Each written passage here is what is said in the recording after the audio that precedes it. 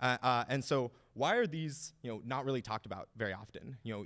A lot of, these first three categories are talked about a lot, but why are shape operators not discussed? Well, in the dense world, with an array that looks like this, where you store the dimension, the shape, and a flat array of float values, a simple reshape looks just like this. You just return, a new array with a new shape. This is an O of 1 time metadata update. And in fact, most of the shape operators are O of 1 metadata updates.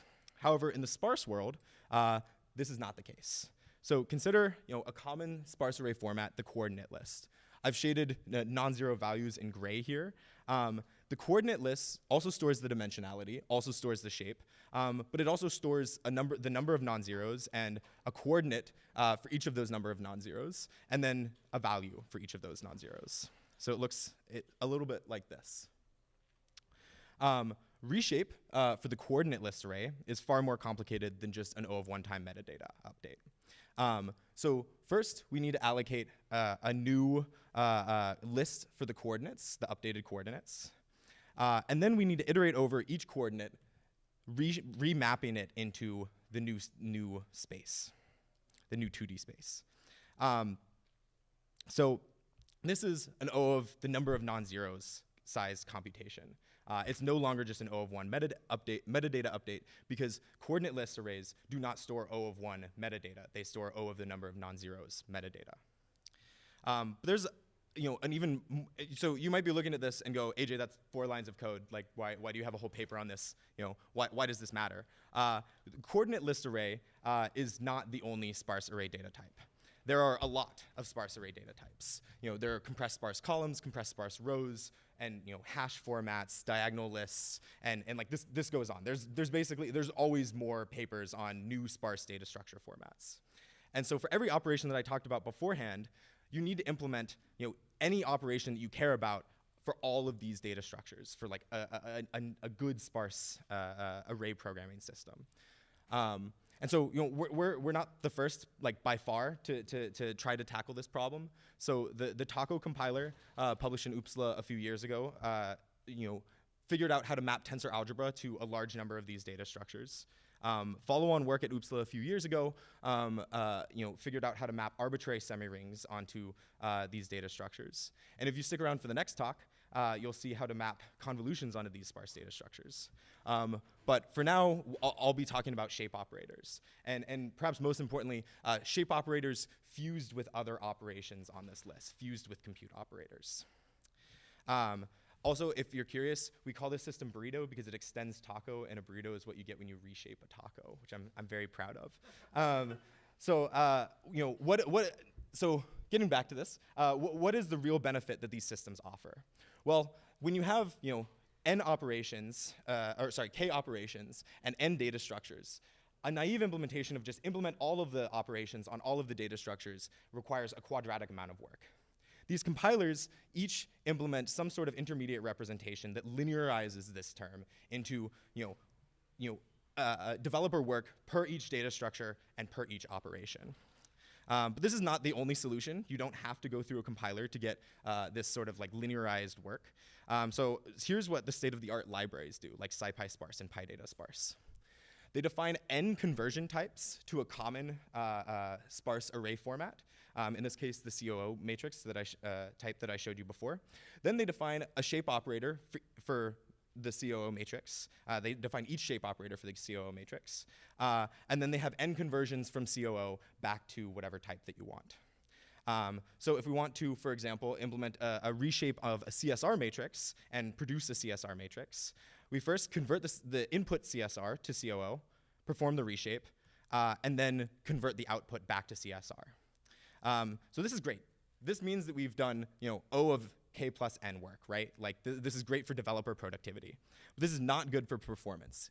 Each one of these kernels is a memory allocation and an iteration over the entire sparse data structure. And this is somewhat problematic, and our results show that this is actually like really bad for performance.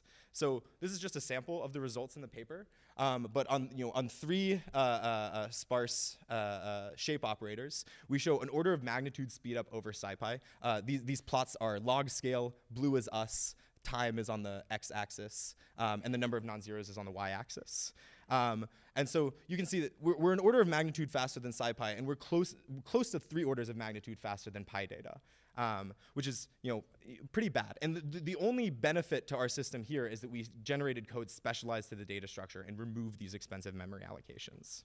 I just want to note, I don't show this in the talk, but for kernels where these systems don't do expensive memory allocations, we achieve essentially parity, plus or minus a little bit.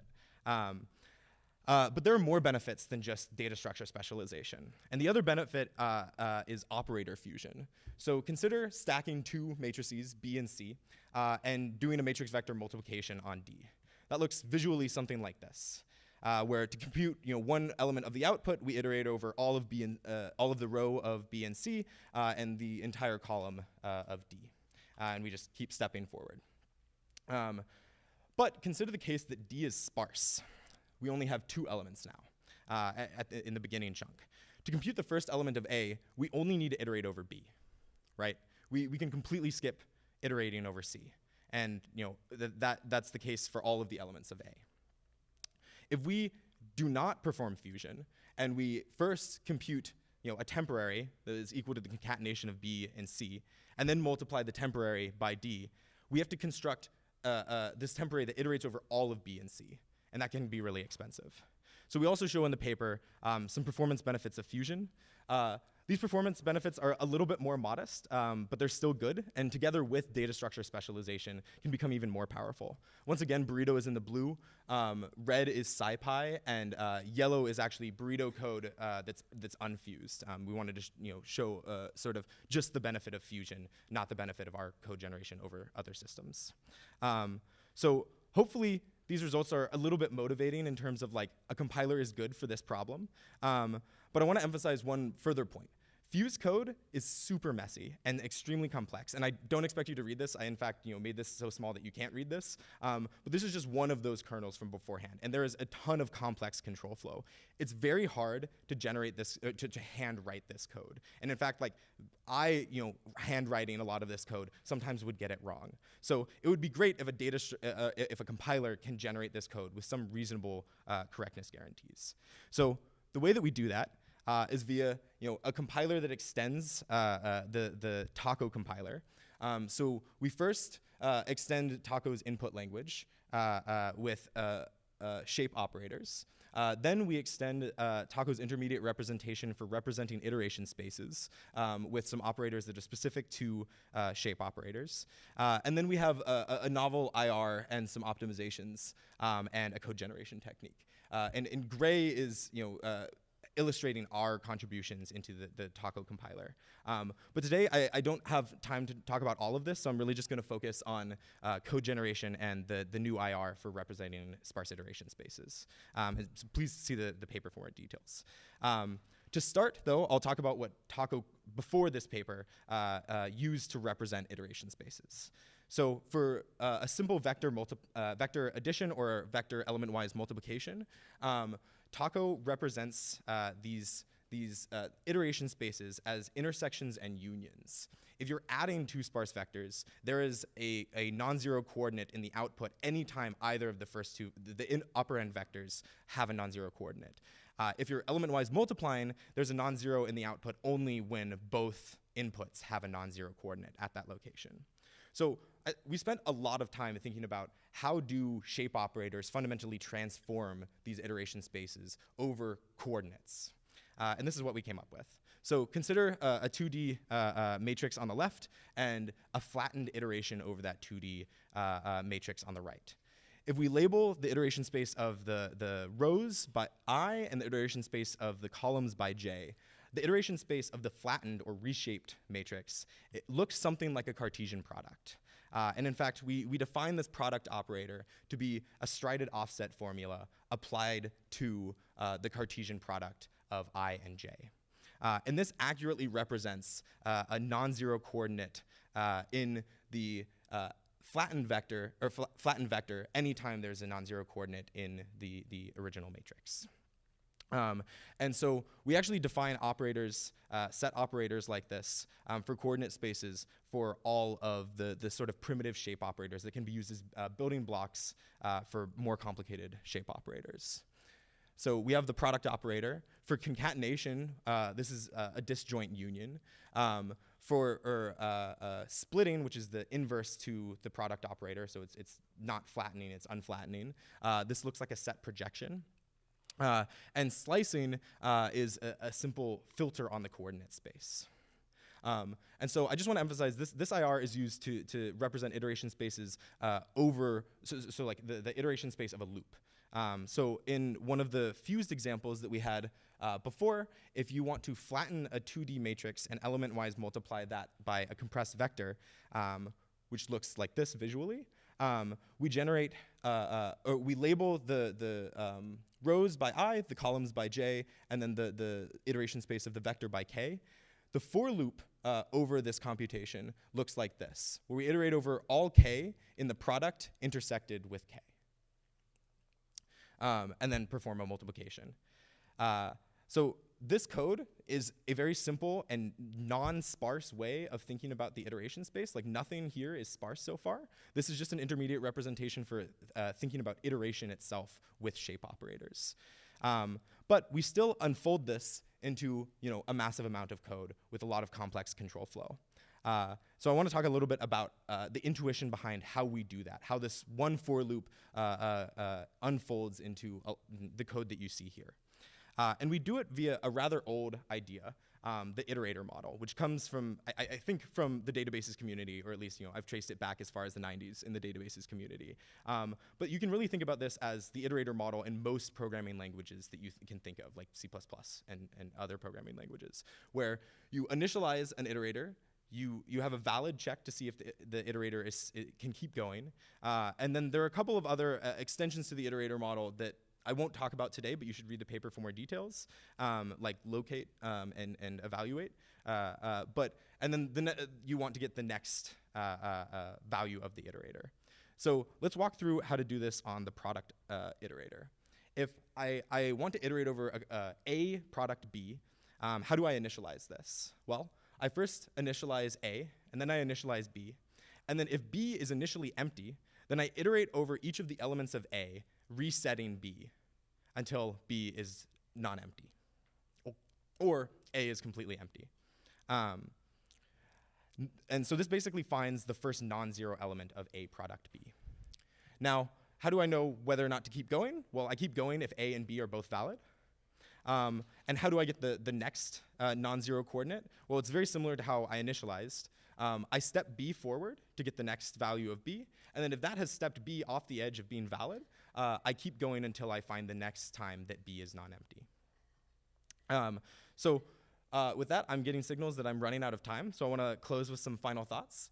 I really want you to take away from this talk that shape operators are really the typecasts of array programming. A nice way to linearize this quadratic problem is via an IR for iteration. And that shape operators fundamentally transform iteration spaces, but they're not computing on iteration spaces. And that the iterator model is a really nice way to compile this sort of complex, irregular computation. So I'm happy to take questions.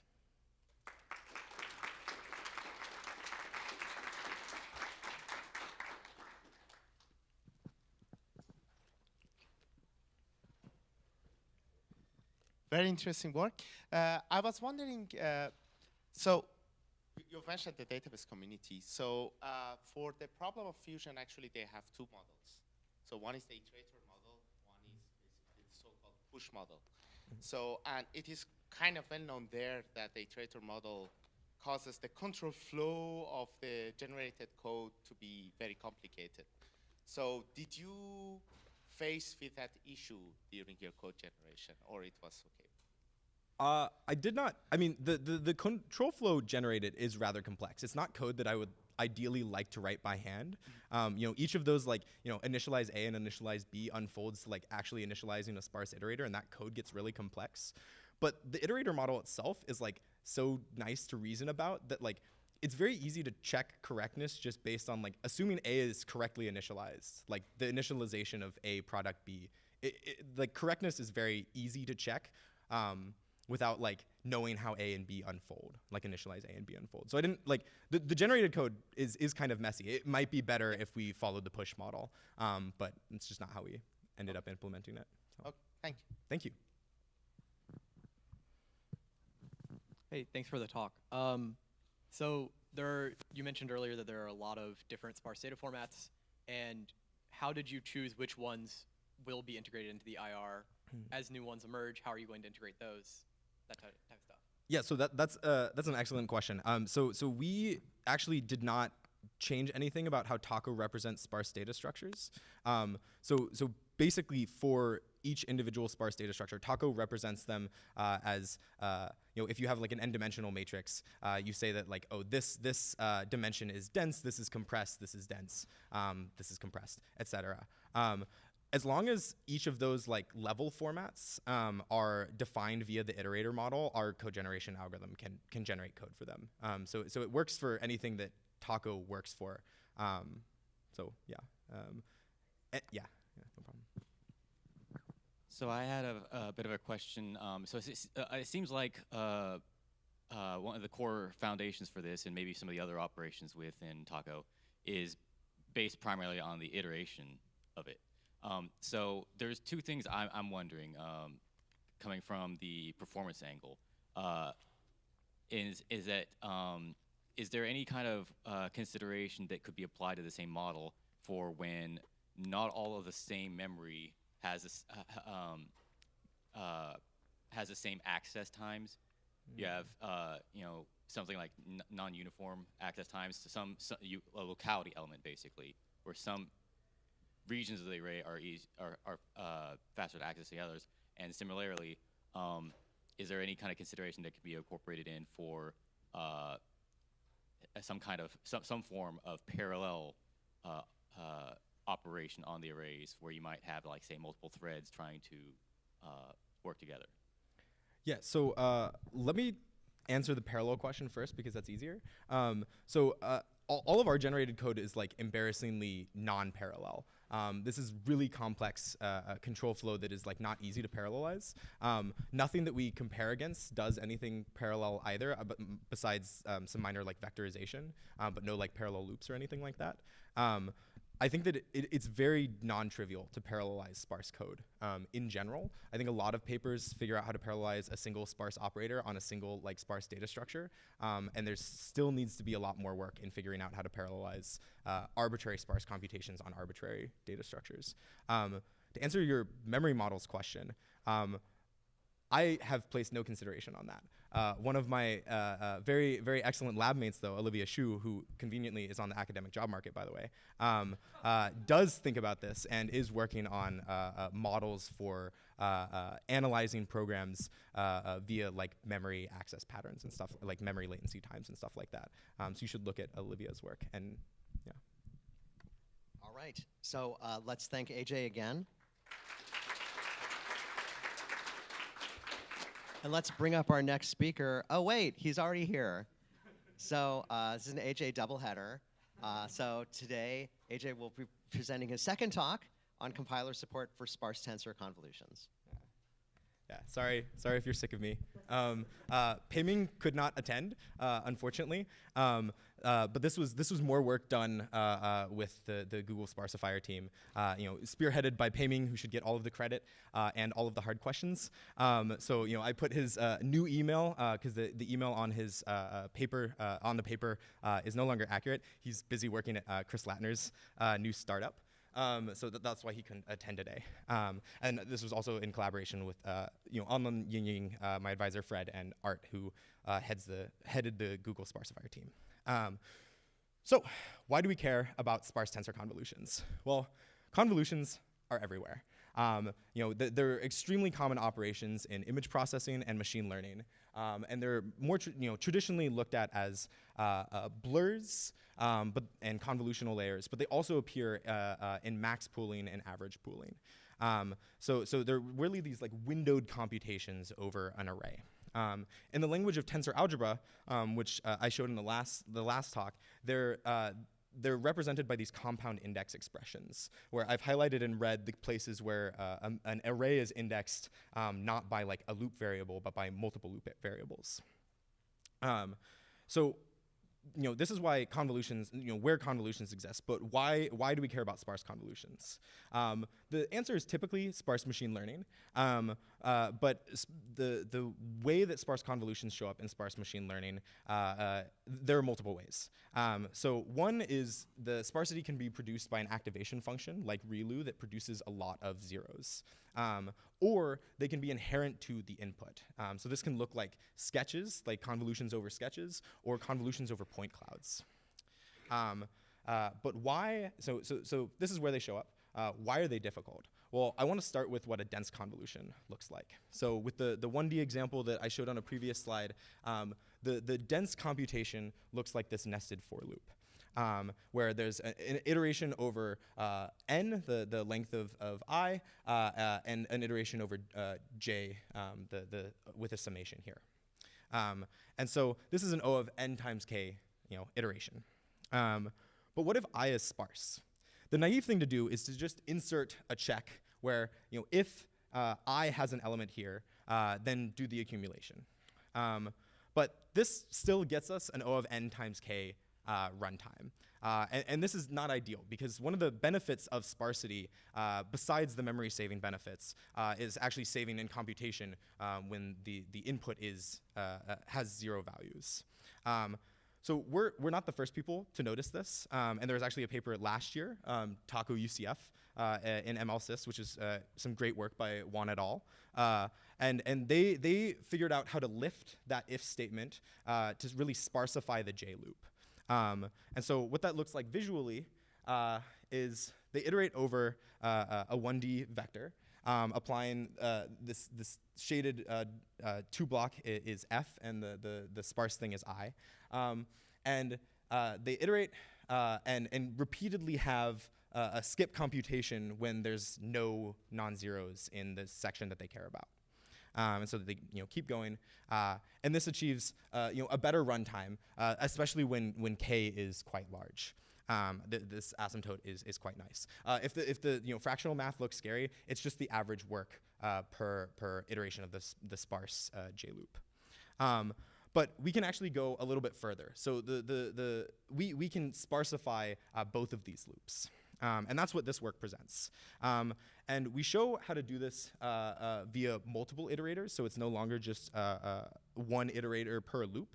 And I'm going to get into like the concrete details of how this works, but I want to show you some visual intuition beforehand.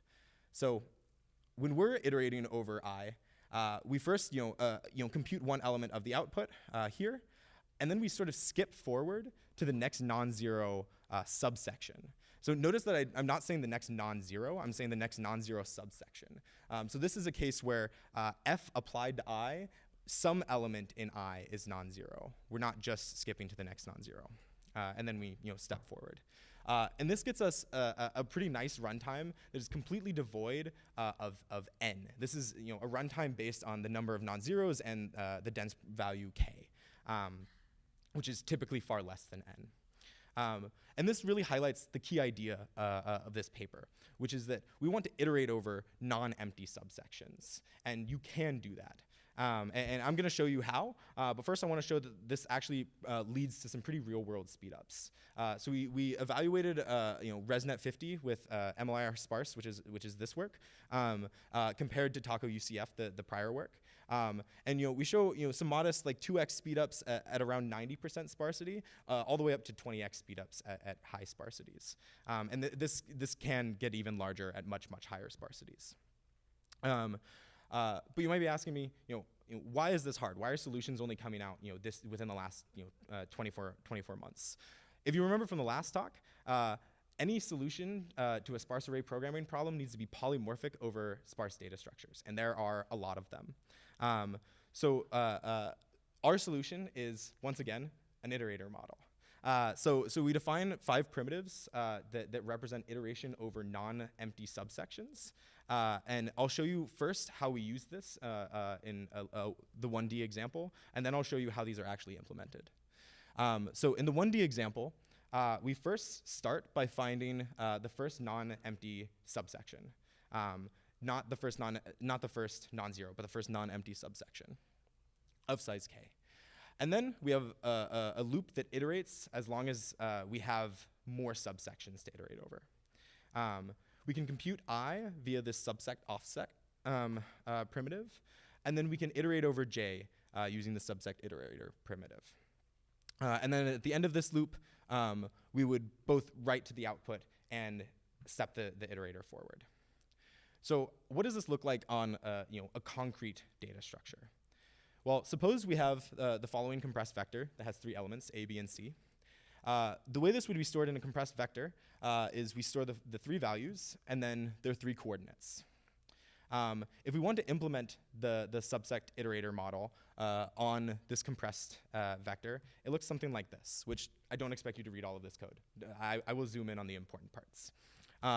So when we're initializing our iterator, we first initialize two iterators. The first is a position iterator, and the second is a logical I iterator. So I starts at 0, and P starts at the first non-zero value in this case. If we want to know whether or not we've gone off the end of the subsection, all we have to do is check whether or not I has progressed past where it can be. So this is the bound on I. Subsect offset is just returning I. And subsect iterator, which is how we iterate over J, the like inner loop, starts the iterator at P, so that looks like this, and returns the value of the coordinate of P. So it would return J equals 0.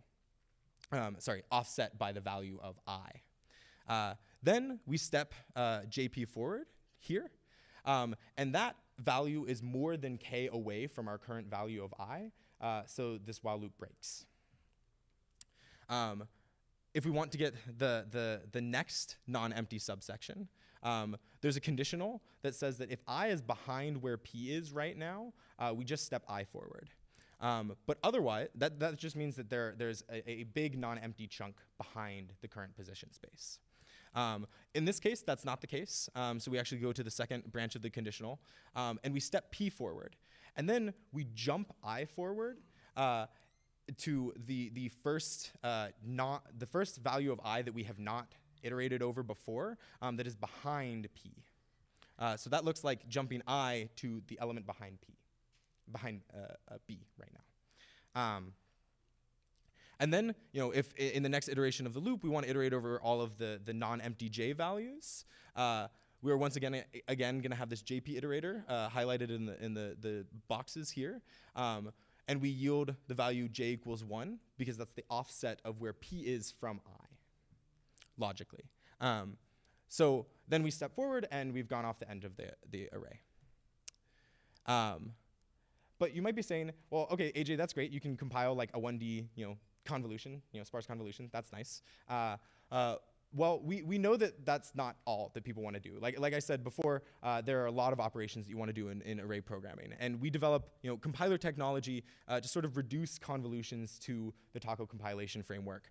And so there are a lot more details in the paper, and I'm happy to talk about it after the session or during the Q&A. But I want to talk about the impact that this system has first. So we handle considerably more than just 1D convolutions. The iterator model extends to like higher dimensional convolutions. It extends as far as you want it to go. But it also composes really nicely with other operations, like shape operators or the standard tensor algebra that is implemented via the iterator model in Taco. So looking at the first of these bullet points, if we have a 2D convolution, we can once again just apply the iterator model, first over I, then over J, and then over the inner variables K and L. And this just sort of naturally extends to iteration over a higher dimensional, a windowed iteration over a higher dimensional array. Now you might be, if you're really glaring at the slide, you might notice that there's a loop ordering denoted here. So I want to take a quick aside and talk about loop ordering. This matters both in the dense world for access patterns, but it also matters in the sparse world as well, also for access patterns, and sometimes for asymptotics. So as a result, we actually made loop order user schedulable in our system, and we evaluate in the paper both the like qualitative and quantitative trade-offs of different loop orderings. So this is a side by side of what the different code looks like, but we also perform evaluation for the different loop orderings. So for 2D convolutions, we compare against the dense case because Taco UCF actually can't do 2D convolution over these data structures. And we see that compared to a very, very nice dense convolutional framework, we achieve a crossover point of about 80% sparsity. After that, our system is faster. And there's more evaluation of 1D and 3D in the paper. So that's great. But convolutions aren't just higher dimensional. Sometimes you want them to compose with other operations, and the iterator model really does compose. So consider this sort of odd-looking convolution. We have this compound index pattern in C, but we're just adding B to windows of C. So visually, that looks like this. We're producing a 2D vector from adding a 1D vector to windows of another larger 1D vector. Computing the first row of A requires taking the first row of B and adding that to the first window of C. And we just step forward computing on these windows of C. Notably here, we skip over computing a row of A when there's no element in B and there's an empty chunk in C. So we get nice asymptotic performance for these computations. So that's good. And what does the generated code look like? Well, it really follows the iterator model from the last talk and this talk. We first initialize some iterators for B and for the subsections of C. And then we iterate while those iterators are still valid. We compute I and J, and then we have some control flow for handling the case where B is empty and C is not, or C is empty and B is not, or they both have non-zero values. And then we conditionally step our iterators forward. If this looks familiar, you may have seen Taco papers before. This is exactly what Taco generates for vector addition, modulo the fact that there's a subsect iterator instead of just a regular vector iterator. So I think I'm also running a little bit low on time, so I'm gonna finish with some concluding thoughts. I really want you to take away that asymptotically correct sparse convolutions can be achieved through a rather simple iterator model. And that iterator model composes really well with prior and concurrent work in sparse array compilation. And achieve some very real-world speedups on real-world kernels. Also paving upstream this in the MLAR sparse dialect, so it's very open sourced and very testable if you want to find bugs in it or something. So yeah, I'm happy to take questions, and like I said, maybe I was joking about the hard question. I can take hard questions, but if you have really hard questions or big compliments or something, email Paiming. I've put his email on the slide. So yeah, thank you.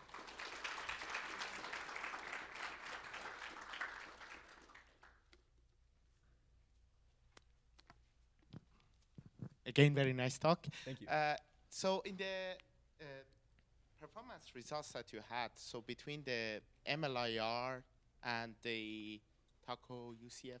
Taco UCF, yeah. Yeah, so even for the smaller sparsities, there were some performance improvements. Is it because of some artifact of MLIR implementation doing more optimizations? I'm not sure I understand the question here. Okay, I misread it then. Okay. Yeah. So sorry. Maybe I should have spent a little more time on the slide. So red is Taco UCF, gray is us, and then yellow is a log plot of the speed up. Okay. So you have a speed up already here. Yeah, we see a rather modest speed up at 90%, and actually beforehand, we see a fairly decent speed up. So is it an artifact of the MLIR implementation having some optimizations that the Taco UCF doesn't? So this code, if I remember correctly, should theoretically see an asymptotic speed up because the generated code for this particular kernel is asymptotically better. sometimes asymptotes don't mean everything. So we don't see like an asymptotic speedup, but we do see a speedup that is like less than asymptotic. We don't exactly like know what, like it's probably a memory like problem where you can only load memory so quickly. Yeah. Okay. Thank you. Any other questions?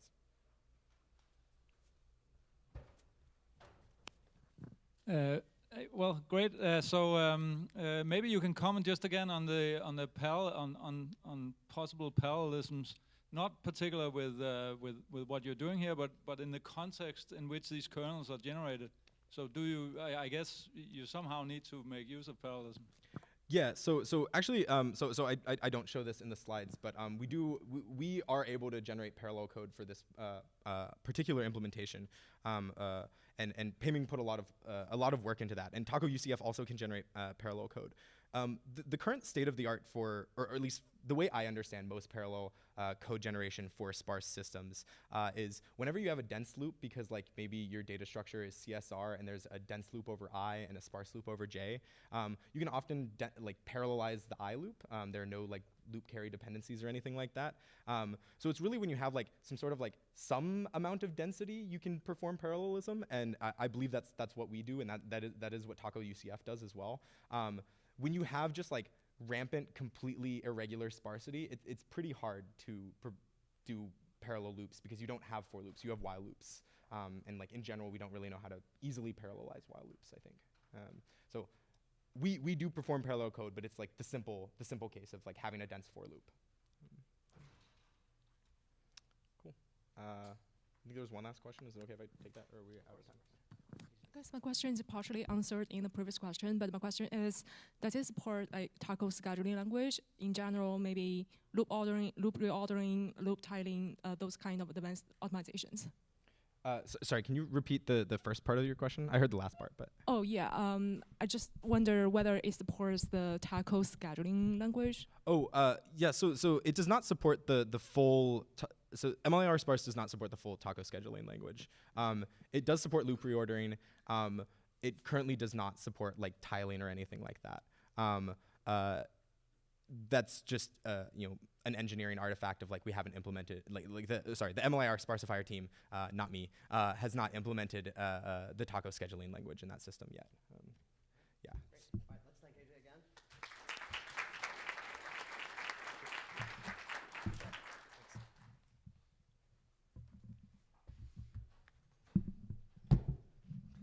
Give me time, is that we're going to keep 5 and then 1? Yeah. Okay, cool. And that's out of 15, right? 15? Okay, great.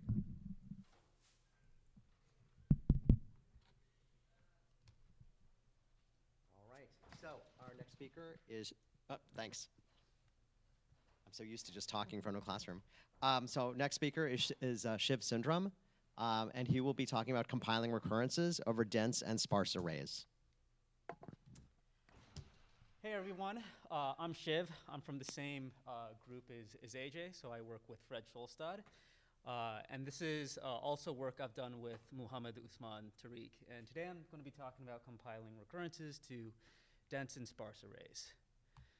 So first of all, what is a recurrence? It's an equation where the output can appear on both the left and right-hand side of your equation. So here we have a simple recurrence equation for a running sum of an array A. And we can see that to calculate the ith element of the running sum, we need to know the I minus 1th element, so there's a dependency. We can also see that this calculation is not embarrassingly parallel because of said dependency. But recurrence equations can be much more expressive than that. And with this, it's possible to represent a wide variety of problems. So we saw the running sum, and another classic example is the Fibonacci sequence. When we make recurrences multidimensional, we can fully express important dynamic programming algorithms, like genomic sequence alignment, including the dense Needleman-Wunsch and Smith-Waterman algorithms. And we also get dense shortest path algorithms like Floyd-Warshall. Furthermore, when we allow these problems to be expressed with systems of multiple recurrence equations, we get linear solvers. We get the Cholesky, LU, and QR decompositions, all of which solve AX equals B, oldest scientific computing problem in the book. And finally, if we allow these problems to operate on sparse data structures, we get sparse analogs of everything we've seen before.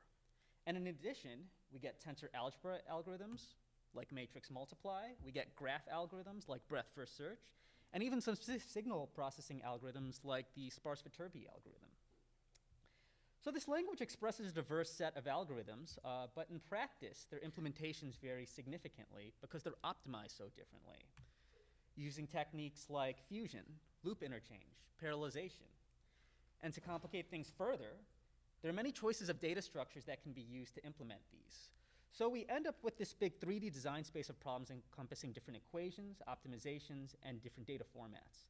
And this is a problem because for any point in this 3D design space, you're not guaranteed someone's written a library kernel for it, right? You may have to write it yourself. Now, it is worth mentioning that optimizing these recurrence equations is not always trivial. So consider an optimization like loop interchange for matrix multiply here, shown on the left, which is not a recurrence. In that case, making the optimization is really easy. Let's say I want to interchange the loops over I and j. All I got to do is swap the headers. It's really easy, and the rest of the code is actually just going to stay the same verbatim. K-loop doesn't change, expression doesn't change. But recurrences have dependencies, and these dependencies make our life hard, and they make different loop orderings look profoundly different. So to illustrate, on the left-hand side, we have a recurrence problem, namely the Cholesky decomposition. I give it an IJK loop ordering. And on the right, I'm going to show a different loop ordering, JKI. And you can tell just by the difference in lines of code here that these forms are significantly different. So first, the loop over I has different bounds in both. In the one on the left, it goes from 0 to n. On the right, it goes from j to n. There's also 2 loops over I in this j first formulation, so that's kind of odd. And then finally, we see that the order of computed statements actually needs to be permuted to create correct code, not just the loop headers. And to be clear, these are not arbitrary swaps or decisions I'm making. These are very deliberate things that have to be done to maintain the correctness of each loop ordering. So we have this big space of algorithms that encapsulates different equations, different optimization strategies, and different data structures. And to capture this complexity, we've built a compiler, a domain-specific language, if you will, that lets the user define all these 3 in a high-level language. So in the system, the user is first going to provide the recurrence equations. They basically just provide math to the compiler. It's really easy. They then provide a list of desired optimizations. So this can be loop ordering, this can be parallelization. And then finally, they're going to give the specification of the data structures they want to compile over. So these can be dense or any form of sparse data structure, usually CSR or CSC.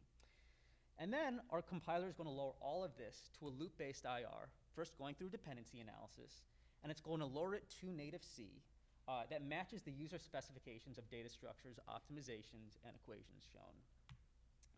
So I've said our language is that of recurrences, but what does that specifically entail, like tangibly? Well, it's actually quite similar to the language of tensor algebra, or some of you know it as tensor contractions, which is used to express operations like matrix multiplies, dot products, vector additions. And here we have an arbitrary tensor algebra expression. We see a dot product, we see a subtraction, division, very standard stuff. And to form the language of recurrences, we just need to add 3 elegant features to that of tensor algebra. I'm going to continuously rewrite this equation up here. I'm going to change the semantics just to illustrate the different problems we want to support. The first feature we need to add is that of constrained iteration bounds. So in tensor algebra, all index variables iterate from 0 to n, and we call that a square or rectangular iteration domain. So right now, I and j both index L. They both iterate from 0 to n. That's a rectangular iteration domain. But with constrained iteration bounds, index variables may be bounded by other indexing variables, like so. We see here now that k is less than j, so k iterates to j, not to n anymore. So we see that difference. Sorry. And then we also see that j is less than I. J index columns, I rows. So it means our output's actually going to be lower triangular right now, and that's all specified with these inequalities. The second thing is that we need to be able to make these computations in place. So that means even though our output in this case is an element of L, we actually want to put L on both sides of the equation. That's sort of the salient feature of recurrences here. So to calculate Lij, we should be able to use previously calculated elements of L. So in addition to equations like this, I also want to support equations like this one. The output can become an input. And finally, I want to be able to express our problem with multiple equations, which could be mutually dependent or mutually recursive, if you will. So here we have the top equation. It's going to calculate non-diagonal entries of L. And I'm going to have a bottom equation right here that calculates the diagonal elements of L. And one really cool thing about these equations is that they're actually mutually recursive, so they depend on each other, but it makes managing those dependencies and generating code for them actually really difficult. But in any case, what we get right here is the exact set of equations for the celebrated Cholesky decomposition. Now, to explain how code generation works, I'm just going to show a system of 4 recurrences to the left that implement a linear solver. As stated, the user simply provides these mathematical equations along with the desired loop ordering to the compiler. And we want to be able to generate many different loop orderings of these equations, like this one here that I've shown before, and this one here too. And as stated, these codes are quite different just in terms of lines of code, so converting from one version to another can be quite difficult. Our main insight is that instead of just converting one form to another and making all of these complicated changes, is that it's possible to generate both orders directly top-down from the equations themselves, just by emitting code for each equation one by one, and then emitting the corresponding loops one by one, and analyzing the dependencies as we go. The details of how this works is all in the paper, but I'll walk through a limited example. So how do we do this? Well, all recurrences have inputs. They're shown on the right-hand side of this equation, and they're going to have outputs, which is just going to be the one guy on the left. And what I'm going to do, what our compiler is going to do, is insert recurrence equations into the first program point where we know its inputs are already computed. So in our compiler's world, we just do something like this, placing recurrences one by one into the loop.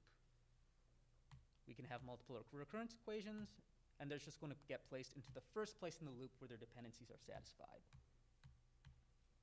Now, the order in which we inserted these equations is simple, it's topological, and we're basically placing equations into the loop one by one, such that if one equation ingests the output of another, they're just going to be placed in adjacent loop locations. There is, however, a complication with this strategy. If we start with an empty loop nest, it's only got headers, we don't know that what's already been computed, since in the loop, nothing's been calculated, it's empty. So none of these 4 equations can be placed into this loop. They all depend on values calculated by the same equation, but from a previous iteration. And this is a property of any dynamic programming equation. So if we want to be able to place these equations into the first program point where the right-hand side inputs are already calculated, we sort of need to bootstrap this process a little bit.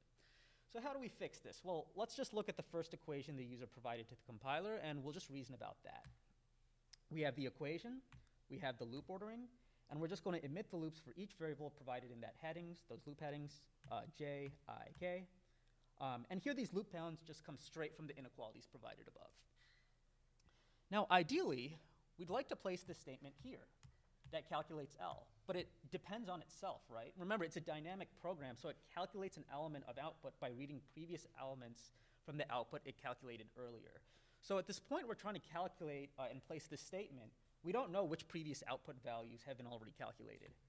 So we need some more information to proceed. So what the compiler is going to do is make a series of observations which we can visualize. All these are static, deduced from the equation, and loop ordering shown here. The compiler first realizes from the constraints that j is less than I, so there's always less columns than rows, meaning the output matrix is lower triangular. It then notices directly from the equations that these dependencies of the output value lie in previous columns to the left. So if Lij is what we're trying to calculate, the dependencies just lie to the left right here. Now, to place the equation into the loop, we look at the outermost loop and the variable it's over, and in this case, the loop iterates over the variable j. Well, j just indexes columns of our output, so our compiler, reasonably concludes that this outer loop is really just a loop over columns. It'll then compute columns one by one, just by reading previous columns and using that to write the current one. So even though this loop nest is empty, we already know that what this loop iterates over, columns. And if we preemptively assume that this outer loop is going to calculate the jth column, then we know that at this program point, containing this green comment right here, that all previous columns have been calculated. And that visually means that at the beginning of this loop, we consider all previous columns as calculated, and I'll just show them in green.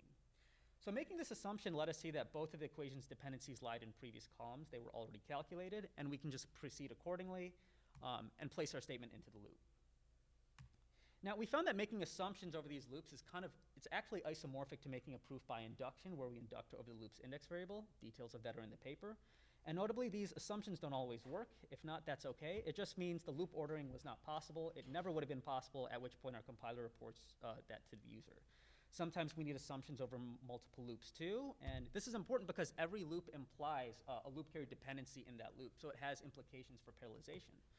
So I showed you a JIK loop ordering. I can show you an IJK12. The rationale, the reasoning is very simple. The outer loop's over I, so we want to reason about rows. We see if we say the ith iteration calculates the ith row, that only covers one dependency, so we need to make an assumption over the middle loop as well. I'll show that in blue.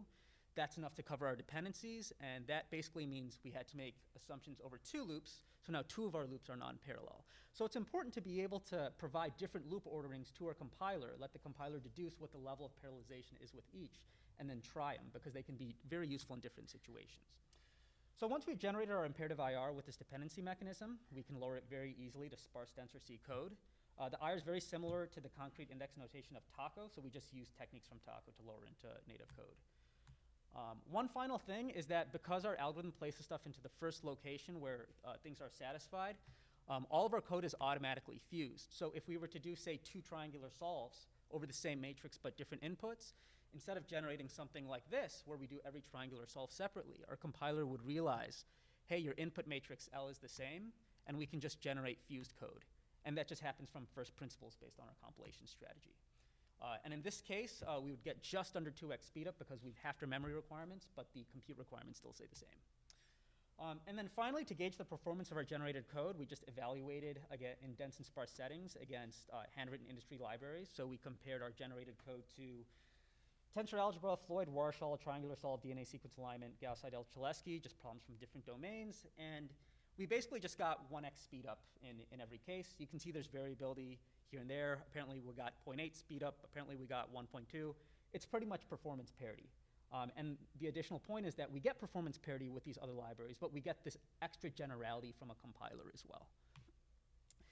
So in summary, we have a language and a compiler, a DSL, that covers the space of recurrence equations. It lets us easily experiment with optimizations, experiment with different data structures and schedules. We express all 3 in a high-level language and generate the code matching these arbitrary specifications, and can do it with our new dependency management mechanism.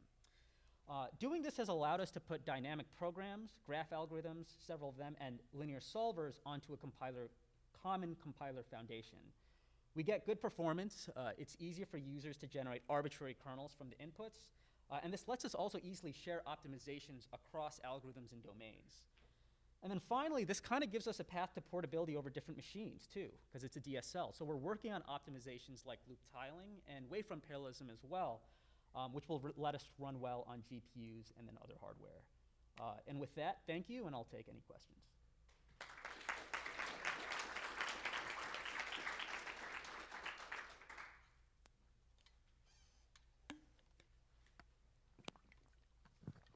Thank you for the great talk.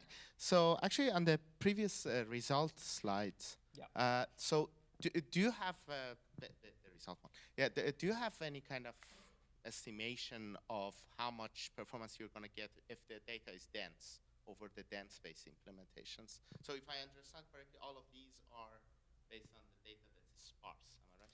The top, I should have specified this, the top Yeah. is all dense, the bottom is all sparse. We want to make sure we got good performance in each case. Great, great. Yes. And the second part, so can you go to slide 30? Yep. So there were some cases where you were injecting equals and some cases plus equals. Can you give some intuition? How do you decide that? That's easy. Yeah. You said 13? 30. 30. 30, okay. Yeah, yeah. Thank you. Gotta pound this button right here. Yeah, so if the expression is just like a square root or something, that just gets placed in with an equals. If the expression is coming from inside a summation, that's an accumulation. So in that case, we just, instead of putting an equals, we do a plus equals because it's an accumulation. That's all. But yeah. Could you provide some context on how the original Taco handles recurrence or the recurrence or loop carry dependency? For example, if I write A instead of C equals A plus A times B, I write A equals A times B. Does Taco generates functional code, and how this work improves upon Taco? So Taco doesn't handle dependencies like this at all. So, you know, the nice thing about tensor algebra, which I kind of showed earlier, is everything's just embarrassingly parallel. It's great. It's easy, right? Your inputs and outputs are always completely different worlds. And that works beautifully in Taco's world. There are other problems which are important as well, specifically in linear solvers and all these other things where these dependencies do have to be considered as first-class citizens. So that's sort of the reason for this work. But there's of course, a lot of inspiration from Taco in this work as well. Hey, I don't remember which slide it was on, but you talked about you're able to make an inference or an assumption. Yeah. And if it's not correct, the loop ordering is impossible. Did I hear that right? Could Yeah. you kind of explain how you Yeah. can tell that it's impossible? Let me give you an example. Let's say I want to do something where I want to calculate a matrix. I calculate it column by column. Once I've finished calculating a column, I normalize it, right? So like I sum, I get the max, I divide by the max, and then I use that to calculate the next columns. I would never be able to do something like that row-wise, right? You just can't. You have to know the full column. So what our compiler would do is it would try to place these equations into the loop and say, wait, we just hit some sort of circular dependency in our dependency graph. We don't have the information we need to calculate stuff row-wise, and then we would just report that to the user. So it's not a bad thing if a loop ordering doesn't work. That's just fundamental to the algorithm and the ordering that the user provides. That happens in QR decomposition all the time, for example, because it's a column-based algorithm. Yeah.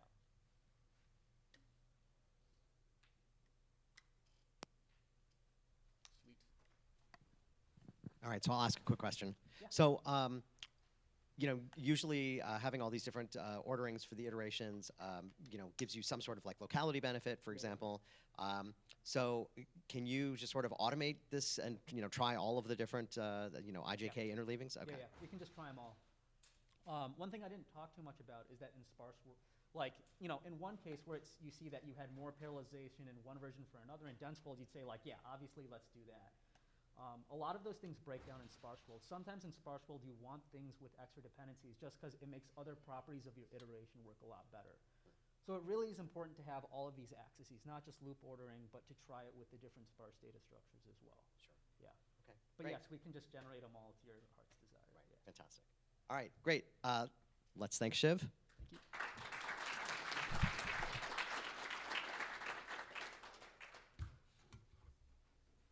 Just a quick sanity check. Is my last speaker here for the 5th paper? I guess they might show up. We'll see what happens.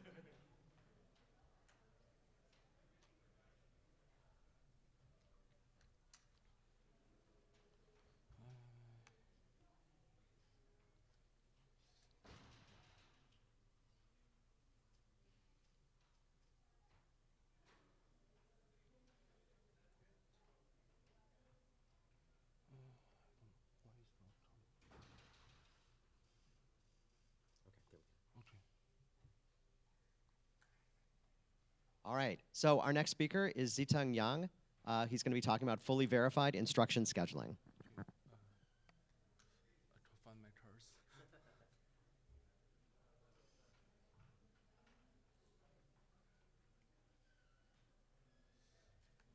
Sorry, where is my curse? So let's make this brighter so you can actually see it. Let's go to control panel. So you're here. We need to go and find out where the range is. So let's see.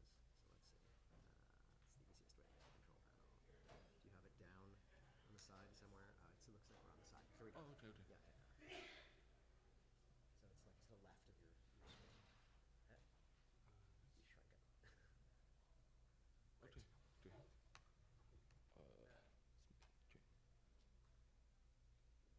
It's slow. Okay. Okay. Hello, everyone. My name is Ziteng Yang. I'm a PhD student from Georgia Tech, and today I'm going to present my recent paper on fully verified instruction scheduling. And as you may be aware, that there has been lots of advances on compiler correctness and verification. The goal is to set 100% correctness guarantees. Oh, sorry. 100% guarantees. And the COMP30 is one of the most representative examples. It established the formal semantics and syntax from the source C level to target assembly levels, and implemented compiler passes and optimizations, and fully proved the correctness and and prove the semantics preservations between those translations. And the current state of ComCert is not yet perfect. I think one of the most important problem is it cannot reorder the instructions. That means you can only do in-order translations, but not out-of-order translations. And it is also called instruction scheduling. So the motivation for the compiler level instruction scheduling is that different order of instructions may cause different cycles per instructions during on different microarchitectures. And some microarchitectures does not support out-of-order execution. That means the responsibility is passed to the compilers. If we can reorder the instructions properly, it may have less CPI. So the challenges to formally verify the instruction scheduling is that the dependence inside the basic block is complex. That means the previous framework in ComCert, which requires a lot-step simulation relations, that means the state of program execution is matched step by step, which is also called a lot-step simulation, that is no longer satisfied. The program state will only be matched at the start and end of the basic block. Even I mean, if we are considering the situation intra-block scheduling, and it will be much more complex if we are considering inter-block scheduling. So the previous work on this problem, they only provide the solutions on verified translation validations. That means they verified the validator, not the algorithm itself. And the motivation is to do a full verification, which is our work. And it potentially requires more difficult develop time, and it may have much less flexibility. But the motivation is, if we can finish this, first the algorithm can be fully trusted. Next, and also the compiler time overhead can be reduced, because if you are doing the translation validation during compiler time, you have to check each input and output for every compiler cases. And so this graph shows the differences in the Philo theorem we want to prove. The previous work, the Philo theorem of the previous work, it has strong assumptions in that during each compiler cases, the input and output pass the validator check. But our goal is to just prove the algorithm is correct. So if the compiler generated result, the result is already correct. You do not have to pass any other checks. And this work is established based on the previous compressor work, and we picked the proper intermediate representations and implemented the specific instruction scheduling algorithm on that path, and use our theory to prove the correctness of it. So in the next few pages, I'm gonna introduce my logic chains, which consists of 5 parts about how I formally proved and keep the formal proof lightweight.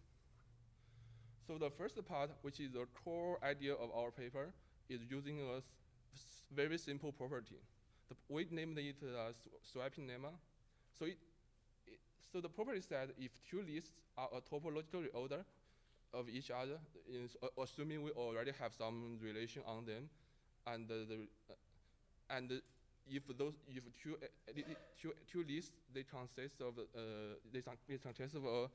same elements, and they are a topological reorder of each other, this reordering is equivalent to a series of swappings. A series of swapping that only swaps adjacent independent elements.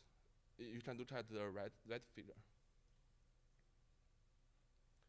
And the second component of the logic in the logic chain is to define the syntax level instruction scheduler, syntax level valid instruction scheduler. So what is syntax level valid? That means the scheduler preserved the syntax level dependence relations. The syntax level dependence relations means we define it to have dependence if the syntax of the register name is matched, or if they are both exist in the memory and one of them are write. One of them are write operation.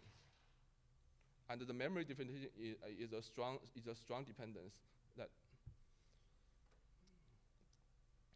And the third component is, from the previous two, we get a conclusion that we can decompose a valid scheduler. That means if a valid scheduler preserves the syntax level dependency relations and is a topological reorder on the basic block, then such reordering is equivalent to a composition of finite sequence of smaller compiler passes. And the smaller compiler passes only swaps one pair of instructions inside one basic block. And just look at this graph. If we have an input basic block L and the actual scheduler we implemented made schedule the basic block into another block SL, then such scheduling, as long as the SL still satisfies the dependence relation, this schedule is equivalent to the finite sequence of swapping. Then the third component is already existing result is the transitivity of semantic preservations. So in the whole project of CompSearch, the final goal is to prove the backward simulation between the C program and the assembly program. But due to the determinism of assembly program, the backward simulation can be derived from the forward simulations. So if we want to prove one path of CompSearch, we only have to prove the forward simulations. And the forward simulation is transitive.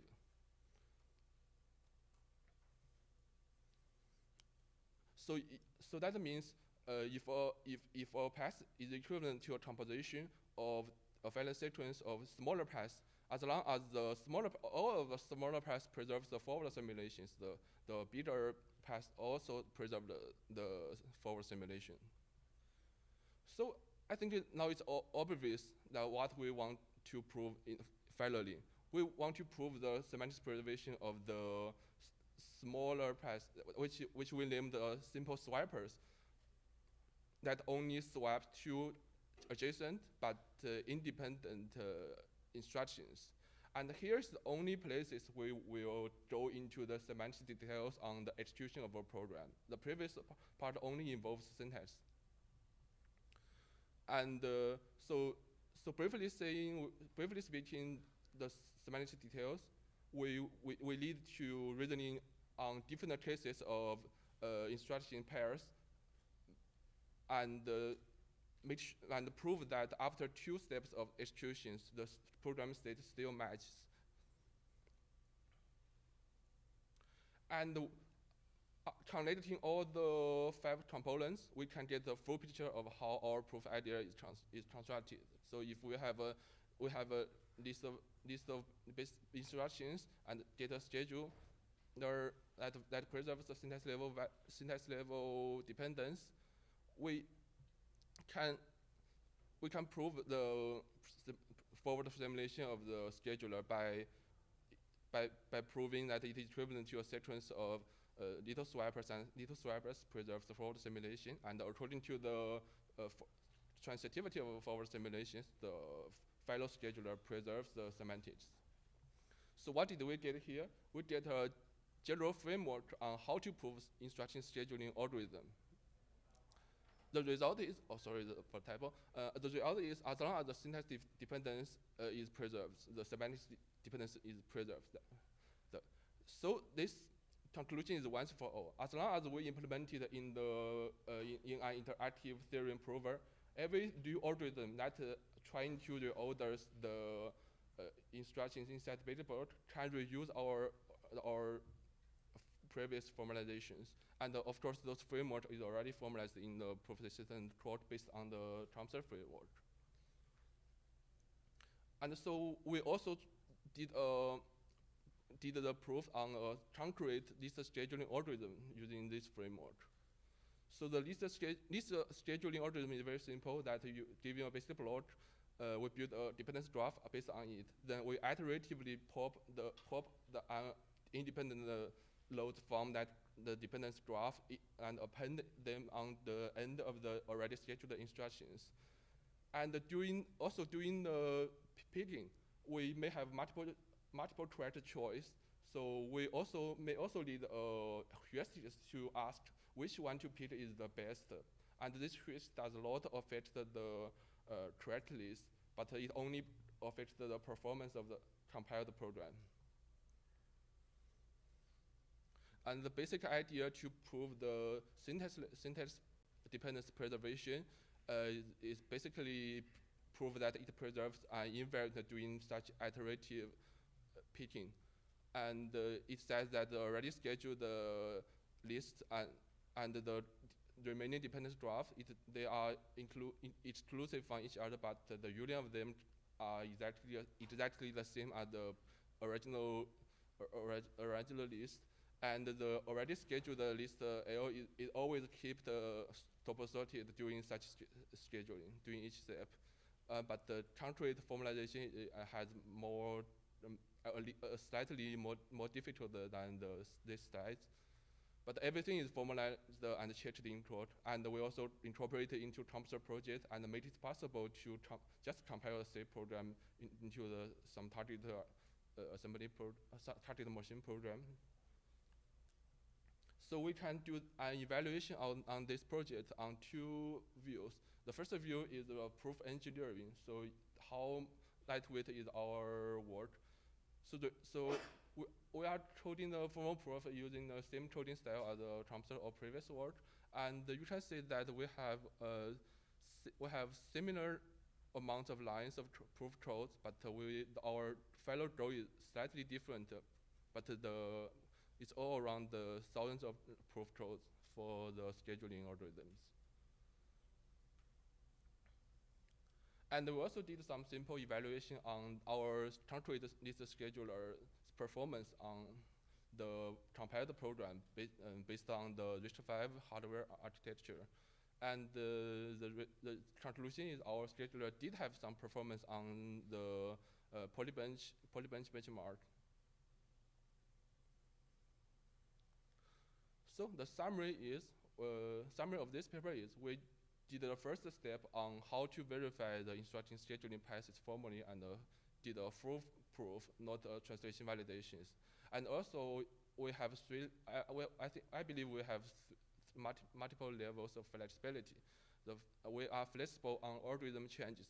When you are changing the algorithm, we only change the proof that it preserves the syntax dependence. We don't have to touch the proof on semantics again.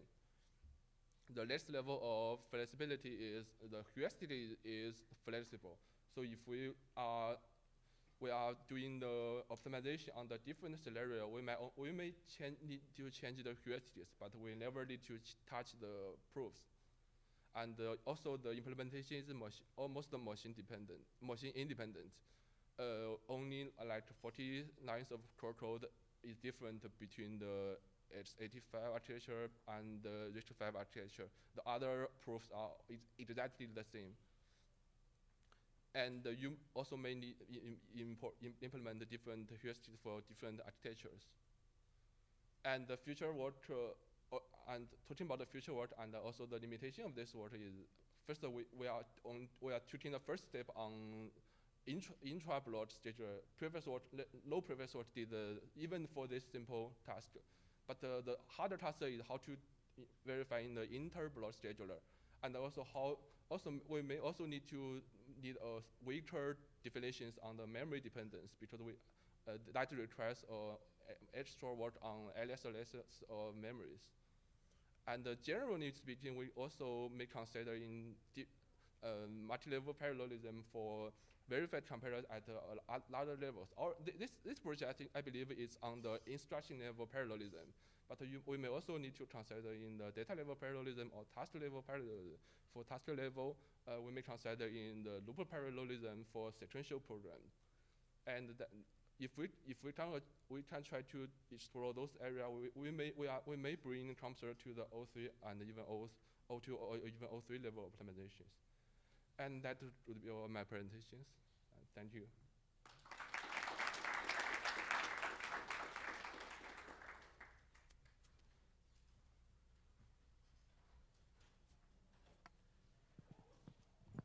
Cool talk, thanks.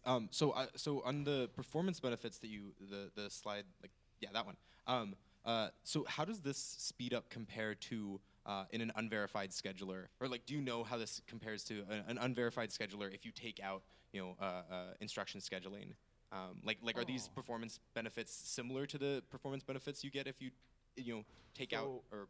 We didn't do experiment on comparing to the previous, because the previous work is on different architecture and it's on a very I think it's something called Charlie KVM, and our project is targeting on Richter 5, so it's hard to compare. But the speed up, I think the speed up of their untrusted scheduler is faster than this verified, because they can do much more code on and development on the trust scheduler, and they don't need to touch the proof. This is what I talked about, the flexibilities for the trusted scheduler. If we want to do more optimizations, we may need more theories on the proofs. Thank you.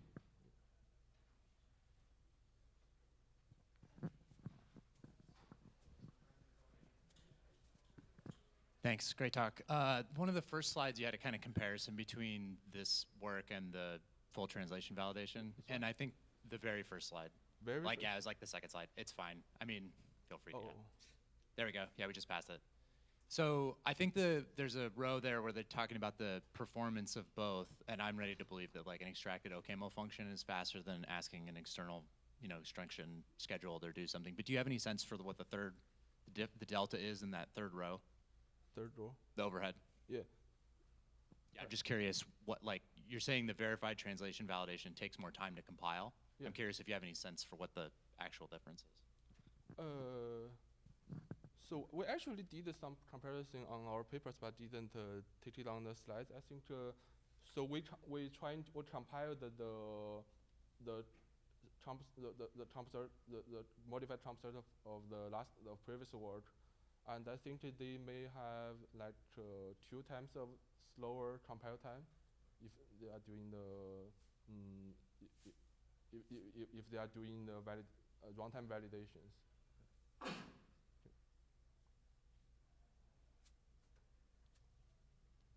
Okay, let's thank Ziteng again. Yeah, thank you.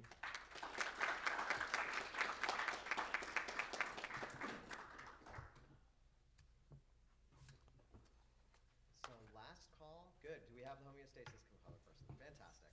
Glad you're here. Thank you.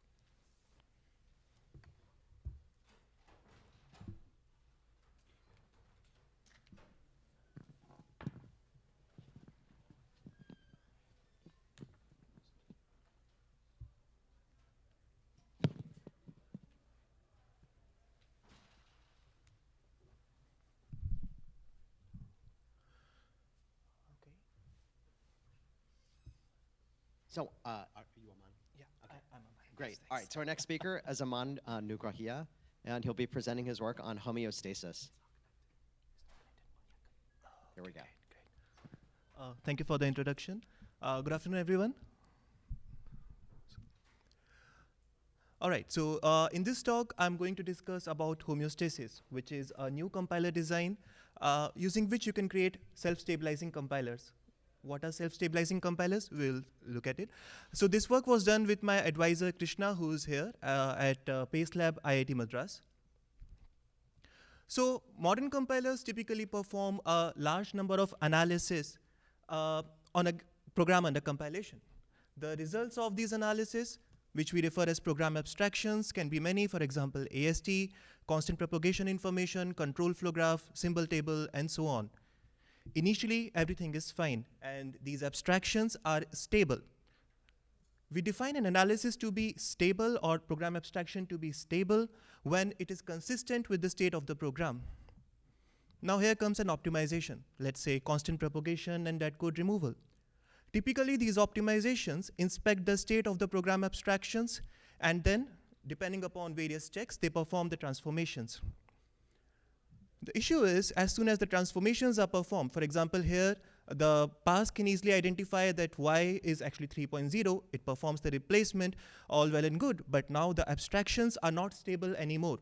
They are not consistent with the state of the program. Why is this an issue? I have already done the transformation. The problem is, an optimization can have multiple such phases of inspections and transformations, and a compilation process may have multiple such optimizations. So whenever a transformation is performed, the next inspection phase may read incorrect values of the program abstractions, and that can lead to incorrect or inefficient optimizations. What is the solution? Stabilize the program abstractions. So for any given optimization pass, let us say O, we have three key questions to address. First is, which program abstractions need to be stabilized in the context of O? Second, where do we stabilize each program abstraction in the code of O? And third, how do we stabilize each program abstraction? In this talk, we'll mainly focus on the first two questions. And these similar questions need to be addressed whenever we add a new program abstraction to the compiler framework, which is a very, very common scenario. And addressing these questions manually can be complex and error-prone. Let's look at some real-life examples now. So we have two code snippets from LLVM and OpenJ9. In the first code snippet, we see a standard boilerplate code, which I think those of you who have worked with LLVM would know. So in this code, for example, the pass writer is specifying that, okay, these are the abstractions that must be stabilized, that are required to be stabilized before I run this pass. So this can be, like, for example, dominator tree or alias analysis results and so on. Similarly, they also specify that these are the abstractions that need not be invalidated once the pass is run, because by default LLVM invalidates all the abstractions at the end of the pass. In the second example, we can see from OpenJ9, this is about scape analysis. So we can see that the pass writer is sort of keeping track of whether the program changes have occurred. And then accordingly, after identifying that, okay, usedef information, value number information are the abstractions that need to be stabilized. After doing that, now they are checking that, okay, if there are some changes, let's just invalidate the information. Now here is the key point. None of this code in LLVM, OpenJ9, none of this code corresponds to the actual algorithm or the core logic of the passes that the pass writer wants to implement. Our proposed solution, let's remove all this code, attain self-stabilization through homeostasis. Homeostasis is a design principle which is applicable to all object-oriented compilers. We can create self-stabilizing compilers using that. It captures all the program changes automatically in a centralized data structure in a compressed, efficient form. And whenever required, it triggers stabilization for these various program abstractions. And the interesting thing here is that to ensure self-stabilization, neither the optimization pass writers nor the analysis pass writers have to specify even a single line of additional code specific to the task of stabilization. So now let us look at how optimization pass interacts with various program abstractions in the context of homeostasis. So during the transformation phase of an optimization, homeostasis enforces that all the transformations must happen through a fixed set of elementary transformations. These elementary transformations will capture the program changes, and that will be used later by the program abstractions. In the inspection phase later, homeostasis ensures that whenever a getter is invoked, it always returns the stable value of the program abstraction. It does so by internally invoking the stabilizers whenever required. So let's look at the template of an elementary transformation, getter, and stabilizer in the context of homeostasis. An elementary transformation acts as a link between optimization and various program abstractions. It captures the program changes and conveys to the program abstractions. Now let's look at an example of an elementary transformation. This one replaces the body of a while statement. Okay, so there are 4 key steps. In the first step, we just save all the nodes and edges that may have been added or removed from the IR of the program in response to removal of the old body. Then we perform the actual update. Then we again save the nodes and edges that could be impacted because of addition of the new body. And finally, the elementary transformation communicates with the program abstractions about these changes. To do so, so here base PA is the superclass of all the program abstractions. We just iterate over all the analysis and set a bit. Stable status, it's unstable. And then in a centralized data structure, we save all the program nodes and edges that have been impacted by this change. Now the interesting thing here, or an important thing here, is that for a given grammar, there is always a way to come up with a fixed set of elementary transformations in terms of which all other transformations can be expressed. Moving on, so here is a template of a getter. So getters of any program abstraction will always return its stable value.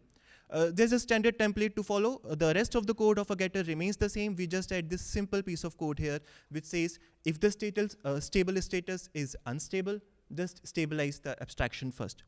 And this is how the stabilizer looks like. Stabilizer, as the name suggests, will trigger the actual stabilization of the program abstraction. We support both the lazy modes of stabilization, that is the default one where we just invalidate the results and fully recompute the program abstractions, or incrementally update the solution with the given program changes. So the program changes which are required in update mode are provided by homeostasis. Now, as we can see in this template, there are 2 methods, compute and handle update. So in the design of homeostasis, compute refers to just the standard implementation of any algorithm. And handle update, if the pass writer wants to opt UPD mode or the update modes, handle update is the place where we have to provide the implementation of how program changes will impact the given solution. Okay, overall, while working in a homeostasis-enabled compiler, these are the additional tasks that we need to perform. For a compiler base writer, the first task is define the fixed set of elementary transformations. And second is create the superclass base PA. These are moderate efforts, but they are required only once per compiler. Then analysis pass writer simply have to follow the structure defined by base PA. The structure is defined in the paper. These are very minimal efforts and they are required once per analysis. And optimization pass writers, interestingly, they don't have to do anything else. So as we even discussed earlier, the code of LLVM and OpenJ9, the snippets that we saw, none of that is required once we retrofit LLVM and OpenJ9 with homeostasis. Once these tasks are performed, homeostasis ensures that all the reads of a program abstraction will return stable values. What's the proof? Well, it's in the paper. So formal description of homeostasis and its correctness proof are present in the paper. And the paper also discusses about how it efficiently captures the program changes in a centralized compressed list. And it also discusses how handling pass dependencies is automated. You don't have to specify that, okay, this is the order in which analysis should be run. We also discuss how we handle homeostasis in the context of multi-level IRs and how we can use it for procedural compilers such as DCC. So now I'll quickly discuss some results and implementation. So we have implemented homeostasis in the IMOP compiler framework. IMOP is an open source compiler framework for OpenMPC programs spanning over 170,000 lines of code. For evaluating our implementation, for evaluating homeostasis, we also implemented a generic framework for performing iterative data flow analysis. So this algorithm is a simple extension of the work by Pollock and Sofa from 1989. And we have evaluated homeostasis on BAR-LM, which is a set of real-world optimization passes for removing OpenMP barriers. We have performed evaluations for 24 benchmark programs across these 4 benchmark suites. And we provide the following evaluation dimensions. First is ease of use of homeostasis as compared to manual stabilization. Second is how does homeostasis perform with its given lazy stabilization in terms of compilation time and memory footprint. And third is empirical correctness of our implementation. Okay, so now let us understand how do we quantify the notion of manual stabilization efforts, right? So I mean, if you recall, there are two key questions: which program abstractions to stabilize and where to trigger the stabilizations. So for the first one, we simply define the notion of a critical program abstraction. It is a set of those program abstractions that may be rendered unstable because of transformations done by the optimization pass. And by performing instrumentation in the IMOP compiler framework, we found that there are 7 such critical program abstractions. Now the next question is where to trigger the stabilization. So the most naive way to do that, if you'll think about it, is to simply trigger the stabilization whenever any elementary transformation is triggered, right? So there are 84 such points in BAR-LM, which translates into approximately 1 change point per 29 lines. This is quite huge, right? But then if you think about it further, an experienced programmer would insert or rather trigger stabilizations only at relevant change points. That is the last change point in a series of transformations after which a given abstraction might be read from. Even then, the maximum number of RPs or relevant change points that we obtain in BAR-LM is 70. So with manual stabilization, pass writers will have to first of all identify what are these 7 critical program abstractions out of hundreds of program abstractions in a real world compiler. Second is, they will have to identify and handle all these relevant change points, these 70 relevant change points in thousands of lines of code. And this is just for the optimization pass that we use. If the optimization pass is much larger, then identifying these relevant change points can be very complex and error prone. With homeostasis, they don't have to do any of this. They do not need to identify the set of critical program abstractions or the set of relevant change points. Okay, so for performance evaluation, we have studied 4 modes of stabilization, which vary across these 2 dimensions. The first one is, how do we stabilize the program abstraction? And second is, where do we trigger the stabilizations? So the expert developers would typically trigger the stabilizations at relevant change points. This is obviously an approximation because depending on the domain information, we might be able to reduce it further, reduce the number of triggers further. And homeostasis performs it lazily whenever a getter is invoked for any given program abstraction. And as discussed earlier, we have 2 ways in which we can stabilize the program abstractions: either invalidate and fully recompute the solution, or incrementally update the solution with the help of program changes given by homeostasis. So we take RPINV as the baseline in the graph over here. So this is actually a single graph which contains information for 24 benchmark programs under study. And we have these 3 configurations that we discussed, which we saw on the previous slide. And this shows what is the speed up in the compilation time when we try to stabilize any of the data flow analysis.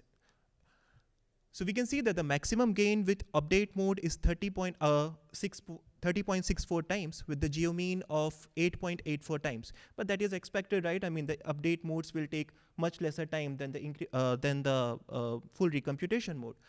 But then for that, let us look at LZINV, which is still the invalidate mode. Even there, we see a maximum improvement of 2.29x for stream and a geomean improvement of 1.43x. Why? Because the number of stabilization triggers have reduced. And obviously, this also depends on how many nodes are getting reprocessed in the iterative version, in the incremental version or the exhaustive version of IDFAs. Okay, so to conclude, we studied more than 50 real-world compiler frameworks, and we found that stabilization issue is prevalent across all of them. And in this work, we have presented homeostasis, which attempts to resolve this issue using the notion of self-stabilization. We claim the generality of homeostasis by providing the formal definition and its correctness proofs.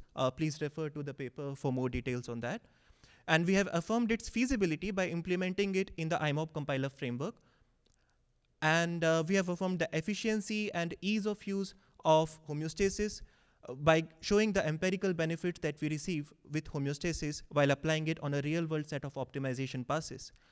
Homeostasis is applicable to all the object-oriented compiler frameworks, and so yeah, with that, I'll conclude the talk. And just a personal note, I'm finalizing my thesis. I'm in the job market. So I'm interested in exploring research positions in the field of compilers, PL, and SE in industry and academia. Thank you.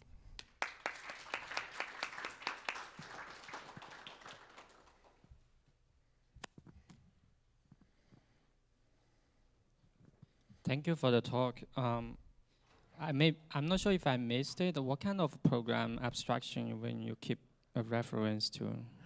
So any kind of, so wait, by the word abstraction, we mean to refer to any analysis results. It can refer to anything like a call graph representation of the program, or a control flow graph, or points to analysis results, or let us say constant propagation results. I mean, yes. when you are saying you are building up the link between the program changes into a program abstractions. Sorry, can you please Are repeat? you, so I might misunderstanding the method here. Like you, in one of the slides, you mentioned about the encoding or building up the link between the program changes Yes. into program abstractions. Yes. So can you talk a little bit more about yeah, that? so I mean, the way we look at a program is we treat it as a graph, and whatever changes are being performed by the optimization pass, they can be represented as simply the set of nodes that are added and removed, or set of edges that are added and removed. Yes. Once the elementary transformation captures this information, it can, in a centralized data structure, preserve these information. Now, every program abstraction will have a pointer to this data structure, and whenever we require to stabilize it, it will take the net set of program changes and then either perform the incremental update, or it will do a full recomputation. But I think I'm not answering your question. Can you please repeat it? I'm sorry, I'm unable to understand. I don't see, maybe we can talk offline Yeah, if let's it's do too that. Okay, complicated. thank you. Thanks for the okay, question. Thanks. Okay.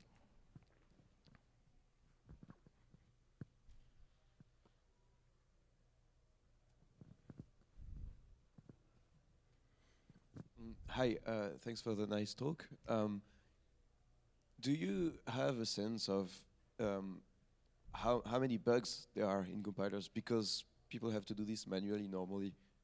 Does it lead to actual miscompilation? And how many bugs? Okay. Yeah, yeah, I mean, is it common that people mess up with this? Yeah, so in the paper we have, like, for example, so we looked at the GitHub repo of LLVM, and over the period of, I think, 5 to 6 months, we were able to find 14 commits which were bug resolving. I'll show one of them here.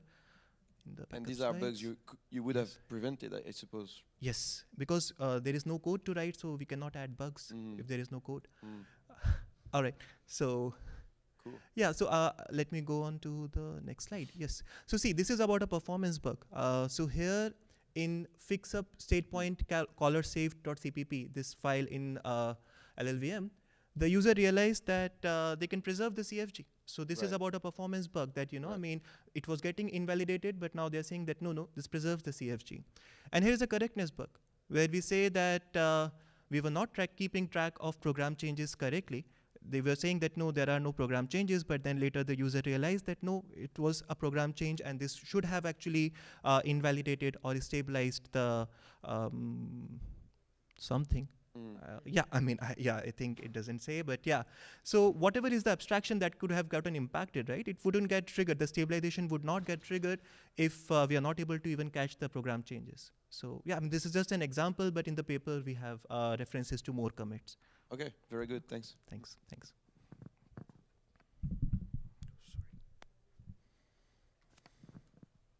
All right, let's thank our speaker again. Thank you. And that concludes our session. Thanks for attending.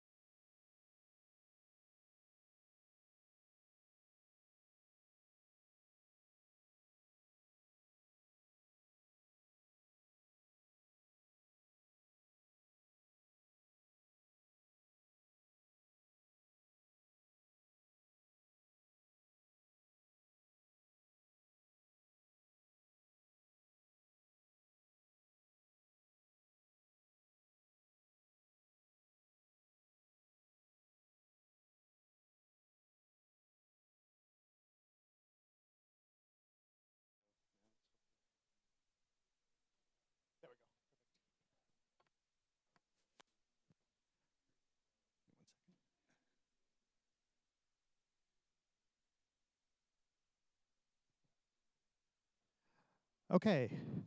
Hi, everyone. Let's get started. You're in the second compilers and optimization session. Have a lot of exciting talks coming up. And the first talk is going to be on Hydra, generalizing peephole optimizations with program synthesis. And the talk will be given by Manasij Mukherjee. Hi, everyone. Is my mic fine? Okay, awesome.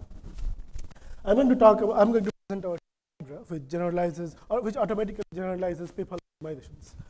This was the major part of my PhD thesis. I graduated a few months ago. And this is joint work with John over there. I'm going to start with the motivation of why we want to do this, and then I'll get into the meat of the talk, how it happens, and then briefly present the results. Now, about the motivations, let me start with what peephole optimizations are. They are pattern-based local rewrites that do not change control flow.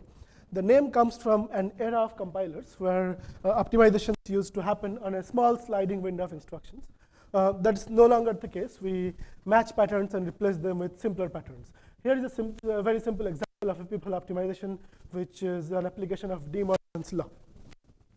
Now, what does it mean to generalize peephole optimization? Optimizations. Here is a slightly more involved example where we can replace a slightly larger bit of code, a pattern, with a really small expression. This is not really general. The first hint comes from the fact that you have the x is a 32-bit bit vector, and you have a bunch of constants. The way to make this general is to remove the restriction that x is 32 bits and turn the constants into symbolic constants. So here is a more general version of this. There is a little bit missing here, which is this only works when c is a power of 2. And this is the fully general version of the thing in front, thing on top. And this is what we mean by generalizing a peephole optimization.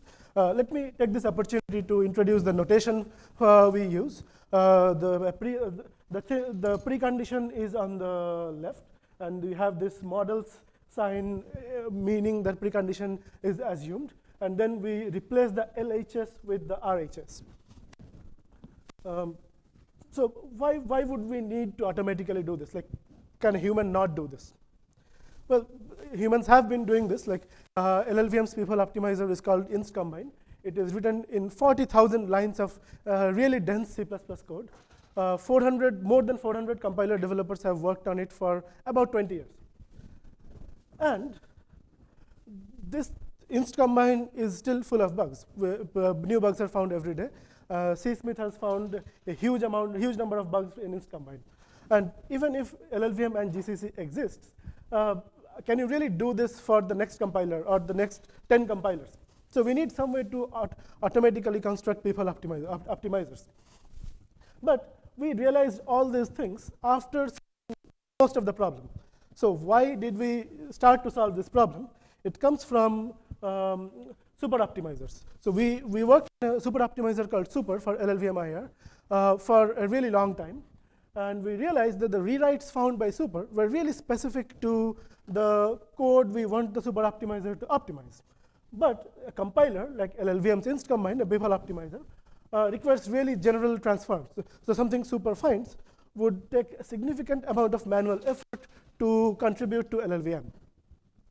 So this is where this Hydra tools comes into play. It automates this hard part. It turns out that finding these rewrites is actually the easier part of the problem, and making it more general and suitable for LLVM is the difficult part. So in some sense, Hydra is a bridge between Super and LLVM. And the theory we have developed enables super optimizers to be useful in practice. Let's now get into how to actually do this. Hopefully that was enough of a motivation. Let's start with a very simple example, which is 32-bit x multiplied by 8 can be simplified to x left shifted by 3 bit positions. The most general form of this is when c is a power of 2, you can replace that with the left shift of the log of that constant, of that symbolic constant. There are 3 steps to this synthesis problem. First is you have to synthesize the constant expression for the right-hand side. Here that's log of the binary log of the c. Then you have to find a precondition that makes the optimization work. Otherwise, it's incorrect optimizations, which can pose a fairly tricky amount of debugging in a compiler. And then you have to make sure it works for all widths, or at least the widths you care about. I'll talk more about the width independence part of this later in this talk. For now, let's focus on the synthesis aspect of this. The first part of the first aspect of synthesis here is converting the constant to symbolic constants. Here we have 4 and 2, and we convert that into C1 and C2. And once you have these symbolic constants, Hydra uses 2 different synthesis techniques to find the expression which is C1 minus C2 here. The first is inductive synthesis, that is synthesis from input-output examples. Here, the 4 and 2 in the left-hand side are the input examples, and the 2 on the right-hand side is the output examples. This works really well for arithmetic operations like addition and subtraction. For bitwise operations like AND, OR, and XOR, or even other random operations, enumeration tends to work a little bit better. So we augment enumeration with sketching and components to find these constant expressions. The second part is finding preconditions, which makes the optimization valid. An important part about these preconditions, a compiler has to be able to prove these preconditions right for a particular LHS. For that, we normalize all preconditions to data flow facts. After that, Hydra enumerates and filters these synthesized preconditions to find something valid. This part has been many times before. AliveInfer is a really good tool that does this better than Hydra, in fact. Our only tricks are normalizing it and then quickly ranking them using model counting. You might be wondering, like, how we deal with these 3 nested synthesis problems, and model counting is known to be a fairly heavy thing on top of this. The secret to that is reducing the width of the expressions, the optimizations. So here, you see here a simple optimization of a 64-bit integer, and there is an unsigned division in the left-hand side. It's fairly difficult for a SMT solver to deal with this kind of expressions. So we reduce the width to a really small width, like 2, 4, or 8, whatever is applicable. And then we run Hydra on this. This makes it 20 times faster. And now, when it's 2 or 4 bits, you can brute force the model counting aspect of ranking the preconditions, because there are like 4, 8, or 16 possibilities. You might as well count all of them. And after it's a really small width, you can verify the type assignments, or all possible type assignments up to a threshold, because the SMT solver queries are really, really fast when it's a small width as opposed to 64 bits. To recap, we have 3 synthesis loops. The first one is finding constant expressions, then finding weak precondition, and then verifying the type assignment, its width independent up to some threshold, because you cannot verify an arbitrary number of widths. We hope there are tools in the pipeline, the research pipeline, that makes it possible to solve the problem in general. But for now, we enumerate all type assignments. Let's get into the width independence aspect of this, because as you have seen, we cannot directly verify width independence. So what we can do is make sure we synthesize expressions and preconditions that are width independent inherently. And the main issue with that is constants.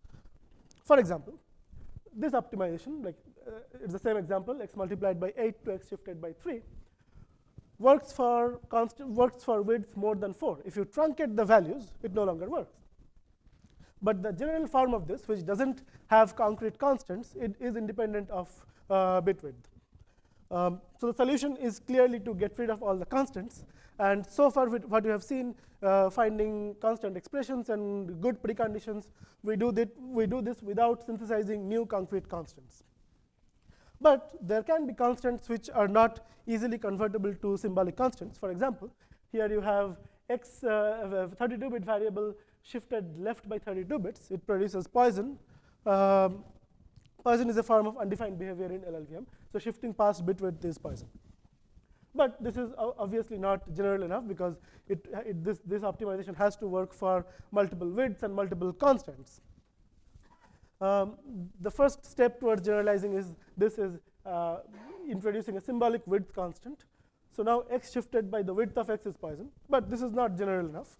we can synthesize a precondition, which says that if you shift x by c, which is greater than the symbolic width, you produce Poisson. You can replace that expression with Poisson. This is the most general form of this. We are going to see this pattern multiple times in the next few slides, so be sure to familiarize yourself with this. What are the other possibilities for finding these constants in optimizations? And this usually comes from super optimizer derived optimizations. Here is a simple example. It says that if x falls within 2 and 10, 10 is not included in the range, then x less than 10 is always true. So if you can prove that fact, you can replace x less than 10 with 1 or true. LLVM or other compilers do this by doing a range analysis. Here CR means constant range. And if you're implementing the optimization, you would write something like this, which is if you statically analyze x, and if all these conditions are met, you replace this expression with 1. Here 1 means true again. So symbolically, this means you write that if x is less than the upper bound of x, that expression is 1. The interesting thing to notice here is that we are exposing implementation details of static analysis or abstract interpretation to the declarative form of the people optimization. And we realized that this thing, the compiler developers have been doing this for a long time, but this had not been formalized yet. Like, are there specific things you can do with this, or are there specific preconditions that are not allowed? So this had not been formalized. And again, the general form of this is you take that x less than upper bound of x, synthesize a new precondition to make it slightly more general. And this is indeed what LLVM implements for in the inst simplify pass. Let's talk about a slightly more involved example of this using the known bits abstract domain. These three optimizations here show that if you can prove some specific bits of a variable are 1, provably, you can replace x or some constant with x. And there can be an exponential number of these patterns. You can replace this exponential number of patterns to match with just one single pattern, and this is the most general version of this. And we are calling these symbolic names data flow variables. I don't know if there is a better name for this in literature. If there is, we apologize for inventing a new name. Here are some more examples utilizing data flow variables. You have seen these two before. We created another data flow variable called demanded. Demanded means it corresponds with the demanded bits abstract domain of LLVM. And it's basically a don't care analysis. And this is the optimization we could create that uses these data flow variables. It means if a bit of a variable is known to be 1 or 0, or if it's demanded, you can replace it with a constant. Moving on to the results, the high-level result is that once we generalize optimizations with Hydra, they match much more often. The red part of this plot is the amount of matches the Hydra-derived optimizations have versus the blue part is from super, that is the ungeneralized optimizations we have from a super optimizer. But this doesn't really help us if the tool cannot help compiler developers. We went through the LLVM's issue tracker on GitHub and trawled through these optimizations, ungeneralized optimizations that the developers had posted on the issue tracker.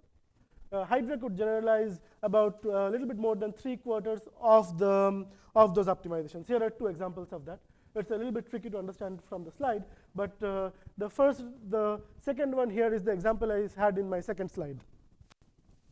And once a developer uses Hydra to create the general form of an optimization, Hydra has an implementation to automatically generate the C++ code that you can drop into LLVM's inst combine for it to work seamlessly. This looks simple enough, but this gave me quite a bit of headache to implement. Now moving on to the analytical part of this, Even with a fairly crude comparison, the optimizations found by Super and generalized by Hydra can come close to be comparable to Inst Combine, which has a lot of developers working on it. I'll draw your attention to the light red part of this line, which is LLVM automatically inlining an abstract value function to giving it an unfair advantage. We implemented that as a special hack to basically make comparison there. The generalized optimizations match more often, and we can create an optimizer competitive with LLVM like this. And Hydra can generalize real-world rewrites. Tracker. My talk on Hydra.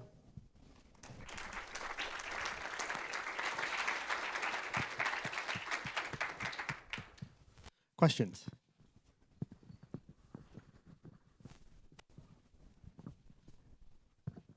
Hi, really nice talk. I have a question about the preconditions. So you said that they're weak, but is it the weakest, or do you care about the weakest? Okay, good question. Let me try to, so if we have preconditions which are just data flow variables, we can find the weakest by climbing the lattice. If we have to have expressions with symbolic constants, there is no way we can find the weakest one. We can find the weakest one we have discovered by our enumeration. So out of the ones we have enumerated, we can find the weakest one.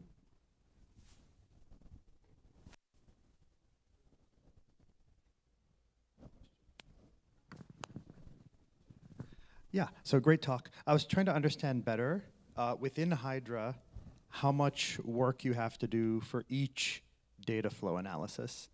So if a new data flow analysis is implemented inside the compiler, what work do you need to do inside Hydra in order to be able to learn preconditions involving its variables as part of your system? It's not it's fairly pluggable right now, but there might be hidden assumptions about new data flow analysis that we might not have already thought of. For example, in my sorry about the constant flipping here. So the last thing here is really general, but it turns out that this doesn't really work for LLVM because LLVM does not guarantee that the ones and zeros you find for a variable that is not demanded are accurate. So it guarantees only accurate results only if the variable is demanded. So if you have hidden assumptions like this, you might have to hack the system quite a bit. But as long as things are more declarative without hidden assumptions, it will work. It's plug and play. Okay, great. Any other questions? One more question.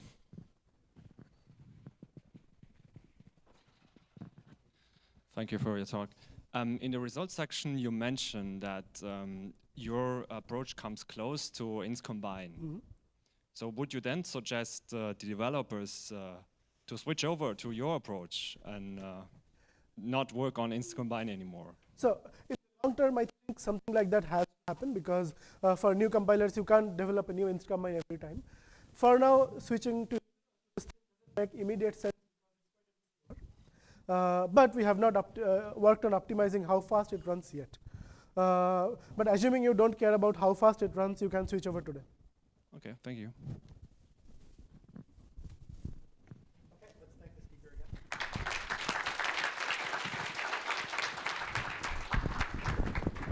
Do you want the microphone? This one?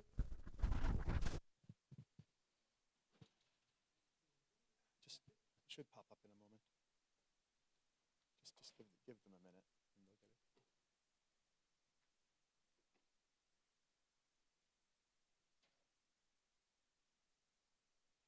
Okay, here we go.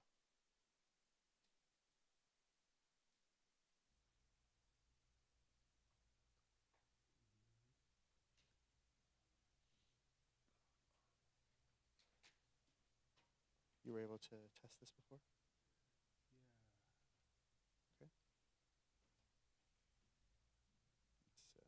It's seeing the display and everything.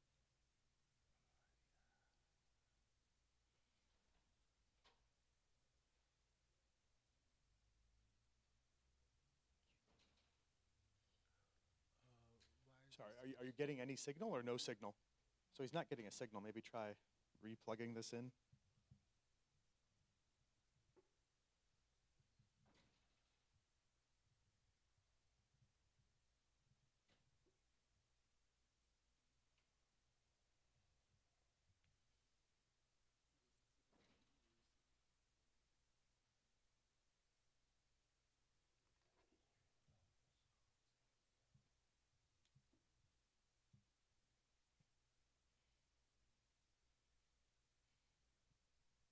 There we go. Alrighty.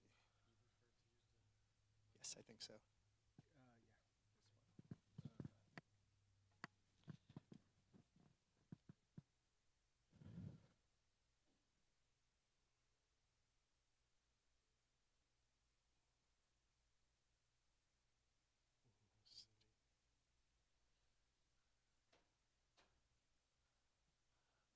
Maybe go back to your title slide.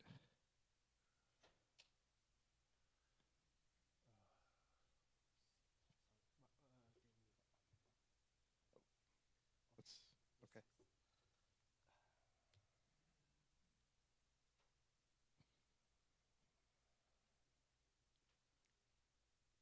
Okay. All right. We're ready for our next talk. This is one of our distinguished papers for OOPSLA 2024. The talk is on Minotaur, a SIMD-oriented synthesizing super optimizer, and the talk will be given by Zhengyang Liu.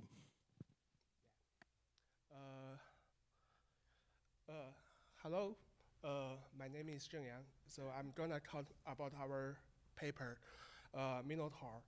Minotaur is a synthesizing super optimizer on LLVM intermediate representation. This is a joint work by me, Stefan, and my advisor, John, again, over there. So I will start my talk with a motivating example. This is an example showing how easy an optimization can be missed. So here is a loop that calculates the differences between adjacent pair of integers. The loop is very simple and it is found in the ValueV library. This library is used by Google Chrome web browser for image scaling and conversion. The Chrome engineers have spent a lot of time ensuring LLVM achieve decent code generation for this piece of code.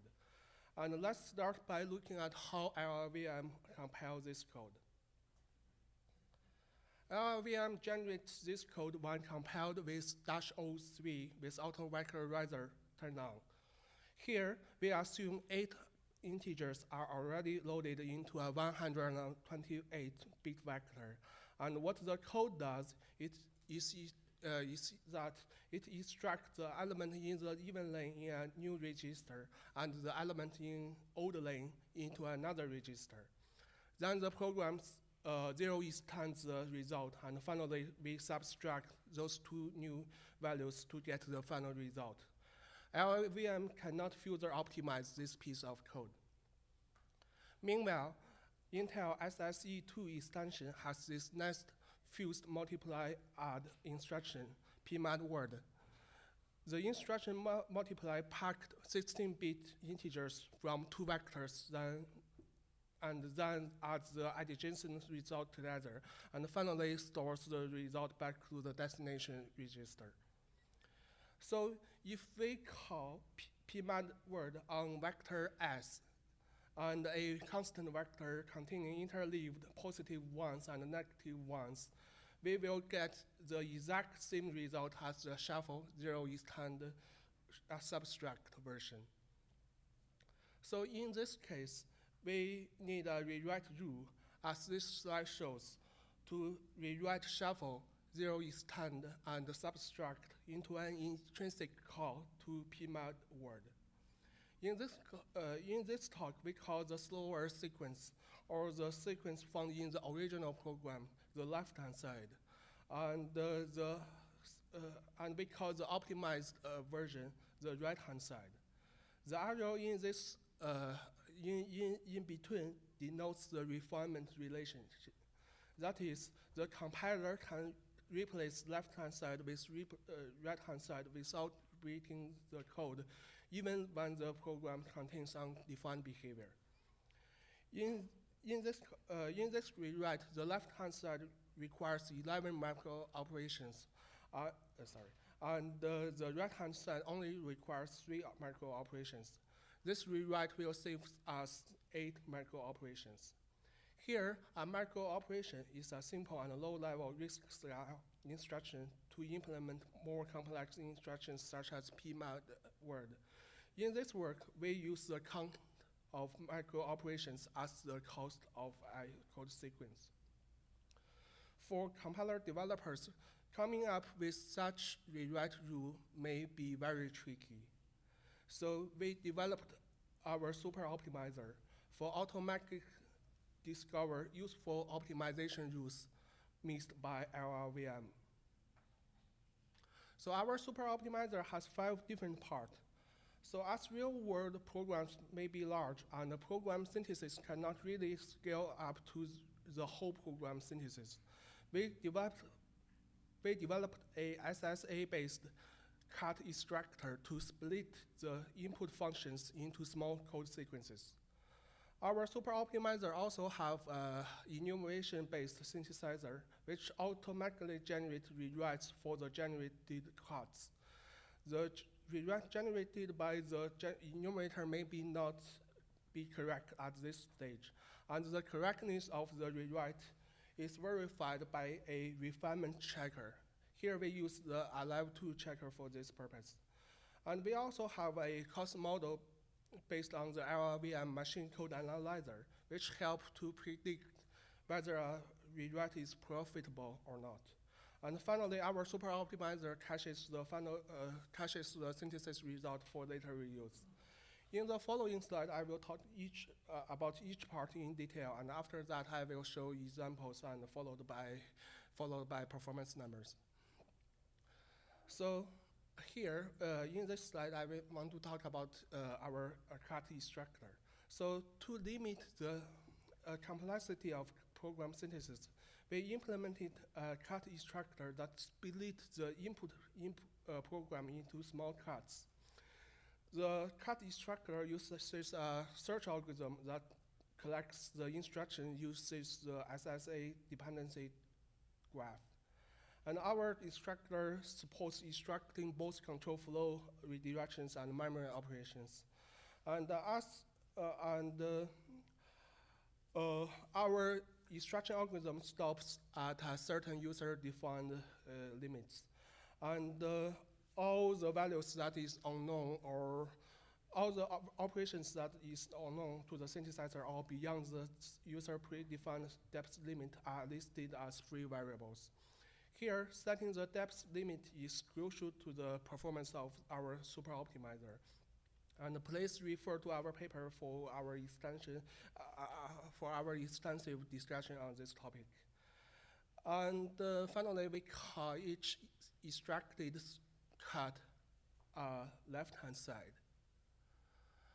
And after we split the program into small left-hand sides, we want to find a right-hand side that is a cheaper implementation of the left-hand side. Here, a right-hand side may be a constant, or an existing value found somewhere in the left-hand side, or some new instructions. So we perform a search algorithm. We enumerate all the possible right-hand side up to a certain user predefined resource limit, and in the order of increasing complexity. After we get a left-hand side and right-hand side, we need to check if if the left-hand side and right-hand pair is a refinement. Because this is simply because compiler optimization must be sound. We do not want mixed compiles. So here we use the alive2 translation validator for this task. To make alive2 be able to reason vector programs, we need to teach alive2 the semantic of those vector operations. Now the semantic for all platform-independent vector instructions, such as trivial add, sub, floating point add, and integer and floating point comparisons are implemented and are already added. And other data movement operations such as insert element, shuffle vectors are also implemented and open sourced at our mean alive 2 repo. And moreover, I have also hand-coded the semantic of 165 x86 integer non-memory vector intrinsics. So those semantics are highly reusable, and it only costs about 2,500 lines of code to implement all those semantics.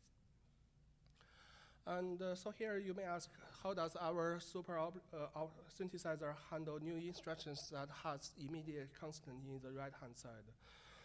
For example, consider this rewrite as this is assume the enumerator generates this right-hand side for the left-hand side. The left-hand side is multiply %a by 8, 16, 32, and 64. And consider, assume the enumerator has generated this new right-hand side. What constant should we put in that operand? So should we explicitly enumerate all possible values for that constant? That might be too slow. And in our work, we rely on SMT solving again to synthesize those immediate constants in the right-hand side. There are multiple approaches for synthesizing immediate constants in the right-hand side. For example, Super uses counter-example guided inductive synthesis or SIGs for this task. But in this work, we just encode the problem in the solver with a naive exist for all query. And we have observed that Z3 is quite efficient in this task. And basically, we're issuing the query like, does there exist a constant C, such as when substituted into right-hand side, makes the right-hand side a refinement of left-hand side for all the input, for all the values of the input. And after the refinement check or the constant synthesis, we may have a valid rewrite, but we want to double check, is that right-hand side really cheaper than the left-hand side? Here, we need to use a cost model to check whether a rewrite performs better than the original program or not.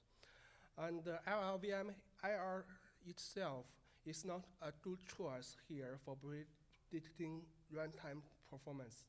Instead, we compile both left-hand side and right-hand side to assembly, and then we call the LLVM machine code analyzer, and we check the number of micro operations required as the cost of our program.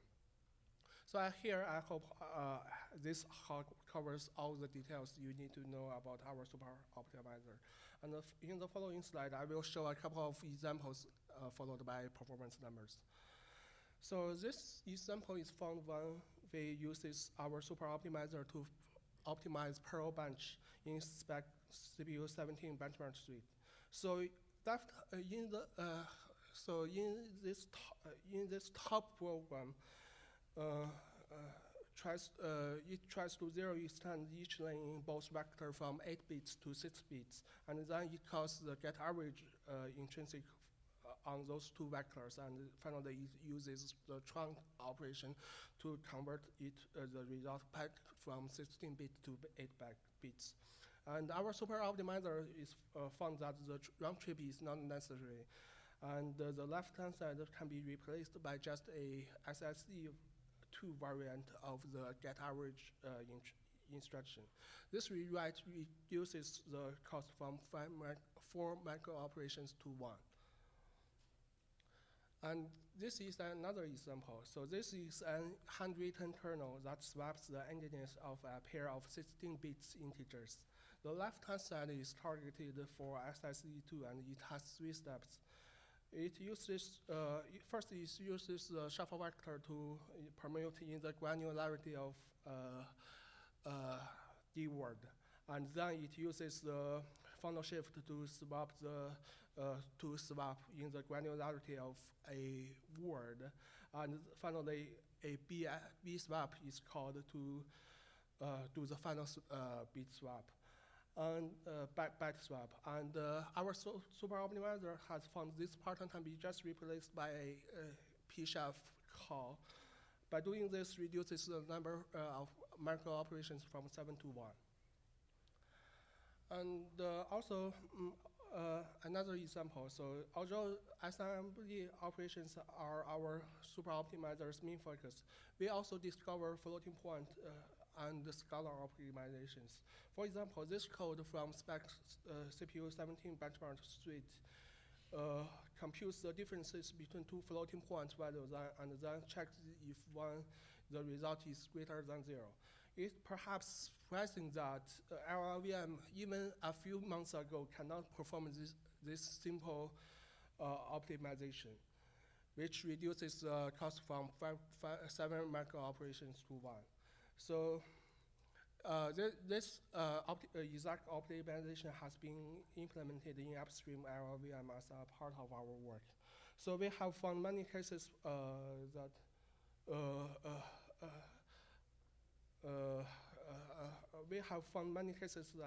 an example optimization discovered by our super optimizer seems to be broadly applicable. So we have reported many floating point and vector optimizations. So we compare the libValueV with our super optimizer, and this plot shows the speed up on the libValueV test suite. And as I've mentioned in the beginning of the talk, this library is heavily optimized by Chrome engineers. Yet we still got a significant speed ups on this library. And this shows the spec 17 benchmark performance result for the spec 2017 benchmark suite. So the average speed up is about 1.5%, and the maximum speed up is 4.5 in one of the benchmarks. So with that, here I conclude my talk. So our super optimizer is open sourced at this link, and thanks again, and I'm happy to take any questions.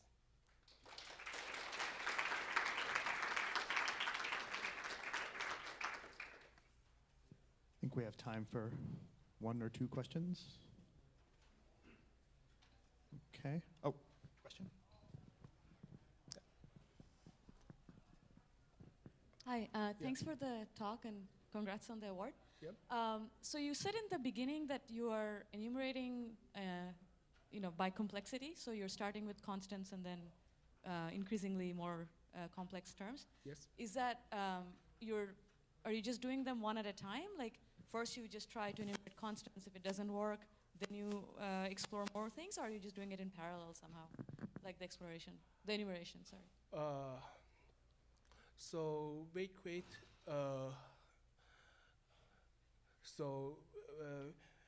first we create, constant, then, one instruction, right-hand side with one new instruction and then 2 instructions. And those are all generated before we send into the Alive2 translation validator. Before that, we do a very quick short based on a approximate cost model that is just a summed weight of sum of the weighted. We assign each instruction a integer cost, then we sum on every instruction together. So this is our workflow right now. So there's a lot, of course there's some room for improvement, but with current status, we're still, you know, Okay. yeah, Thanks. skills very good. Real quick. Sorry, I didn't mean to jump the line. Hi. I was curious. I'm Adrian Sampson. Hi. How are you? Yeah. Hi. I was curious about the cut extraction step. I was just curious if are the extracted regions allowed to have uses outside of the regions, and if so, is that like does that influence the potential speed up? Like you have to keep around some of the Yes, instructions? that is very interesting question. So we currently, in this work, we do not consider any external uses cases, but we may, you know, so some other folks in my research group is working on, you know, taking that into consideration. Okay, let's thank the speaker again.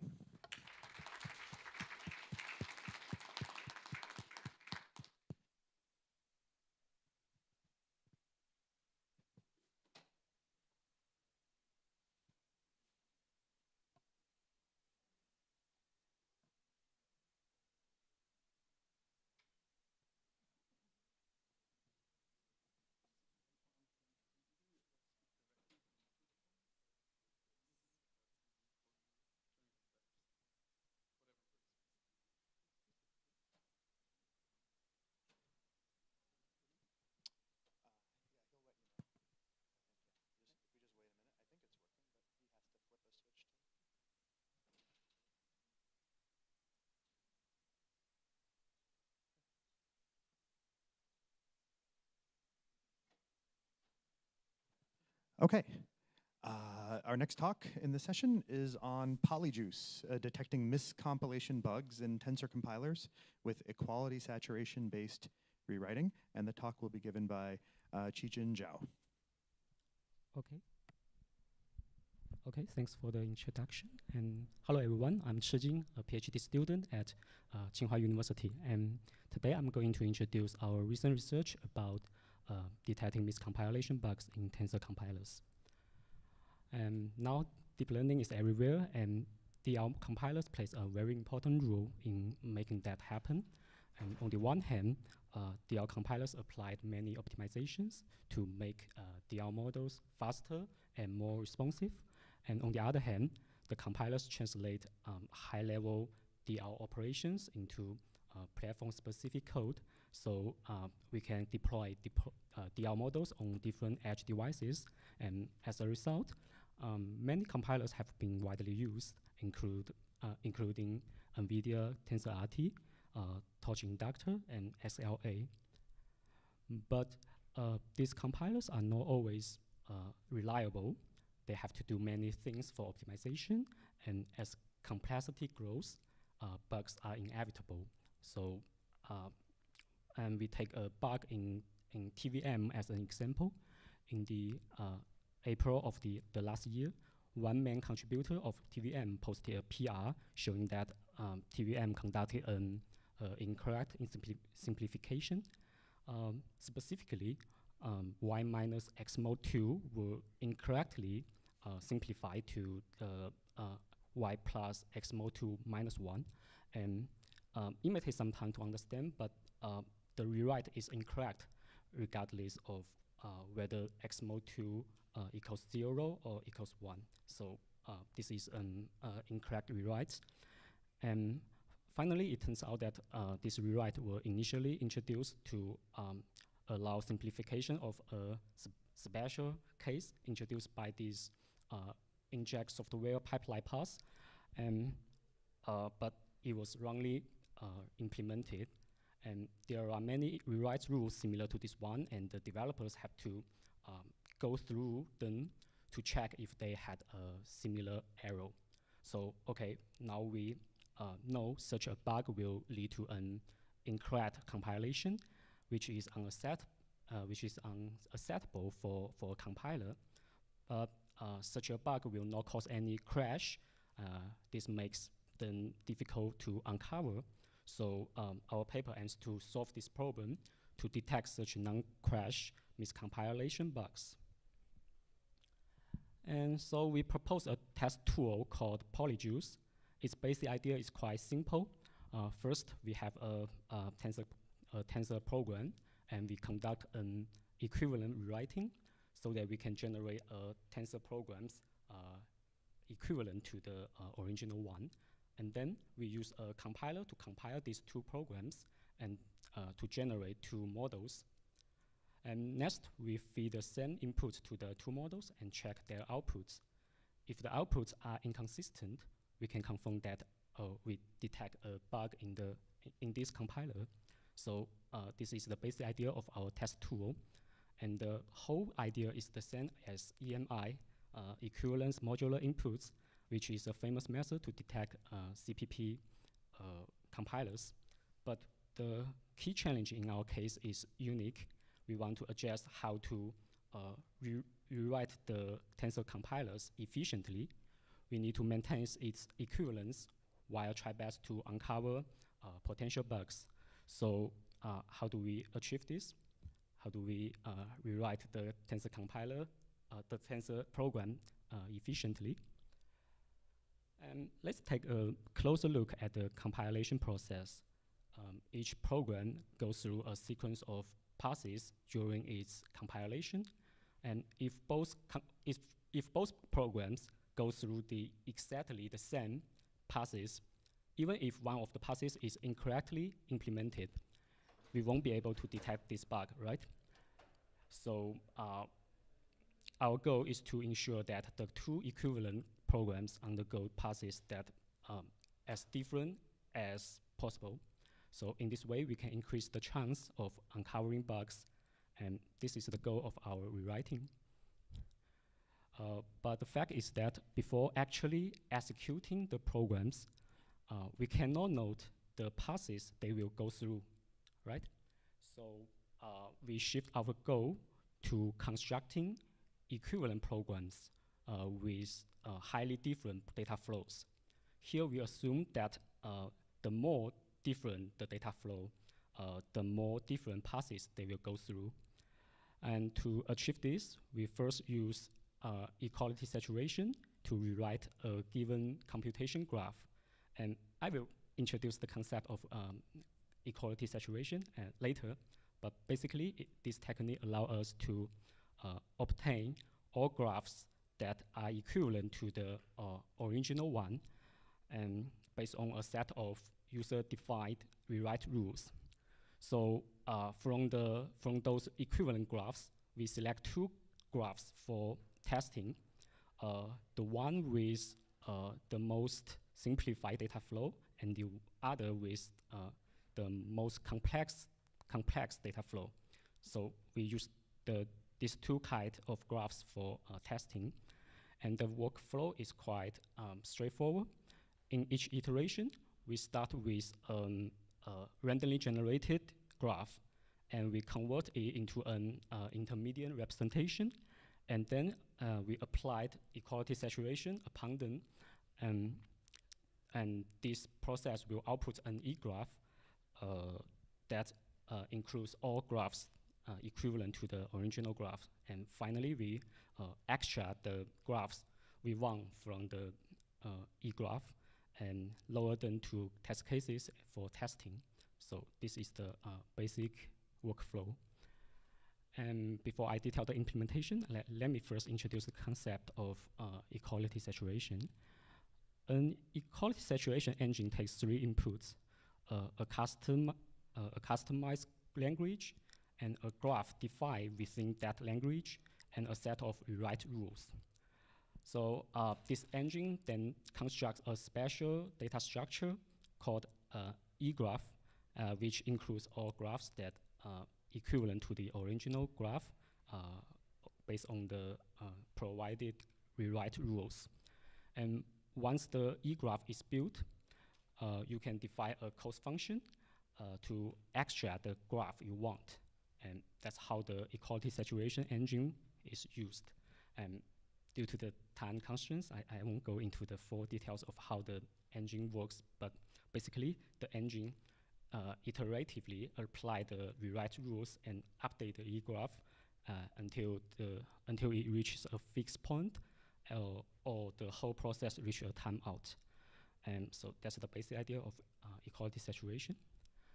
And based on the equality saturation engine, we can implement our test tool. First, we design an intermediate representation which is able to represent arbitrary computation graphs. And this IR is the customized language we input to the engine. And next, we use N-Smith to generate the initial computation graph. N-Smith is a powerful tool for generating valid and diverse computation graphs. So we can use it for the initial random computation graph generation. And then we propose several arithmetic and structure rewrite rules. The arithmetic rules are primarily based on the properties such as associativity and commutativity. And the structure rewrite rule are based on some invariant properties of tensor shape related operators such as transpose, split, and concate. And the rewrite rules in our tools is highly customizable, so users can easily add new rules in our tool. And we detail this part in our paper, so if you are interested, you can see the detail in the paper. And we also use egg for our equality saturation. And egg is a very powerful engine, and we can easily reuse the code and build our work on the top of it. And finally, after egg constructs the E-graph, we define a cost function to extract the two extreme case graphs, and those graphs can be used for testing. And that's how we implement our test tool. And according to our experiments, the performance of our test tool is quite good. It has uncovered 84 non-crash bugs in 7 well-known DR compilers, and 49 bugs were confirmed by the developers. So it is useful, I think. And we also show that our rewriting is effective, and it can really extract equivalent graphs that undergo different compilation passes. And in addition, our rewrite process did not bring significant overhead during testing. It only introduced less than 2% overhead, so it is quite acceptable. And in the end of the talk, I would like to share some interesting bug cases that our tool uncovered. And this is a bug in the TVM, and the initial graph takes a tensor as an input, and performs some operations like addition, negation, and argmin, and finally producing a tensor as an output. And after rewriting the graph, we transport the input of the addition operation, and then transport the output tensor back. And in theory, the two graphs should be remain equivalent, but after compile, the code produce inconsistent outputs for the same inputs in TVM. And when I investigate this bug, and I found that the bug was caused by operator fusion. And for the first program, it will fuse all the 3 operators. And in the loop of the fusion code, it conducts a very typical way to find minimum arguments, and everything is fine. But for the second program, it only fills the 2 operator, negation and the argmin, and the fusion is incorrectly implemented. Let's take a look at the fusion code. And first, the minimal value variable was set to the maximum value of the int64 type, and then the condition statement let this variable plus to another integer, which causes an integer overflow. So the minimal argument variable will never be updated and always remain the original value, the -1. So that's the root cause of this bug. And another interesting case is an incorrect typecasting bug in the pivot touch inductor. And due to the time constraint, I cannot detail it. But basically, the inductor compiler converts DL models to CPP code, but did not handle an implicit typecasting, which leads to this incorrect compilation. And to sum up, this research aims to detect miscompilation bugs in tensor compilers. It leverages equality saturation for the rewriting, and it is able to uncover real-world bugs. And our prototype is open source, and our artifact passed the artifact evaluation. So please try this if you are interested.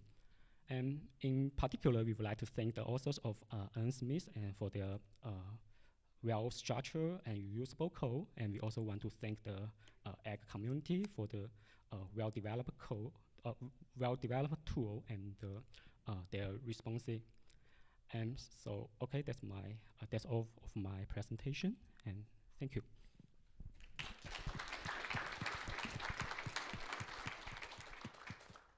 We have time for some questions.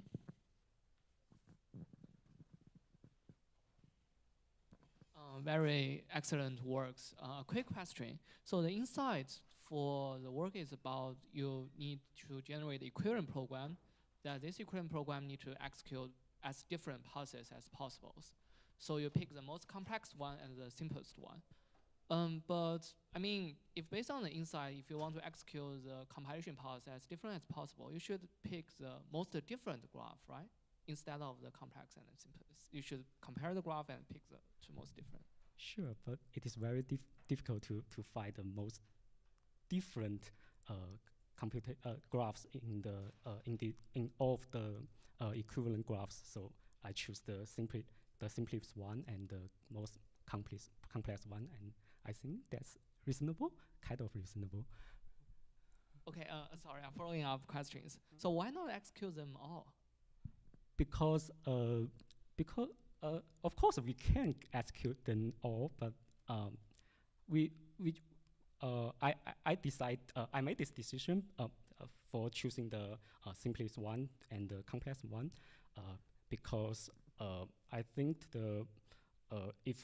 I think the two graphs represent all the equivalent graphs of all those set of the equivalent graphs. So if we have more enough time resource, I would like to use them to another initial graph and another set of equivalent graphs. So that's my decision. That's what I thought. I have a quick question. So relating to that, in your process, you extract a least complex and a most complex program. I'm assuming the least complex is probably like the smallest AST size, but for the most complex one, in the presence of cycles, you can't extract the biggest program. So what do you do for that case? That's a very good question. And actually, I do some ad hoc engineering, and I set a maximum nodes limit for it.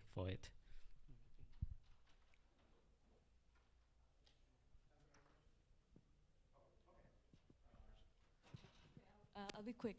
So maybe you said this in the beginning, but can you tell me a little bit about what is the representation that you're using in the eGraph? Like, is it just are you just introducing an expression in the eGraph, or is this like a full program that has control flow? Like what is the input into the eGraph?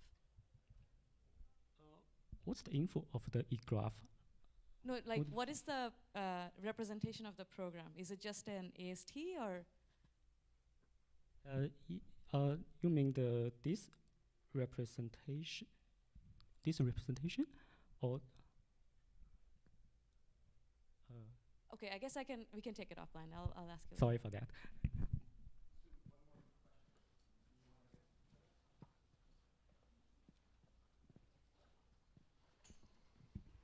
So I have a slightly off-topic question. So I think, what do you mean by a very complex program versus like a simple program that can be also done with existing super optimizer on deep learning computation graph, for example, Tasso from 2019. So what's your take on not using equality saturation, but directly applying deep learning super optimizer to get the two pair of program you want in this work? That's a good question, and Tasso is a very good Tasso is a very good work, but I make this decision because of the engineering efforts. I found that the Tasso, the code of the Tasso, paid much attention to the adoption with the CUDA code, but it is sometimes have some bugs in it. So I make this. So I use another this super optimization way to implement. Okay, let's thank the speaker again.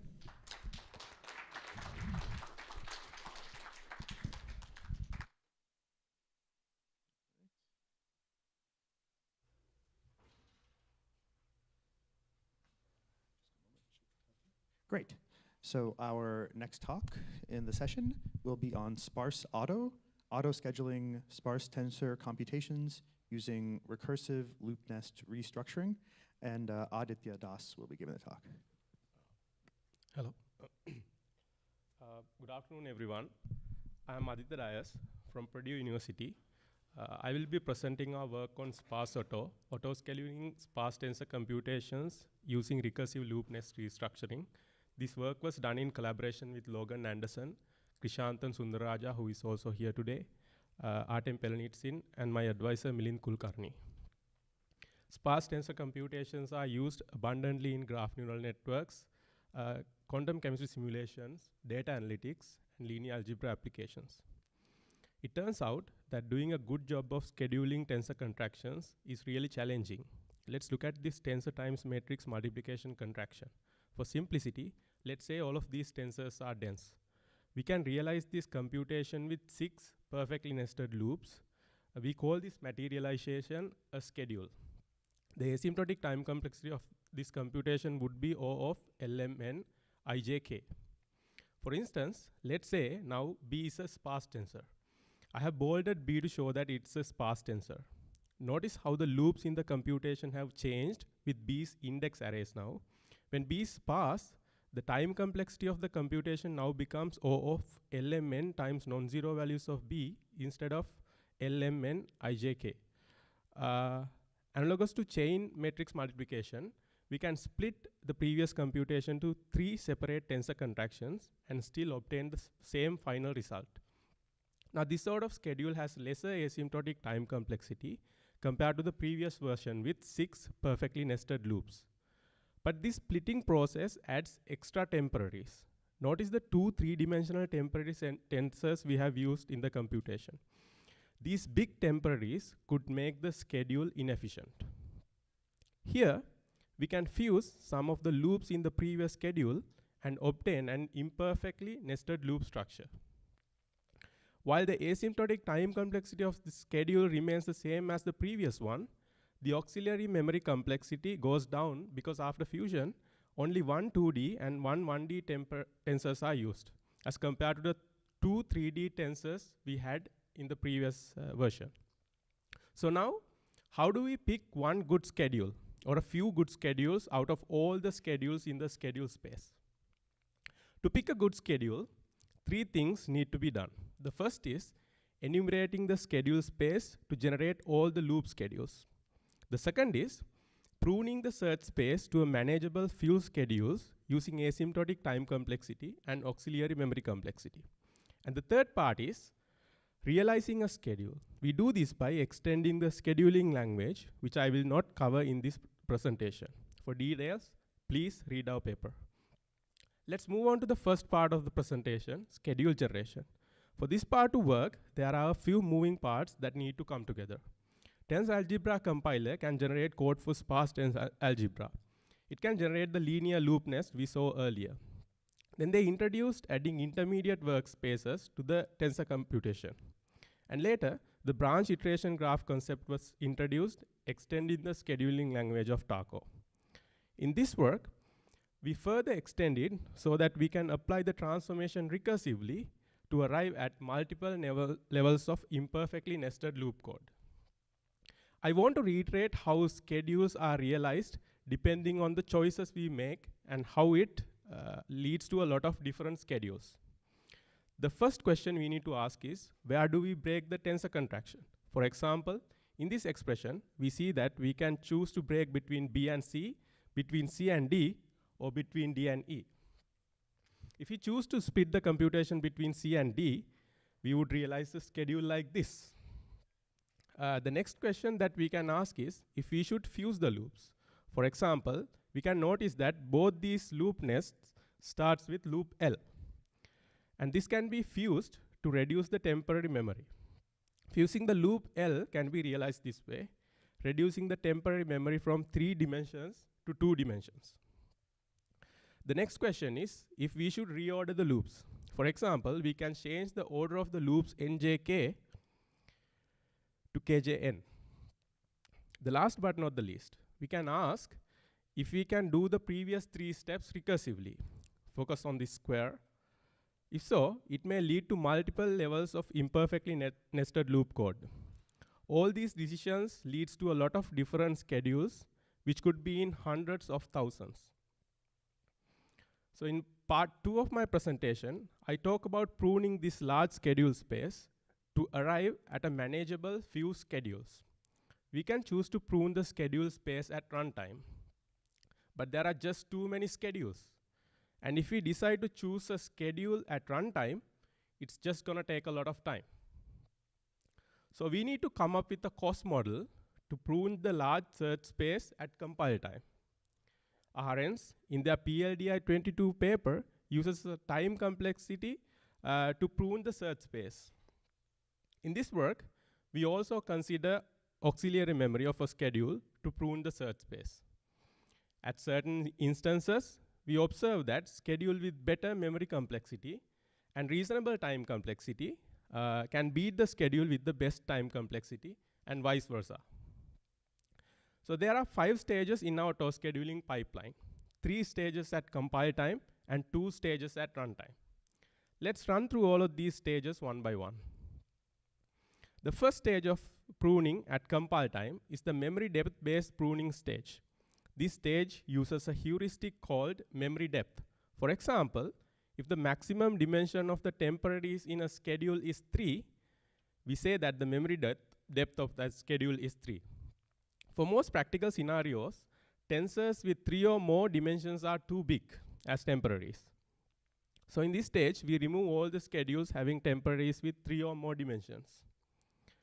The next stage of our pipeline is based on both loop depth and memory depth. We take loop depth as the maximum nesting depth in our imperfectly nested loop structure. We consider the partial order of these 2 criteria.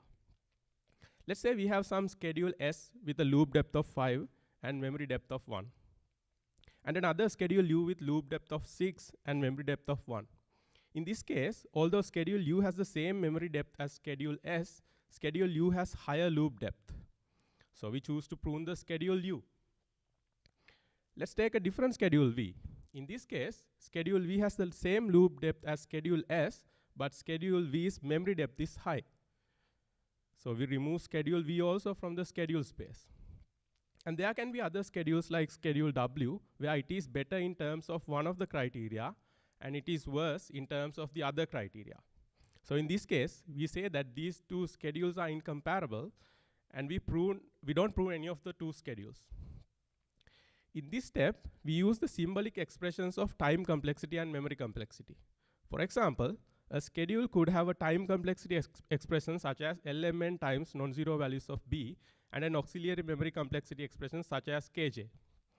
We use these expressions to compare against another schedule's time and memory complexity, symbolic expressions.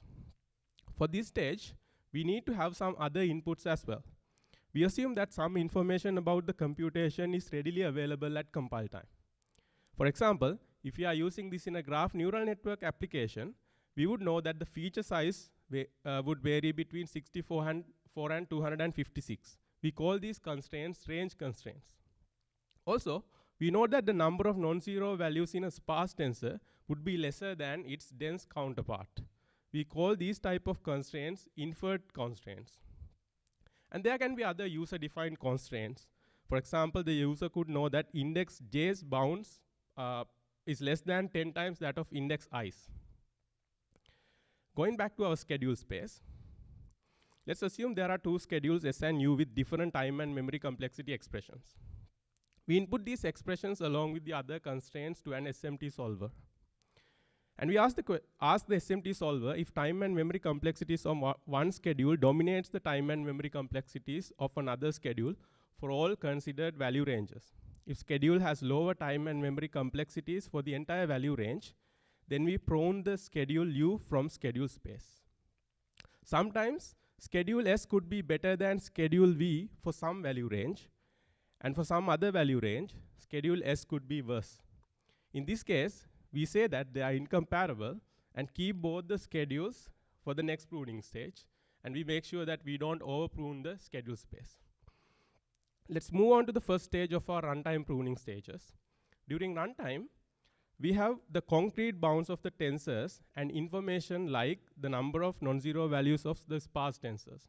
So we can evaluate our time complexity expression and obtain a concrete value, which we call the evaluated time complexity.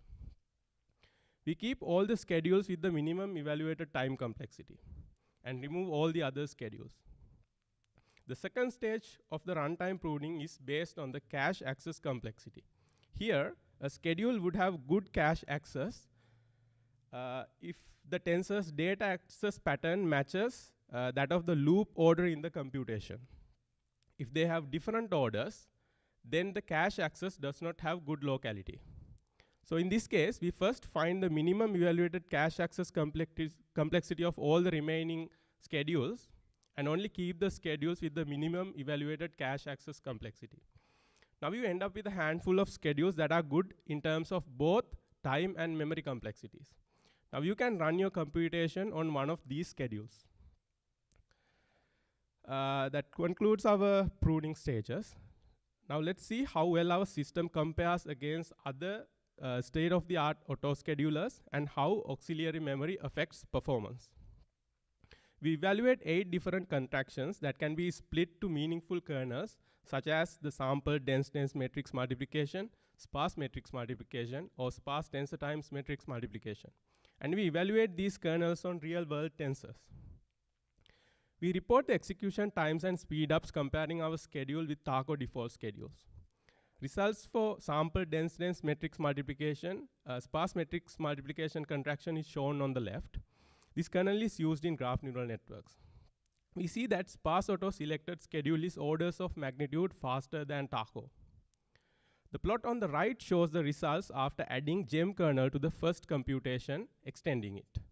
We see that now the speed up varies between 40 and 140 for the same data sets as compared to 5 and 8 before.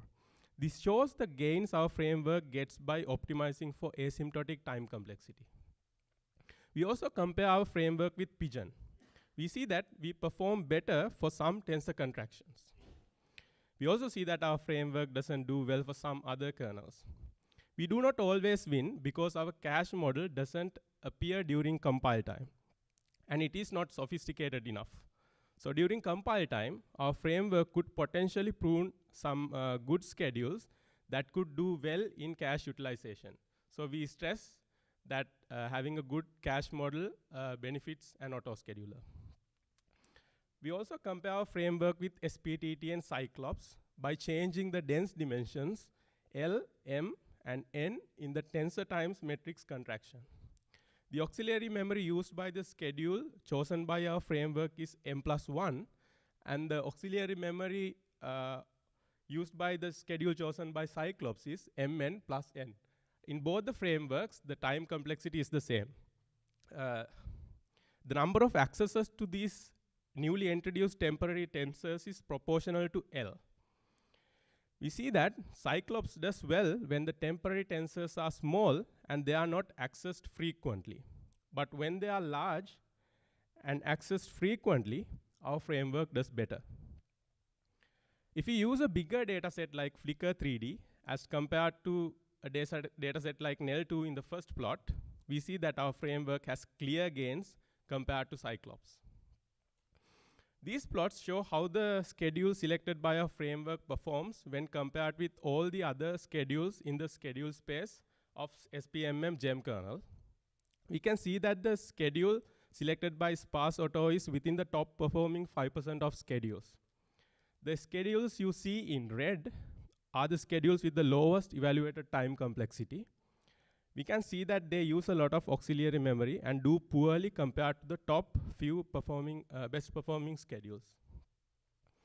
Details on the effectiveness of the pruning stages and details about parallel execution and scaling, the effect of skipping certain stages, and how long each stage takes to execute can be found in our paper.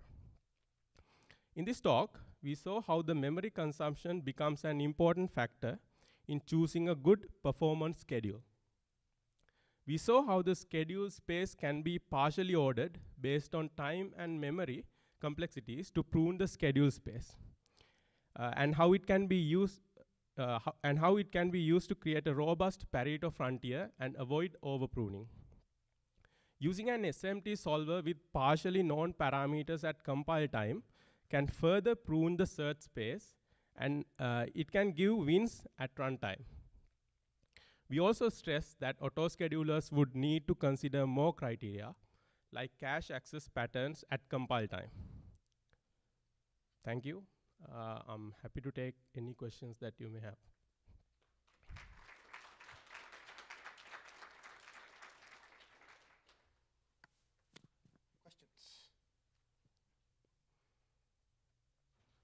Okay, I can start. Your evaluation was on a particular CPU. Is your framework parameterized, I guess, by cache sizes and other properties of the particular CPU? Like you do need to rerun the optimization if you were doing it, I don't know, on an AMD chip or something like that? So during our compile time phase, we prune most of the schedules. So by the time you get to runtime, there'll be only a handful of schedules left. So these are good in terms of both time and memory complexities. But we also do prune some schedules if they use a lot of memory based on the cache size. So you need to know the cache size of your machine. But it doesn't have a big effect, as most of the schedules that are left to be evaluated during runtime mostly uses a lot less memory compared to all the other schedules that you pruned out. Okay, we have another question.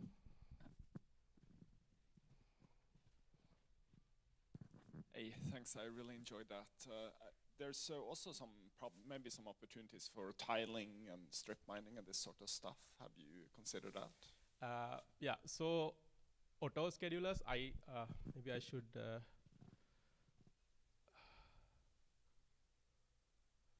So these are the number of schedules for each of those kernels. So it depends on the number of input tensors you have and also the number of indices in each of the tensors. So we get these numbers with just changing the loop order. But if you start going adding all those scheduling directives like parallelizations, blocking, and all the other things, the schedule space is going to blow up. And also, you would need to come up with more clever ways to, prune the schedule space. We haven't looked at it. As compared to RN's PLDI-22 work, they only look at time complexity. We look at 2 axes in this work. I guess in the future, you could start adding more criteria for compile time pruning. But I guess it would require clever ways of pruning and handling schedule generation and whatnot. Good question.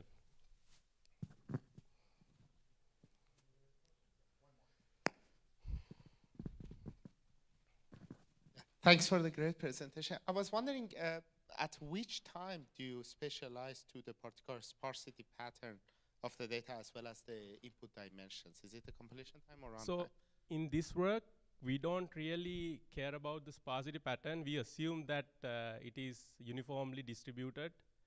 But I guess you could do some sort of optimization based on the sparsity pattern.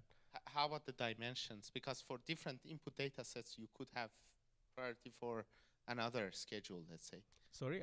So whenever you change your input tensors, so it could be the case that a different schedule is going to become. So in our stage 3, the user gives some information about the ranges. So if this range is going to change a lot, you would need to run the stage 3 again and then get a different set of schedules so that you can find one schedule from those during runtime. Okay, but it's only the dimension then. By range, you mean that the kind of dimension at different order of dimensions or even sparsities. Okay, thank you.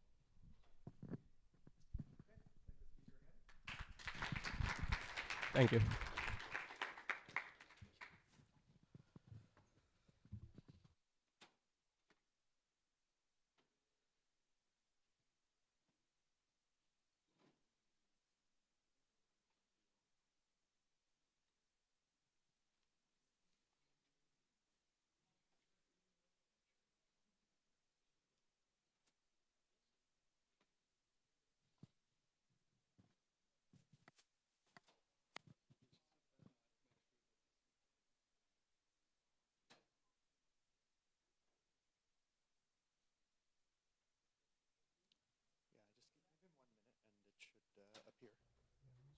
He'll switch it.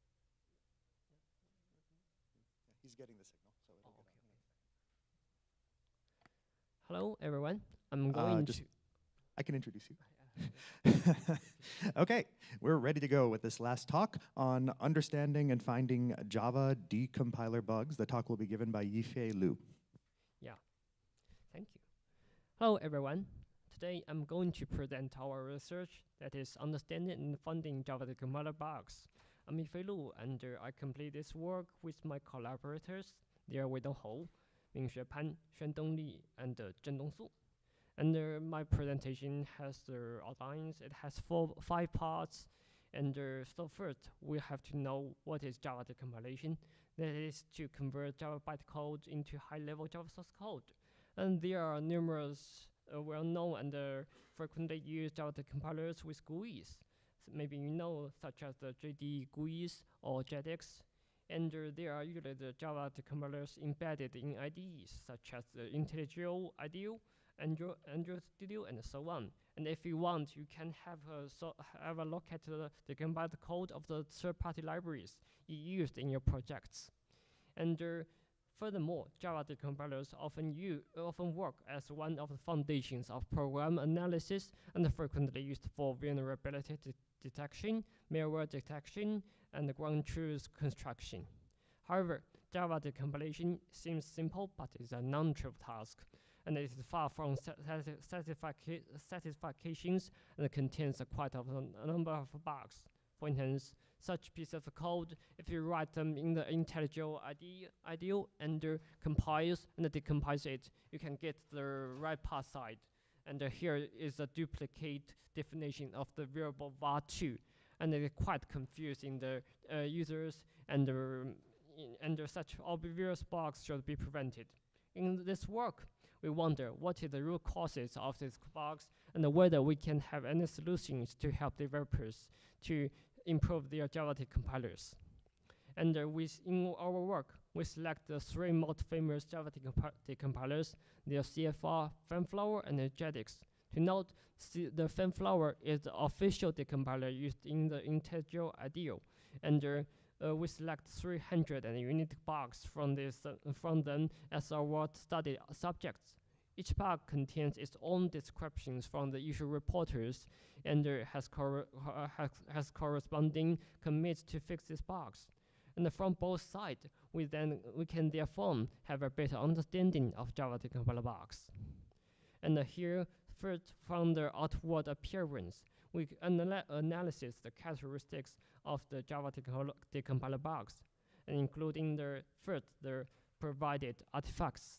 The artifacts are those that the issuers provided to the developers so that they can reproduce and locate the bugs. And then we have 5 kinds of the artifacts, including the source code, the decompiled code, and the executable artifacts, possible fix, and the error symptoms, error positions. And we hear the table and the figure listed their distributions.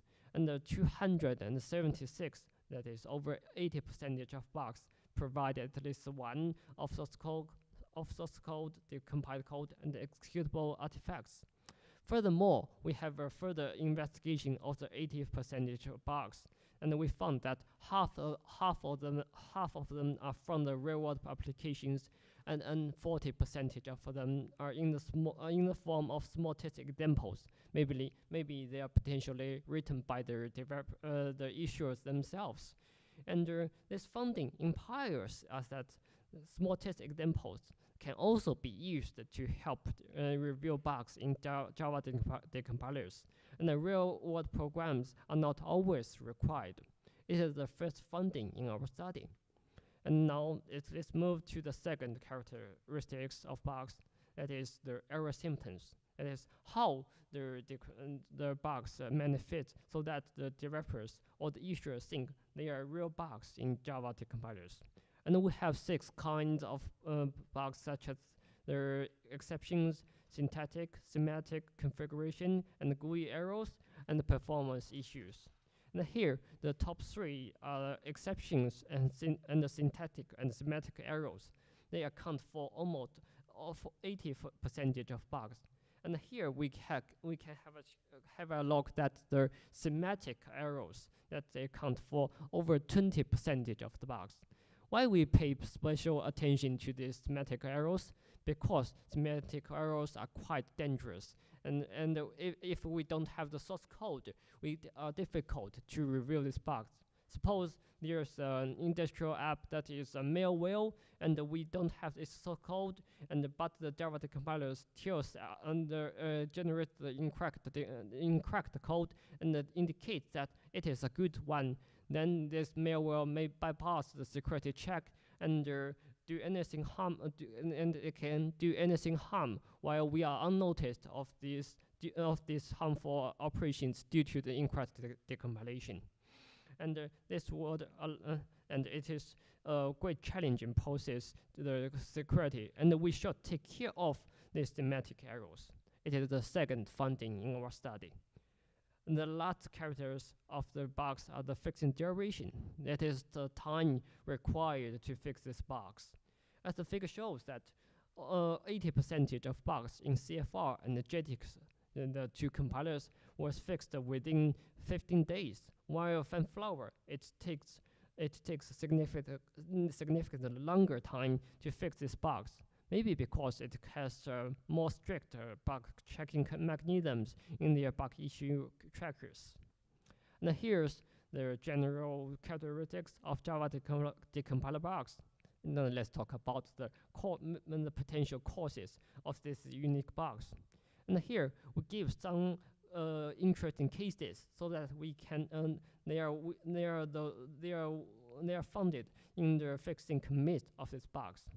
And the first kind of these cases is related to the sugaring, or we name them as sugar S. And for specific Java source code structures, such as the lambda expressions, the anomalous classes, they are usually compiled into multiple Java bytecode instructions in specific manners. For instance, for the lambda expressions here, it is first compiled into the synthetic lambda method, and then this method is invoked according to the meta factory invocation. And certainly, in the decompilation, the developers, the compilers can generate the code that exactly mirrors the bytecode, but it is usually difficult to understand. So they usually prefer to translate them back into the lambda expression, and that is sugaring. And the bugs can easily fail in the corner cases of this sugaring process, For instance, the out-of-package invocations for lambda expressions, the sugaring for nested lambda expressions, and so on. The second kinds of the cases are related to region restoration, and we name it as the case R. Many high-level construction flow structures in Java are usually compiled into several instructions, such as the go-to. For instance, the if or switch and the breaks, they can translate it into one or several jumping instructions such as go-to. And here we name as the go-to structures. And the challenges may lie here because each, for instance, each go-to into a go-to structure may be mapped to different various go-to structures. So it is a error and try process to select the most compatible go-to structures.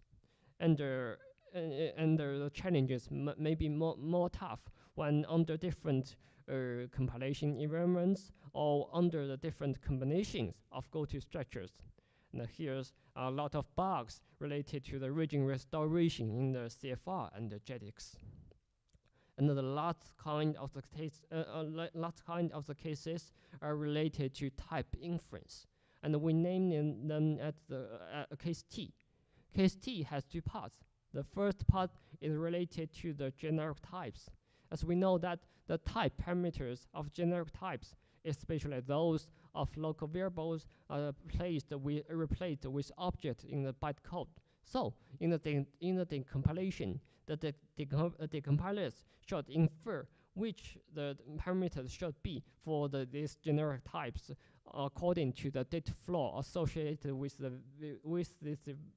these variables, and it is a non-trivial task. We know that, and most of the compilers hasn't fully finished their development of type inference systems, and it also leads to a number of bugs related to type inference. And another part of the type of case T is related to the indistinguishable types. That is, in the bytecode, values of many values of types, for instance, the type int and byte, can be intermingled in the bytecode. And it requires the compilers to carefully determine whether a value should be classified as an int or byte. For instance, here the variable b here, it is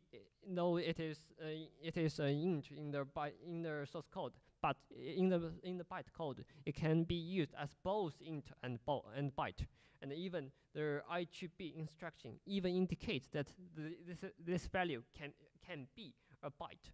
However, if you indeed treat the variable b into a byte, it will lead to a semantic error. As here, the output b, the invocation, it may lead to the invocation of the method below, not above one, and it is a semantic error and quite dangerous. It is a third finding that these three kinds of cases poses the most challenges in our Java decompilation, and the developers should be cautious when handling them. And there are further informations regarding the causes of these unique bugs, including the details about the buggy files, the modified lines of code, but due to the time constraint, I can't cover them all here, and you can refer to our paper and for more details, and they are all public available with our all artifacts. And that is all of our study. And this study indicates that there are still quite a number of challenges and bugs in Java decompilation. And how can we help developers reveal these bugs? Testing. It is the most frequently used and effective methods. And how can we test Java decompilers? According to the findings in our study, we can utilize the advancement in Java compiler testing approaches. We can use their test generators to generate high-quality test cases, though they are designed for the Java compilers, but they can also be used to test the Java decompilers. The second, we also take the strategy of differential testing so that we want to check the decompiled code and the source code, whether they are both syntactically correct and semantically equivalent. And at last, we should carefully select our test generators. Here we select the Java father and the hyphus test. There are two SOTA Java test generators for available from both industrial and academic. And they can generate various combinations of GOT structures, lambda expressions, indistinguishable types, and generic types. We think with these two generators, we can help developers to review the bugs related to the 3 cases summarized in our study. And that is our Jetty tester, differential testing framework for Java decompilers. And the Jetty tester follows a workflow of compilation, decompilation, recompilation, execution, and reduction. It collects 3 kinds of failures, including the exceptions thrown in the decompilation, the semantic errors reported in the recompilation, and the comparison result, indicating that the generated code and their decompiled code present different semantics. We also conduct experiments on our Jetty tester, and we select the 3 studied Java decompilers as our test object. And we use the 1,160 test cases generated by Java father and hyphus test as our test subjects. And here the 2 figures shows the failure rates. On the left one, it shows the result on the tests from Java fathers. And here we can see that Fanflower is the most reliable one, and it only failed on 66% of the cases, where CFR and JEDEX failed on 36 and even 84% of the cases. While on the right, that is on the test from the hyphus test, the 3 decompilers show comparable failures rates ranging from 40% to 60%. And most of these bugs are recompilation failures. And here we listed the detailed data of these failures and the corresponding bugs revealed from them. Here, the possible explanation for the extremely high failure rates may be that the 3 decompilers may frequently repeatedly failed on similar code patterns. And an interesting finding is that Fanflower shows superior performance on the tests generated by Java father. It may be due to it uses a Taijiang's algorithm in region restoration, and so that Fanflower gets rid of the most region restoration failures than the other 2 compilers. From these failures, we manually checked this result and revealed the 62 decompilation bugs, and we reported them for the first time on almost all the bugs. And we listed them all here, and we found that they are most of these bugs are related to the 3 cases, that is the case S, case R, and the case T, summarized in our study. And they are also public available for further analysis. Moreover, around 15 of the bugs are related to semantic errors. As we have mentioned, they have no obvious outward error symptoms and are usually difficult to be reviewed without source code. And the 13 bugs reported to the developers has been fixed or confirmed. To conclude, in this work, we conduct an in-depth analysis of Java decompiler bugs from both terms of their outward manifestation and their root causes. According to our study, we propose our Jetty tester, the differential testing framework targeting Java decompilers. Our experiments results show that our Jetty tester detects 62 real-world bugs in the 3 most famous Java decompilers, and 13 of them have been fixed or confirmed. Thank you. That's all. Any questions? I think we might have time for maybe one question. Okay, I'll ask one of my questions.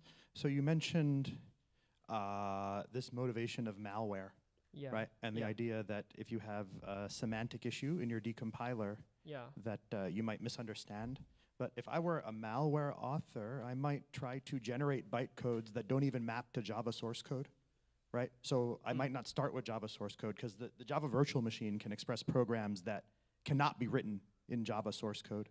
So did you think about those cases at all? Or were you focusing only on Java bytecodes that could originate from the Java compiler?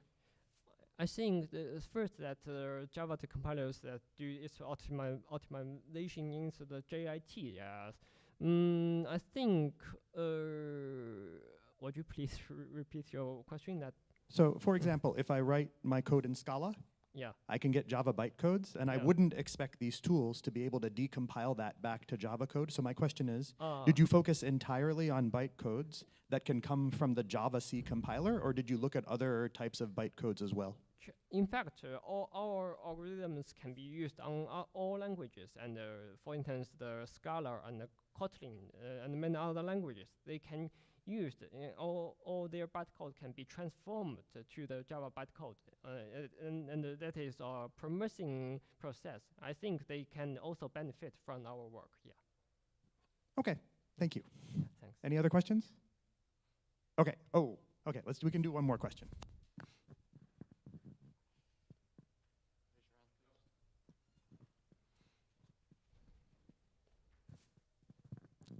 Yeah, great talk. Very interesting topic. Have you also considered comparing the generated bytecode of compiling the decompiled source? So, like, one thing is just comparing them on source level or comparing them on running them, but actually comparing directly on the bytecode. I don't know if you got that. Pardon, please. I didn't hear clear. Do you mean that we compare and decompile and recompile the result and have a comparison that? Yes. So. Yeah. Yes. Several previous work has compared the bytecode, but there's problem that maybe that the bytecode, though they are unlike, but they have the equivalent semantics. That is difficult to check. Yeah, so that we use the test as a semantic equivalence check, but not focus only on the similarity, maybe all the equivalence of the bytecode. Yeah, it's a very very important question. Yeah, thank you. Okay, let's thank the speaker again.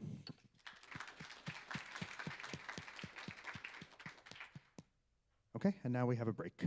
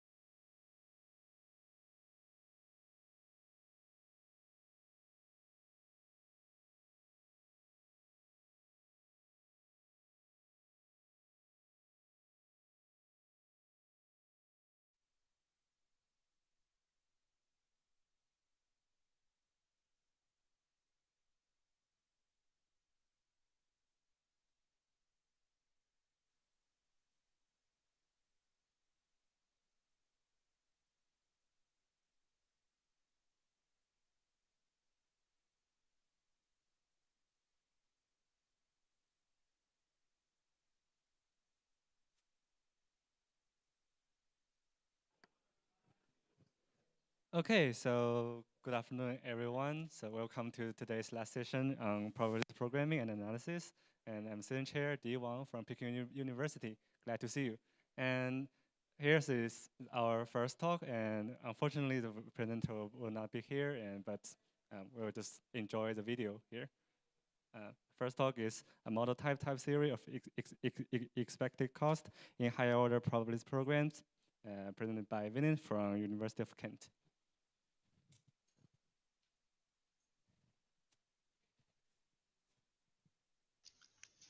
Hi everyone. In this talk, I will describe a model type theory for expected cost analysis of higher order probabilistic programs. My name is Vineet Rajani and this is joint work with Gilles Barth and Deepak Garg. So, abstractly speaking, we want to build a logic to reason about expected cost properties. Examples of such properties include bounds on expected loss or regret of prediction algorithms. Needless to say, such properties are of great interest in the machine learning community. Let's look at a concrete example. Here is a simple but a fundamental problem from the online learning literature called the experts problem. Basically, it's a prediction problem where the prediction is to be made using a bunch of experts. The task is the following. Every day, the algorithm needs to make a prediction about some event like the likelihood of a rain today or the price of a stock going up or down or something like that. To make this prediction, the algorithm can seek advice from a bunch of experts and finally make its own prediction based on their advices. One popular algorithm for this problem is called the randomized weighted majority, or RWM for short. As the name suggests, this is a randomized algorithm or a probabilistic algorithm which takes the following inputs. Number of rounds to run this algorithm for, which is a NAT, a list of experts, which are functions from NAT to bool. Now just for simplicity, I'm assuming that the experts make a Boolean prediction here, but it could be more general than that. The algorithm also takes a list of weights as inputs, which the algorithm will use to assign weightage to the experts, and finally a learning rate, which is a real number. Now those were the inputs. What will the algo produce? Well, it produces a distribution over the list of predictions made in all the rounds. Now I have already taken the liberty to denote the distribution using a monad here, thanks to Michel Jerry for showing that the probability distributions have a monadic interpretation. Okay, now let's look at how this algorithm works. Well, if the number of rounds is 0, there is nothing to be done. You just return a point distribution on an empty list. Otherwise, you get the advice from all the experts in that round, then make the prediction based on their advice. The way you do that is you compute a uniform distribution over the weights, sample from that distribution, and go with the advice of the chosen expert. After that, you get the true answer from an oracle. Based on the answer received, you calibrate the weights of the experts. Experts who got the answer right, you don't change their weights. And for others, you reduce their weight by a factor of 1 minus eta. And that's it. After that, you just recur until the end of all the rounds and ultimately producing a distribution over the predictions. Now, this is a higher order probabilistic algorithm, as we saw, and there is no guarantee that every prediction is going to be correct. So a natural question that arises at this point is, can we bound the number of mistakes that this algorithm can make in expectation? Turns out we can. Specifically, we can show that the expected loss over capital T number of rounds is bounded by the difference as shown here, where phi t is the sum of the weights of the experts in round T. So now the question is, how do we actually prove this? Well, proofs of this kind of theorems are often done using a ranking function based approach. What are ranking functions? Well, ranking functions are just functions from the program state to a positive real number which satisfy certain properties. Now, some of you might have heard of ranking functions like ranking super martingales, which are often used for termination analysis of probabilistic programs. But there are also potentials, which are often used for cost analysis. and that is what we are interested in. Now, as far as I know, potentials or the method of potentials was originated in the amortized computational complexity literature. And the key idea is basically the following. So you choose a potential function phi such that the cost of the ith step is upper bounded by the change in potential from the ith to the I plus 1th step. And then you just telescope over the n rounds to obtain a bound over the total cost as the difference between the initial and the final potential. In effect, the method of potential allows you to pay for the cost using some credits which are called as potential share. Now, the advantage of this is that in some cases you can derive much more precise bounds than using direct worst case analysis. And also for some problems, it is sometimes simpler to come up with a potential function than coming up with a direct cost bound that can be proven inductively. Now for the problem at hand, it turns out choosing log phi t by eta serves as the potential for the round t. Now, if you do some arithmetic, you can show that the expected cost of the tth round is upper bounded by log phi t by eta minus log phi t plus 1 by eta, exactly that we desire. And then you can prove the theorem that I showed you in the previous slide. Okay, so that's how you prove this theorem, but what's the research question here? Well, the research question that excites us is how can we build a logic that can be used to prove these kind of potential based bounds?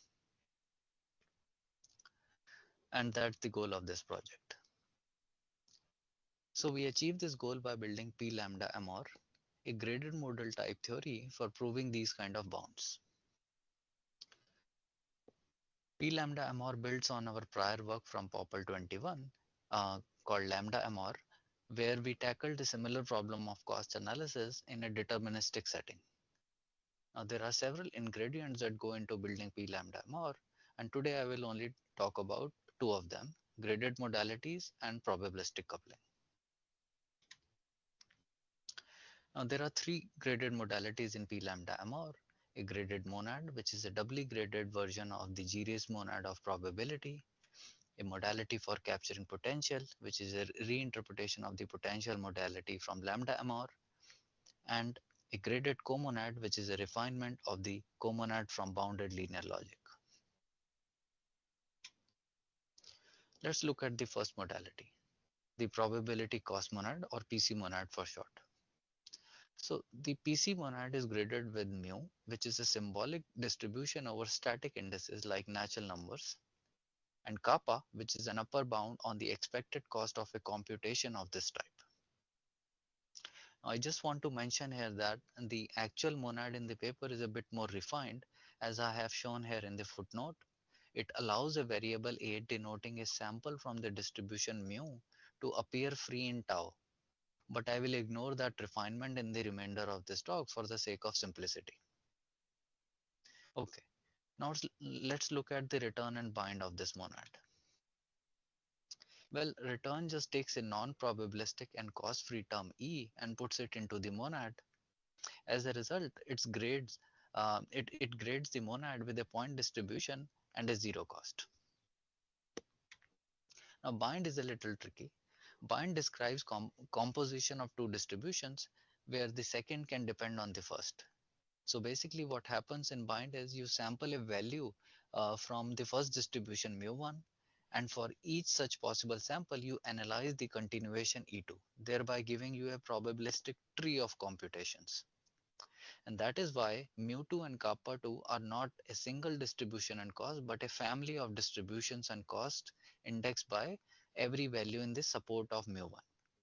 And this is the reason why the distribution in the conclusion mu is the convolution of mu1 and mu2, and the cost in the conclusion kappa is the sum of kappa1 and the expected cost of kappa2 taken over mu1. Now there are a few things that I'm pushing under the rug. The actual rule that we have in the paper is a bit more complicated, but we can ignore those things for now. Okay, Now, only return and bind are not sufficient. We also need a construct to define cost models, like counting the number of mistakes in our RWM example and so on, right? And this is where the tick construct comes in. The tick denoted using the up arrow kappa is purely for the purpose of counting cost here. As a result, the type of tick is a monad over the unit type graded with a point distribution and kappa cost. Okay, now let's look at the effect of the PC monad on this type of RWM. Now on the left hand side, you can see the type before from before, and on the right hand side is the new type. Now I want to zoom in on the type of the prediction, the result, yeah, because that's the most interesting bit here. The type now is a lot more informative. It tells you that the expected cost of obtaining a bunch of predictions is bounded by the logarithmic term as shown in the type. Now this is already a huge improvement from the type before on the left hand side, which gives us no information about cost or probabilities whatsoever. However, there are still two problems. The revised type still doesn't give us the bound of the theorem from before. It was a difference bound, remember? So this bound is not very precise in that term. And second, we need to quantify over a distribution mu here, which is a problem because now we have to compute a convolution in order to even type check RWM. Now, computing such convolutions can be quite complicated, especially for higher order recursive programs like RWM. So to handle this problem, we make use of probabilistic couplings. Now, couplings are a standard technique in probability theory, which allows you to reason about a pair of distributions together instead of reasoning about them individually. As a result, couplings have found a good use in the verification of relational properties. However, our use of couplings is very different. The key idea that we have is we have a rule in the logic which allows you to coerce a complicated distribution to a simpler one as far as there is a coupling between the two. Now, prior work from LIX19 makes similar use of couplings. However, LIX19 takes a very different approach to cost analysis. It is a co-effect based system and does not use potentials, while P lambda amor takes a effect based approach and uses potentials. I will talk a bit more about the relationship to LIX19 in a second, but let's first understand the effect of this rule on the type. So, well, what this coercion allows you to do is it allows you to simplify the distribution without changing the bound on the type. Yeah, as a result, we can get rid of the problem of quantification over mu and hence the need to compute those complicated convolutions because we can immediately coerce them to something simpler. This is reflected in the revised type of on the right, where we replace mu with a point distribution by showing a trivial coupling between them. Now this is great because it drastically simplifies the verification effort, which is key to verification of such real-world machine learning algorithms. Next, to reason with potentials, we introduce a new modality that allows you to attach potential with types, denoted using this bracket construct here. So we enter this modality with two operations, namely store and release, which is what allows you to pay for the cost using potentials. Now store, the store construct, it's similar to return. It takes a pure term and puts it into the monad. However, unlike return, it allows you to store k units of potential with the type. And also, unlike return, store is a costful operation, as storing k units of potential requires k unit of cost, while return was an operation with zero cost, right? What about release? Well, release is the dual of store. It takes a term with k units of potential and makes it available to its continuation, which has a cost of k plus k prime units. Now, since k units are paid off using the potential, the remaining k prime units must be accounted for as an unpaid cost, and hence it shows up as the cost in the conclusion. Now, you might be wondering, why is this rule sound intuitively? Well, this kind of a partial payment of expected cost using potential works out because of linearity of expectation. and this is internalized in the semantic model of our modalities. Okay, so now let's revisit our example again and see how the potential changes the type of RWM.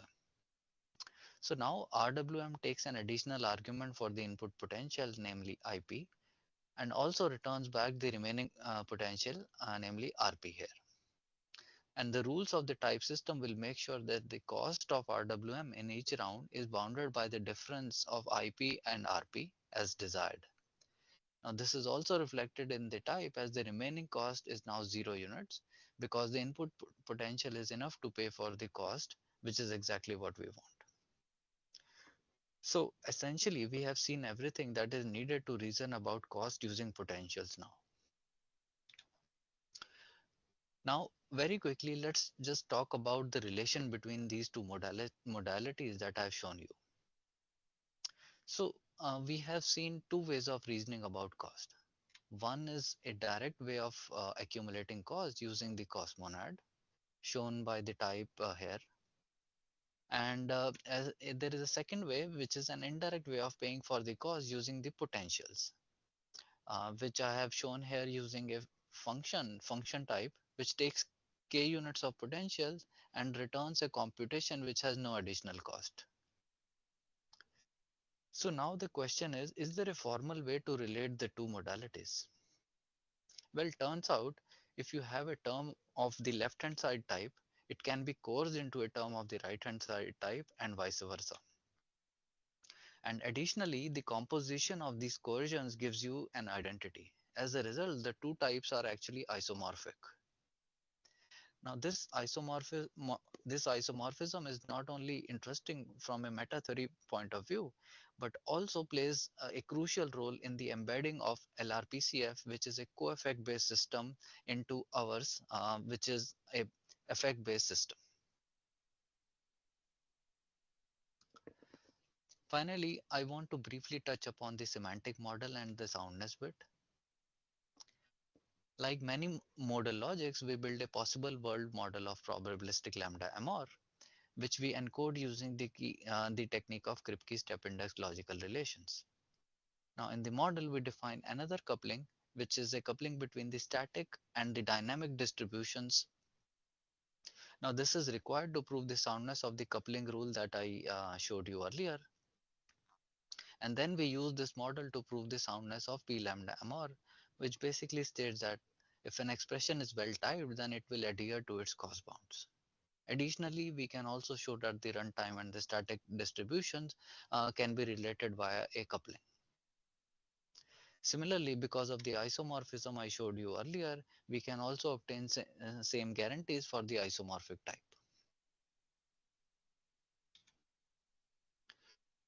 So to end my talk, I just want to mention a few additional things that are in the paper, but I did not talk about. So there is a third modality in the paper, which is a graded comonad. And we also describe its interaction with the potential modality via distributive laws. And also there are more examples from the machine learning literature, like bandit problem and the stochastic gradient descent. And that's it. Thank you very much. Thank you for listening.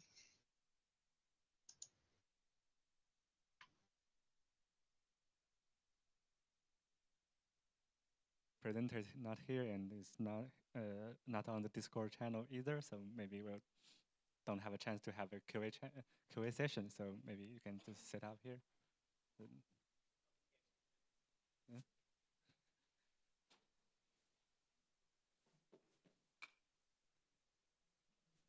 Okay, so let's welcome our second presenter, Jesse from MIT, to talk about work about on distributions for computationally differentiating parametric discontinuities. And we'll just wait for the clock to tick to 4:20.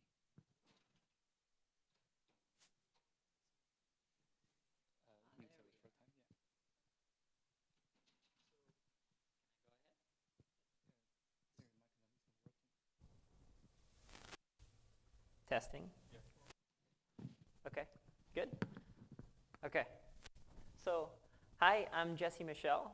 and I'm a 5th-year graduate student with Michael Carbon, and today I'll be presenting distributions for compositionally differentiating parametric discontinuities, and it's with these lovely co-authors here.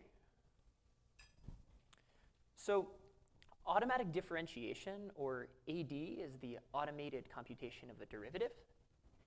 And derivatives are useful in deep learning, in optimization more generally, and in uncertainty quantification.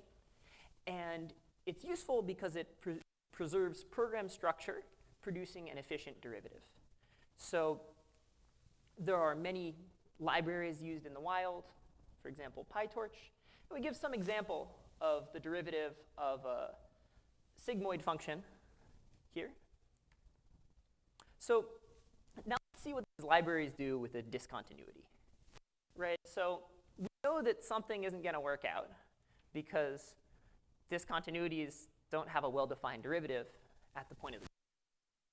So existing systems just go ahead, compute some derivative, and this is what they do. They ignore the condition, the parameter in the condition, and they take the derivative of each of the bodies, the body and the else body, right?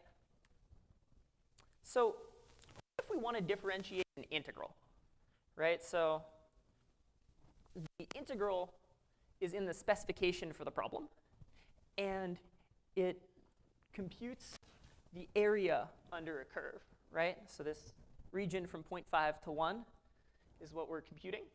And the derivative of that intuitively should be negative. And the reason is if we move theta, we'll have a little bit less area, right? So let's see what happens when we use standard AD. So what it does is it effectively commutes the derivative in the integral. So it is now the integral of the derivative of our integrand. And the result is 0, right? So there's a question of what went wrong. Why did we get 0 here? And the reason is that the integral and the derivative don't commute. So we're not allowed to do that. But implicitly, these libraries commuted the derivative in the integral. So in this talk, we study a class of discontinuities that we call parametric discontinuities. And a parametric discontinuity is a conditional statement with a condition containing at least one variable of integration and at least one real valued parameter. So we'll start by showing the solution. And the solution is this interesting thing called the Dirac delta, which is this spike precisely at the location of the jump discontinuity. And I'm just going to explain this Iverson bracket notation, which is 1 if theta is between 0 and 1, and 0 otherwise, right? So in this case, we have -1, because theta is 0.5. So why does this matter? Why think about parametric discontinuities? Well, these problems arise in physical simulation, in probabilistic inference, and in computer graphics. So for instance, when a ball bounces, the contact causes a discontinuity. And at the truncation points in a truncated Gaussian in variational inference. And then in computer graphics due to occlusion. And we'll look at computer graphics in a little more detail now. So in differentiable rendering, the goal might be to match a 3D scene to some photographs. And the idea is we start off with some initial guess, and we'll optimize to match that photo, right? And another example is image stylization. So we might want to have a triangulated stylized image. And we'll start with just uniform triangles. And we're going to optimize the locations of the edges of the triangles as well as their colors. And we get this cool stylized image. So now we're going to dive into a simple example in more detail. And we're going to try to get a deeper understanding of these parametric discontinuities. All right, so is a program mapping the geometry and color of objects to an image, or a pixel grid. And here's the equation for computing the color of a single pixel. So let's walk through this. We have an integral, or a double integral, over that little orange region, right? And our integrand is basically the density of light in that enclosed region, right? So the first term says how light attenuates. So we're going to say for now that it has constant attenuation. And the second term basically says which way is the light pointing. It's pointing diagonally downward. And the rendered result is depicted here. So when we take the derivative with respect to the light's position, right, so we're shifting the area light, it should be non-zero because, well, the light was here, and when you poke it, it should be down there. So standard AD here is wrong because it misses that. And the correct derivative is just this diagonal, right, for that moving area light. All right, so this derivative really comes from two terms. The first term is the interior, which, because we had a constant shader, was 0, right? So this first term is 0. And then there's this boundary term as well. So in our work, we account for that boundary term, and an overview of the content in the paper. We provide an introduction to this lovely theory called distribution theory, and we provide some extensions. Implement Pado, which, that's a Pado right there. They have spikes on their back, like a Dirac delta, but they're terrifying. Anyways, for distribution programming of parametric discontinuities, and we provide a denotational and operational semantics that we prove correct, and we show that our system supports separate compilation. So returning to this differentiable rendering example, there's this key feature of a renderer, which is something called separate compilation, which is that a program can be written as a composition of distinct executables. So in this case, we're going to try out 3 different shaders, right? So light can attenuate, well, not attenuate at all, attenuate linearly, or attenuate quadratically. And typically in the design process, you'll swap among these. And if you don't support that, that's a problem. So actually, our previous work wasn't able to support this, and now we support this. And in particular, programs can be separately compiled and differentiated, and then composed. And I guess the takeaway of this is you get this 2.73x speed up in compile time because you're not repeatedly compiling the whole program. All right, so going back to the contributions, now we know what separate compilation is.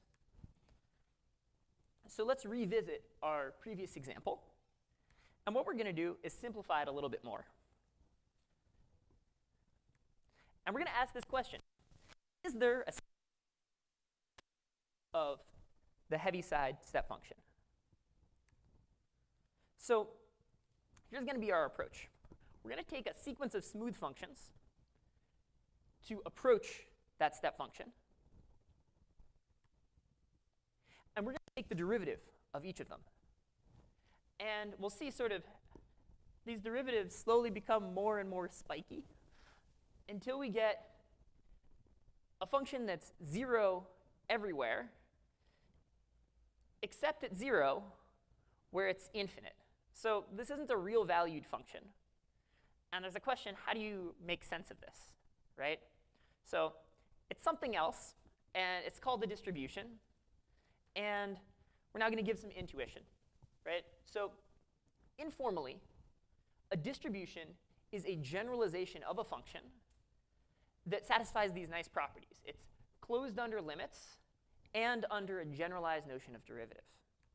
So the first way to reason about this Dirac delta is to basically typecast your derivative to a distribution, or to lift it to a distribution, and then take the limit, and then because of the closure under limits, you can show that Dirac delta is a distribution. Alternatively, you can lift to a distribution, apply this generalized notion of derivative, and then because there's closure under this generalized derivative, you can show that delta is a distribution. So sort of the inspiration for this two diagram came from a property of smooth functions. And the idea is that if you have a sequence of smooth functions that approaches another smooth function, then the sequence of derivatives approaches the derivative of that function. And so here, we did sort of the same thing, except we approached a function that wasn't smooth, and then we got something that's supposed to represent its derivative. All right, so we're going to follow this formal plan, which was one of the two ways we showed earlier to formalize, and closely matches our language formalism. So in particular, we're going to take this heavy side, we're going to lift it to a distribution, right? That's our typecast. And then we're going to take the distributional derivative. So what class of functions can be lifted to a distribution? Well, it's locally integrable functions. And those are functions that are integrable on every compact set in its domain.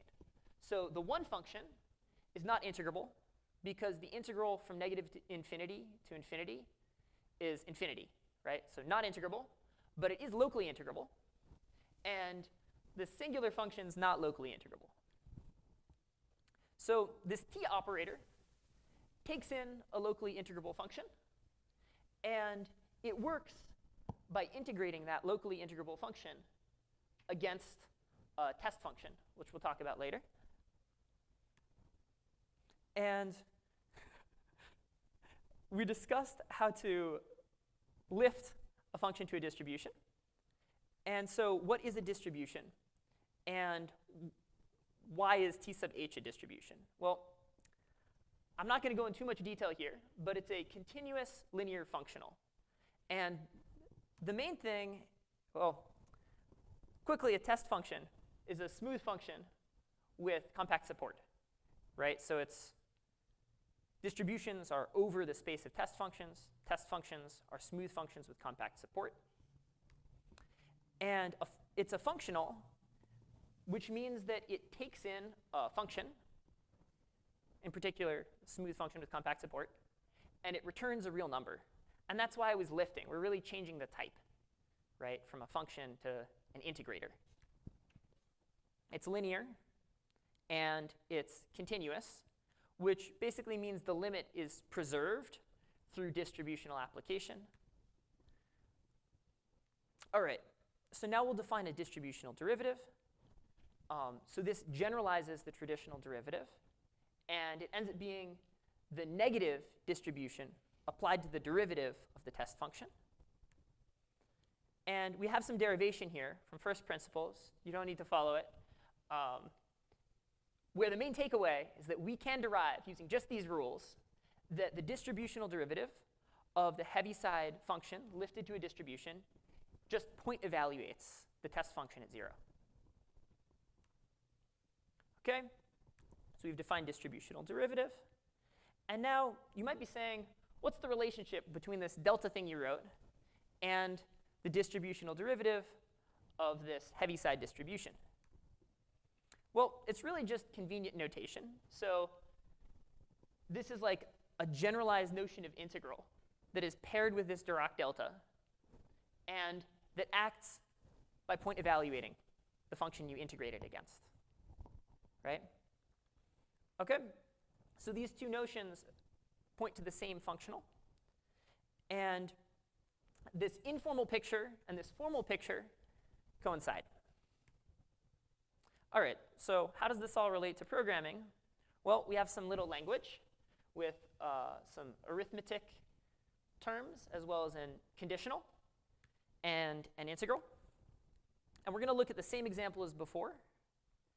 And we're going to give it some pretty standard denotational semantics. And the main interesting thing is typically we give denotation to an if statement via cases. But here we're going to write it as a sum of heavy sides, right? So this is if body times heavy side plus else body times 1 minus that heavy side. And this is suggestive of a distributional derivative of a heavy side that we might take, right? And so we can also define this distributional derivative denotation that maps programs into distributions. And the main property that it satisfies is that the distributional denotation is equal to the denotation lifted to a distribution, and then the distributional derivative of that, right? OK? So we can apply the same distributional denotation to our example. And the takeaway is we get a Dirac delta, right?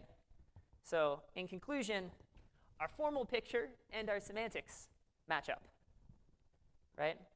And we can do the same sort of thing with the integral and apply it to our example for the regular denotation. And the distributional denotation we'll leave to our paper. So the key idea here is that we introduce a notion of distributional derivative that does commute with the integral. That wasn't true before, and now it's true. And that's the notion that this is compositionally differentiating, right? And we prove correctness. So the results that you might expect of these two semantics, we prove them. They're in the paper. And we also provide a full operational semantics, which we show is an unbiased and consistent estimator of the denotational semantics. And I guess the key idea of our implementation is we sample those Dirac deltas. So for example, this step function, which jumps at theta, and then when we take its derivative, we have a Dirac delta at theta, will sample the point x equals theta, which otherwise wouldn't be sampled. OK, so these are, again, the contributions. And now we can look at some applications. So one is risk minimization. And here we optimize this truncated distribution, which is dashed, to match a Gaussian. And we can see if we use standard AD, it can't move those boundaries. But if we use our system, it can move those boundaries. And we implement a 3D differentiable ray tracer. Not going to talk too much about this, but we can see the original programs and their derivatives. And then we do some benchmarking. And the main takeaway is, compared to our previous work, TEG, the compile time is much faster on this benchmark. And the evaluation time is faster as well. And the reason is separate compilation, right? So separate compilation meant that we're not doing these global program transformations. So our ASTs are nice and small, and that's good. And finally, there's some related work to, this is previous work that I did with co-authors. And the idea is to directly sample these boundaries. And then there's another line of work that blurs out the discontinuities. And the issue is you need to tune some parameter. And it's really hard to prove correct because you're changing your spec before you differentiate, right? So in conclusion, parametric discontinuities are everywhere. They're in physics, probabilistic programming, computer graphics. And we provide the first language formalization that accounts for parametric discontinuities. And our future work is lots of more language features. Our language is quite simple, actually, which we list out language features. And these techniques, I think, will be broadly useful in implementing differentiable PPLs, since the derivative of a measure is a distribution. So the distributional derivative of a measure is a distribution, but the derivative of a measure doesn't necessarily make sense out of the box. So that's interesting. And more broadly, I think it would be interesting to build world models using a mixture of neural networks and differentiable rendering and physics. Thank you.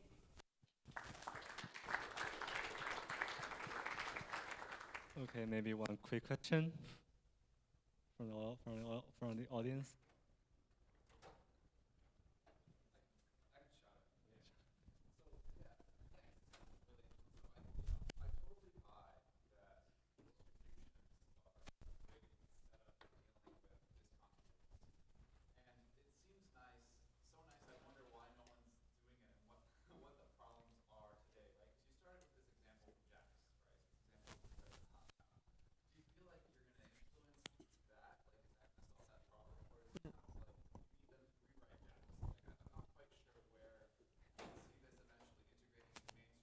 Totally.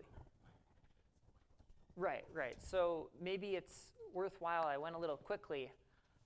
There are limitations, and one important limitation is that the condition in your conditional should be piecewise invertible, or at least locally invertible, and you have to know that inverse. So as of now, if you want to give that analytically, that's some significant programmer burden. And there's actually work by Elias here on automating that. There are ways to do it, but that's definitely a challenge. Another challenge is the Dirac delta sort of has to know how large the jump is from one side of the conditional to the other. So you end up needing to evaluate both sides of the conditional, which might be a little unintuitive to users. So those are maybe two challenges. And then also just implementing sampling the way we did. It's a little tricky to implement, but I don't think that'll be the barrier. Yeah. Thank you for the question. Okay, so thank Jesse again for his wonderful talk. And so our next talk will be about exact Bayesian inference for loopy probabilistic programs using generating functions. Presented to you by Lutz from Aachen University.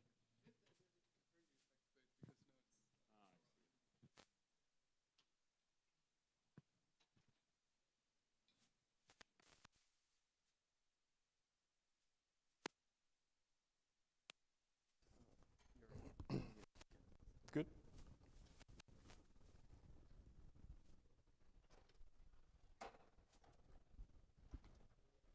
Yeah. So my name is Lutz, and I'm presenting our current work at OOPSLA, which is called Exact Bayesian Inference for Loopy Probabilistic Programs. Of course, this is not only me, but joint work with my co-authors, one of whom's also sitting here. Yes. So why do we want to do probabilistic program analysis for Bayesian inference? That's one of the first questions. And let me bring up this following example. Just imagine that you're rolling a fair die until you have seen a 6. And in every roll, you observe that it was even. So it was 2, 4, or 6. And now I ask you, how many throws do you need on average to get the first 6 observed that you have only made these even rolls? Maybe some of you can come up with a math for it and create the sigma algebra and think of random variables and expected values. But I think everyone in this room could just write a little program that specifically models the behavior I was just explaining. So first we initialize the two variables roll and the number of loop iterations C. And then we say, okay, until we hit the number 6, we uniformly sample, and we observe that the row was actually even, and then we count the number of iterations. And still we want to know how many throws do we need on average to get a 6. And now this question just transforms into what is the expected value of program variable C after termination. Okay, and there you can already see Just by doing probabilistic program analysis, we get a complete framework for making reasoning about stochastical processes, and we use probabilistic programs basically as a modeling language for these processes. Okay, yeah, that's what I just said. Here you can see a course overview of our approach. So on the left-hand side right here, you see a prior distribution. This is kind of, think of the input of a program or your initial belief about something. Then you have a loopy program with the conditioning statements. It just describes your stochastical model. And what we then do is we take this prior distribution and the model description, and if there occurs some while loops, we do some invariant techniques to reason about them, invariant-based. They can even have some kind of holes, which we call parameters, that also can automatically get synthesized. Then we compute the final distribution, or posterior also in Bayesian terms. And then once you got this posterior distribution, you can basically query all possible kinds of queries, like what is the expected value, what's the probability for certain events whatsoever. So because you once have computed the posterior distribution, you can then query it for whatever you want to know basically about your process. Okay, that brings me to the table of contents for my today's talk.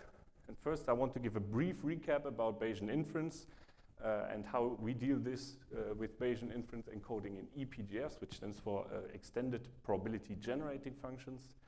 Then I will give a brief description about the semantics of our probabilistic program language, how we do the parameter synthesis and dealing with its while loops, showing some benchmarks, and in the end, give a conclusion. Okay, to get all of you on the same page, what is Bayesian inference again? So we recap. It's a method for statistical inference where we update the probability estimate of a think of an input of our program. As we collect more evidence or information becomes available, as this distribution gets pushed through the program, basically, it updates and reforms its shape. And all of this is based on Bayes' theorem. And here you see the little ingredients on the right-hand side. P of theta, this is the initial belief, or think of the input distribution. Then we have the likelihood. This is basically the conditional distribution, conditioned you have seen this input. And you observe the data X given the parameter theta. And you have the posterior distribution. This one we are interested in computing. This is what our semantics actually does. And this P of X in the end is the marginal likelihood of the data, which is just a normalization constant.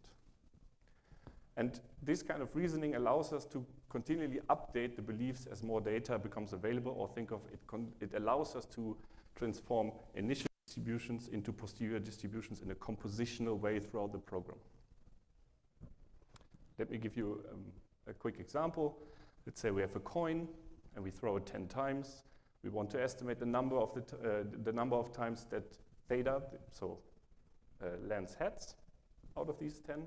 And let's say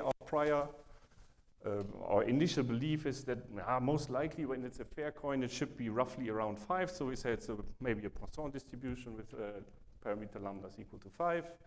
Then we do the actual experiment and observe 7 heads. So it may be not 100% sure that this is a fair coin. So we update our beliefs using the data we observed right here. So this was the prior distribution. This is here, this Poisson distribution with parameter lambda is centered here at 5. And then the update transforms this prior distribution into the posterior distribution. And you see how we retransform these shapes given by the actual model. And exactly this transformation is what happens when you compute the semantics of our probabilistic program for an initial parameter, initial distribution. Okay, how do we encode these distributions? Because it's not so easy to compute with pictures, right? And what we do is we, as I said, use extended probability generating functions. And this is a formal power series. And just think of infinite polynomial. And it has to satisfy certain properties. The first one is these coefficients right here, they have to be in the range of 0 and 1. And the sum over all of these coefficients must be between 0 and 1, so it encodes kind of the mass of a probability distribution. Okay, here's an example. Yeah, I think it's pretty clear. Throughout this talk, you will oftentimes see this is a bivariate extended probability generating function, but if we have something like x to the power of 0, we just omit it and say, this is the same as 1, so formally this monomial is there, but we omit it. Okay, so let's dissect this a bit. So we have this formal indeterminates. This is a vector-valued indeterminate x. You can see it because it's bold-faced. And we have one specific indeterminate which denotes observation failures.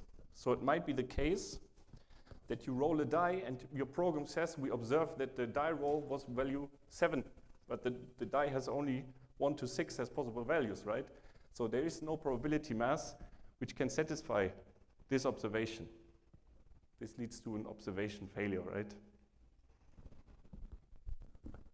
Okay, then we have the exponent right here. And this one identifies the actual value of the program variables or the state of the program. Here we have the probability that this state occurs, which is just a coefficient. And this is the probability, as I said, of the observation failure.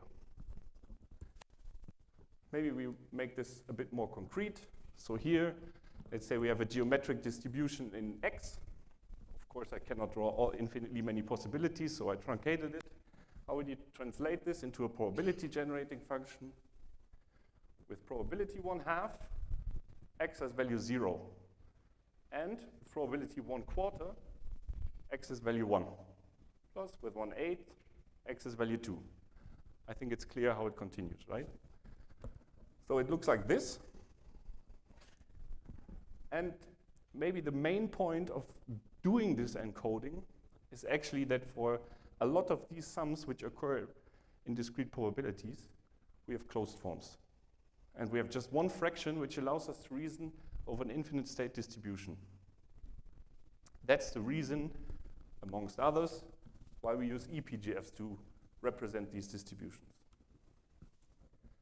Okay, what kind of distributions can we, for example, represent? Like a Bernoulli distribution is the easiest one.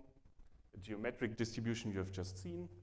Also uniform distributions or binomial distributions, even Poisson distributions, have nice closed forms. The other properties are, for example, that once we have obtained such a closed form, it's very easy to extract important information like kth moments. We take the derivative and substitute these formal indeterminates with 1, or marginal distributions just by substituting operations. Stochastic independence we can check by marginalizing for the certain variables, and then see whether we take the product, whether we get back the joint probability. So there are very nice properties why we want to use this. If we want to, for example, know what the termination of a program is, we can just take the posterior distribution, substitute all values for 1, then we get the sum of all the coefficients. And all the coefficients encode all the possible probabilities for the states in which we end up with. So this gives us immediately the termination probability. Okay, how do we transform now these priors to posteriors? Let's make this first by means of an example. On the left-hand side, you see a program. And what I use is kind of this annotation style reasoning for which I transform the initial distribution up to a final distribution. And right here, you always see a 2D graph, and the color plots basically the probability. Here you see the variable t, sorry, it's very, very little. And here the variable h. And for example, for t0 and h0, we have a probability of 0. For t0 and h1, we have a probability of 1. This exactly is encoded by this probability generating function, right? Okay, so first we do the if check if h is 1. This is certainly fulfilled, so we actually don't do anything. Now what we do is we increase t by a geometric sample. So here we sample a geometrically distributed value with parameter 1/2, and we increase the program variable t by that value. So here's basically what happens. We have increased this t, so we first marginalized it out, and then we multiplied it by the closed form of the geometric function. This is what it looks like in the pictorially world. Yeah, then we set h to 0. So we just marginalize it out, and here is, again the picture. Now we do the same for the else branch, but nothing actually fulfills the else branch right here. If h is not 1, then you don't get anything. So this is 0, but the program also does nothing, so it doesn't change. Right after it, we combine each branches, so this result and this result. And again, as the speaker before said, we don't do this in a case distinction, but we just sum them up. So this is the result. And now we do this observed term where we say we only want odd values of t. And this can also be easily represented right here. This is what we observe. So with probability 2/3, we will not satisfy this. And otherwise, this is our result. Okay, and in the final step, what we have to do is to renormalize it. And by which constant? Exactly 1 minus this constant. Because this is the probability which has to be normalized. And it basically, so the format doesn't change, but only the intensity of the color. Because, it's just a factor. Okay, here's the semantics of the program language. Don't look too much into detail, but the important things is that for the loop-free part, we basically preserve these closed forms of the probability generating functions. And also for the observed case, only the while loop can break this property, assuming we started with a closed form. How is the while loop actually implemented? Pretty standard as the least fixed point of a certain operator. And this basically mimics the equivalence of doing the while loop or unroll it one time and then do the while loop again, which is should be equivalent. Yeah, so but you saw these while loops, and how do we compute this fixed point? This is sometimes infeasible. And I already hinted to it a bit that we use the invariant-based reasoning. The first thing is that we use invariance with Park induction. Maybe I just briefly recap Park induction. So assume we have such a while loop with the loop guard phi and the program p. Then the following holds basically that the semantics of one loop iteration, or this invariant I captured in one loop iteration, if this is smaller than the semantics of I itself, we know that I over-approximates the loop semantics. This is basically what Park's lemma states. And if we furthermore know that the program L is universally almost surely terminating, which means for every input, this program terminates with probability 1, we even have equality at hand. And this is what we make use of. So what we did is basically reasoning about a while loop. We boiled this down to reasoning about an invariant. About program equivalence, right? Here, this is basically, it means this program is equivalent to that program, so they produce the same output for any input. Okay, but this is actually decidable for loop-free programs if they are UAST. How do we do this? Let me give you a brief idea. So we have a loop and an invariant template. Here, this is the die roller, and this is our invariant template. We again write it just as a loop-free version. And we now want to show that if I take, so what we have to show is that they produce the same output on every input. And we can do this by the same trick. So as these probability generating functions were basically enumerating probabilities, we just lift this one step and now say, okay, second order probability generating functions enumerate probability distributions. So every coefficient is now not a probability, but a whole probability distribution. This is basically what is written here. And if we take one very particular one, which looks like this, so for every program variable, we introduce a new variable, a spurious variable, and this one tells you, or this special second order probability generating function basically enumerates all Dirac distributions, all point distributions. And there's a famous result about Cozen that if you know how the program behaves on every individual point in a discrete space, then you also know how it behaves on every possible discrete distribution just by convex combination. So we just have to test not for all inputs, but only for this one special input right here. And why does it work? Because syntactically, it's still just a formal power series. So my semantics works also for these kind of objects. Okay, so I had this loop. I had an invariant with some open parameters. Maybe I don't know them. And then I want to compute this. So the loop unrolling of this invariant here and the invariant itself, and compute this on this very specific input.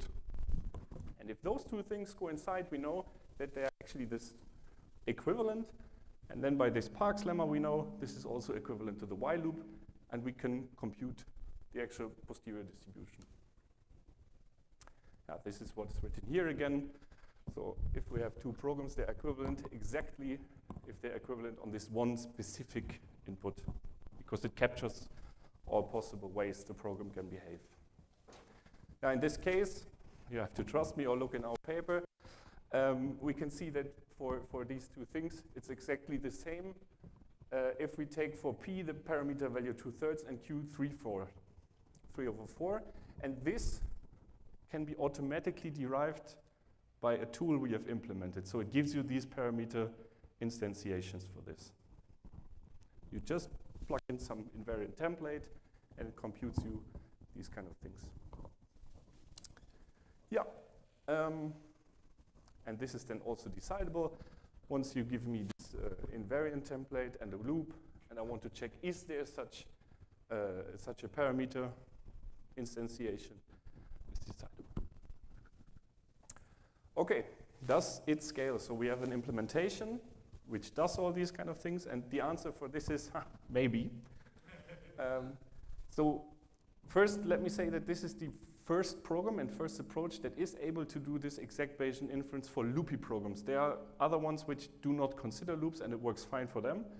For example, we will come to this, but this is the first one which can also handle loops, right? And here's a table which picks some benchmarks for our program, which is about programs which contain loops, so we cannot really compare it against some other technique. And what you can see right here is, so if we use our faster backend, because it's a Python implementation, most of them take less than 1 second, but even with computing these parameter instantiations. So at least it's a reasonable prototype. And if we compare to other tools which can do exact inference like lambda psi or like Genfer, we can see that this is not our main thing we want to do, because we want to analyze loopy programs, but also for the loop-free ones, we are oftentimes reasonably well, sometimes even better, or can handle programs the other ones cannot because of parameter instantiations or, So even in the loop-free case, we're not the best out there in the market, but we oftentimes can compete well. Basically this concludes my talk. So what we did is we introduced the PGF-based denotational semantics for these loop probabilistic programs with flexible conditioning and while loops. We can deal with infinite support distributions, unbounded loops, conditioning and symbolic parameters. There is an implementation where you can play around with and try this out for yourself. So for Bayesian inference with conditioning, automatic invariance checking, parameter synthesis in invariance, and queries about the properties of output distributions can all be done in Prodigy. You can check it out. And basically, thanks for listening.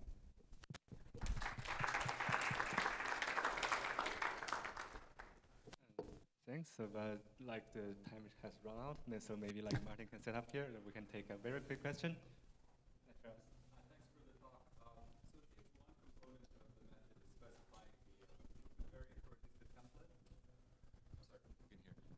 seems one method, first of all, thanks for the talk. One component of the technique is writing this loop invariant. Yes. Or rather the template, and then you can learn the parameters. Yes. In practice, how difficult is it to find the right template, or are there thoughts about how you might automate the discovery of that template? It depends. So usually it's not trivial, of course. But usually when you code up a while loop, I mean, some kind of invariant in mind why you do it this way, right? And this is also what you have to encode into this loop-free invariant. But of course, it's not an easy task. And in general, you cannot come up with an invariant automatically because this is undecidable, actually. But we have some future work, which we're currently working on, which does not only parameter synthesis, but also is trying to synthesize invariants with a little different technique. Looks promising, but yeah, stay tuned. And just very briefly, the second question is, can you handle nested loops, or do you have to sort of unroll them? Sort of, to a single loop. You can handle nested loops.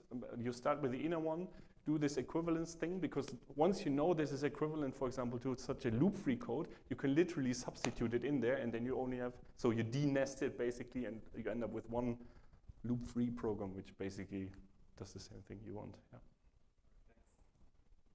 Okay, thanks Luz again for the wonderful talk, and you can take the discussion offline. Okay, so let's welcome our next speaker, Martin from INRIA, to talk about hopping proofs of expectation-based properties.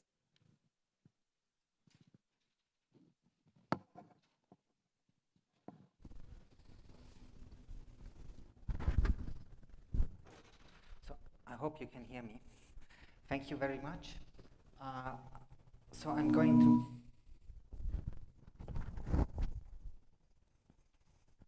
Hello? Okay, I hope it works. So thank you very much. My name is Martin Avanzini.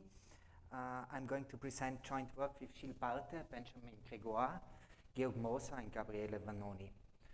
So in a nutshell, our work is about a logical framework for reasoning about imperative programs with procedures and with sampling primitives. So these sampling primitives then make the program evolve probabilistically rather than deterministically. So from a semantical perspective, they now return a distribution of output. And the kind of properties that we are interested in analyzing are so-called expectation-based properties, like mean values of the output distributions and stuff like this. When we were thinking about these ideas from the paper, we had two concrete application domains in mind. The first one is complexity analysis of randomized algorithms, and the other one is the verification of cryptographic procedures or cryptographic routines. Okay? Although I have to say it's more like a general purpose framework, not confined to these applications areas, but these were really our motivations. Since we really wanted to use these logics, we had two main design principles in mind. On the one hand, the logic should be usable, and it should be expressive. So usable, I mean, we want to apply this one on realistic programs, which requires, well, maybe not complete automation, but some computer aid. Compositionality is key, and also we would like sort of to reason via program abstractures. And the expressiveness just means that the framework should not stand in the way, and one way to guarantee this one is to have some form of completeness properties. Okay. Now, our solution consists of three key components. The first component, and the most central one, is an adaptation of classical Horry logics. Okay, so triples in this logic take a similar form to classical Horry logic, but there is one central difference, apart from the fact that the program C now can be a probabilistic program. Namely, your assertions or your pre and post conditions are now not predicates on your state space, but they are real valued functions. The nice thing about this logic is that we can derive or we can retain actually a lot of the nice features of classical Horry logic when you think about its compositionality, but also the kind of completeness properties it satisfies. The second key component is the integration within this logic of probabilistic relational Horry logic, BRHL, introduced in this 2009 paper, I think a Poppel paper by Barthe and others. So this is a relational logic, so it allows you to compare programs, where the intuitive meaning now of such a judgment is that if you run the program C and D in P-related inputs, they are probabilistic, they will produce two output distributions, but these two output distributions can be coupled up in a way that this coupling satisfies the post-condition Q. And this is something that allows us, for instance, through the integration of such a relational logic within this expectation-based Horry logic, it allows us to carry out abstractions. So if you think about cryptographic reductions, if you want to analyze cryptographic procedures. And last but not least, we integrated the overall approach in an interactive proof assistant dubbed EasyCrypt. So if we look into this first central component, this Horry logic, as I mentioned before, your pre and your post, they are now functions into the reals, which of course then also necessitates a new interpretation of its semantics. And very informally, this semantics just now means that your pre, your f, if you evaluate it on an initial state, then it upper bounds the expectation of your post with respect to the output distribution of your program. Okay, to give you some intuition, you have a variable x, you add the outcome of a dice roll. If you are interested in the expected value of x after execution, then this will be bounded by x plus 3.5. Okay, so this way you can reason about upper bounds on expected values, but you can also reason about probabilities, for instance, just by measuring predicates. So this one says if you flip a fair coin and you assign the outcome to a variable x, the probability that x will be had after execution of this statement is 1/2. Through this bar operator, we can also reason as in classical Horry logic. So this triple here says that if you have a variable y that is initially had, you throw a coin, you assign it to x, then you will end up definitely in a state where x is either head or tail, or y is equal, and y will retain being head. So far so good. There is a final component that is also crucial, namely we allow logical or auxiliary variables, and this really turns these triples into some form of schema, because these logical variables are implicitly universally quantified. So this judgment here holds for any function h that takes a coin and returns a real number, for instance. And this is something that is very useful if you think about building a library of facts, because now you have these schemas that you can instantiate to the situation, but it's also important or critical, for instance, if you want to reason about procedures. And of course, this also needs to be sort of reflected in the semantics of statements. So I think maybe the most nicest aspect of the way how things are set up is that if you look at the rules, they just look like classical Horry logic. Okay? Of course, you need to sort of adapt the rule for assignment, because now you do sampling, but here you just do the most obvious thing. You have to a bit adapt the weakening rule, because now you're not speaking about predicates, but real valued functions, and effectively you have to turn implication into an inequality. But if you look at the remaining rules, they are identical to the rules that you know from classical Horry logic. If you have a conditional, you perform case analysis. Composition of commands you do compositionally. And if you look at the while loop, you have to find an invariant that is preserved by the loop body. And I think this is something that makes it very nice. And then if you look at the results, we have two main, let's say, meta-theoretical results. The most essential, most basic one is, of course, soundness. Whatever you can prove in this logic is correct. So soundness, derivability implies validity. But you have also the inverse direction, which is a completeness result, namely that every valid judgment can also be derived.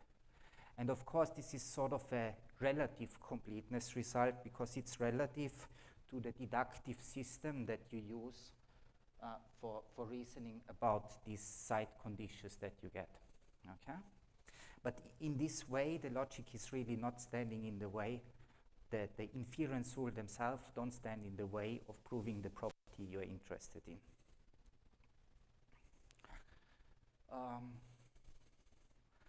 I don't have too much time, but I at least want to give you a bit of intuition how all of that one now is integrated within EasyCrypt. So here you see a simple procedure. It's performing a while loop. The while loop is increasing a counter, and it returns this counter, and what we measure is the result of this procedure. And we want to prove that the number of loop iterations given by this counter is on average bounded by 2n. If you look at the program, this is quite easy to see, but let's prove it in EasyCrypt. Okay, so how you start is in EasyCrypt, you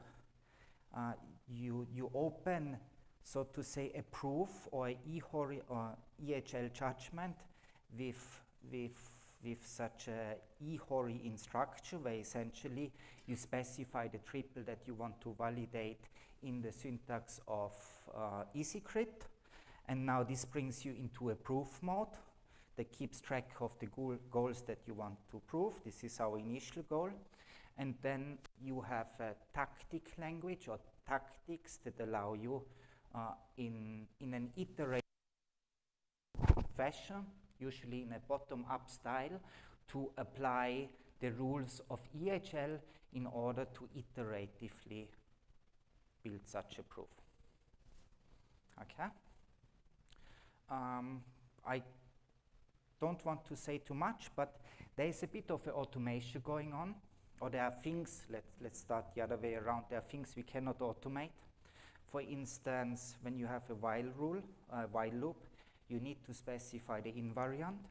But for instance, if you have a code snippet that doesn't contain a while rule, then EasyCrypt allows you to perform or to jump over this code snippet and do all the computations for you. Let's look at a bit of a more interesting example that highlights the usefulness of the integration of this relational logic. So maybe you know quicksort. QuickSelect is a selection algorithm that is based on quicksort. A selection algorithm takes an array, it takes an index k, and it's supposed to return the kth smallest element within this array. And what you do is you just sort, and then you return in the sorted list the kth element, but you can be a bit more clever if you use, for instance, quicksort. You don't have to descend in the partitions it creates, but you just have to look further in the partition where this index is lying. But from a complexity perspective, it has the same limitations as quicksort. If you start from a sorted array, the worst case complexity in terms of the number of comparisons, for instance, that you perform is quadratic, but you can overcome this problem by picking a pivot at random when you are partitioning. And you can then do a pen and paper proof, for instance, by constructing such a recurrence, analyzing this recurrence, and then you realize, indeed, on average, the complexity of randomized quick select is linearly bounded. But this is not really what we want to do. What we want to do is really, we start from an implementation, and we want to have a guarantee that this implementation satisfies a certain property. But at the same time, we sort of want to follow the standard proof, right? So here you have the standard way how you would implement quick select in an imperative language. So what you need to start is you first need to say, what do I want to measure? What do I want to analyze? Here it's, for instance, the number of comparisons that we are doing. So we just introduce a cost counter and always increase in the code the cost counter whenever we do a comparison. And then we are interested in the expected value of this cost counter. And now you can apply EHL to reason about the program. And of course, the most important part is to come up with an invariant for this while loop. And you can take the invariant that you get from the previous proof, or from your pen and paper analysis. And then, of course, you have to verify that the loop body is preserving this invariant. So in particular, this also means that partitioning has to preserve this invariant. And this is a bit tedious like this. And the way to overcome this one is to just say, okay, let's ignore the details of the implementation and abstract it. Okay? And so you have two important properties of quick select that you need for the cost analysis. You need to know how much the cost boundary is increased, and you need to know how the pivot is aligned after partitioning. Okay? And this is reflected in this program, and you can easily analyze it with EHL. But now the question is, how do you transfer this analysis to your real Q-select algorithm? And the way how we justify this one is by integrating relational reasoning with a rule that uses PHL in order to connect two EHL properties. This is sort of the idea. And of course, there are some side conditions that, for instance, have to relate in a way the preconditions of these two statements and the postconditions of these two statements. So just on an example, in PHL, you can prove that when partition and its abstructure receive identical arguments, then also their outputs can be coupled in such a way that the way they increase the cost and the result remains identical. And so now I can take this analysis on the abstructure and transfer it to an analysis of the original code. And with that, once we have this triple here, it's really not difficult anymore to show or to deal with this while loop here. And if you look closely, this actually recovers the original pen and paper proof. I don't want to spend much work on this final case study.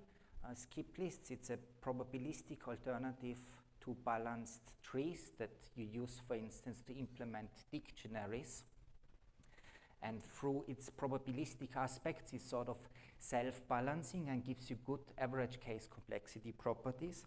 And actually, this was our driving example because it's really difficult to formalize.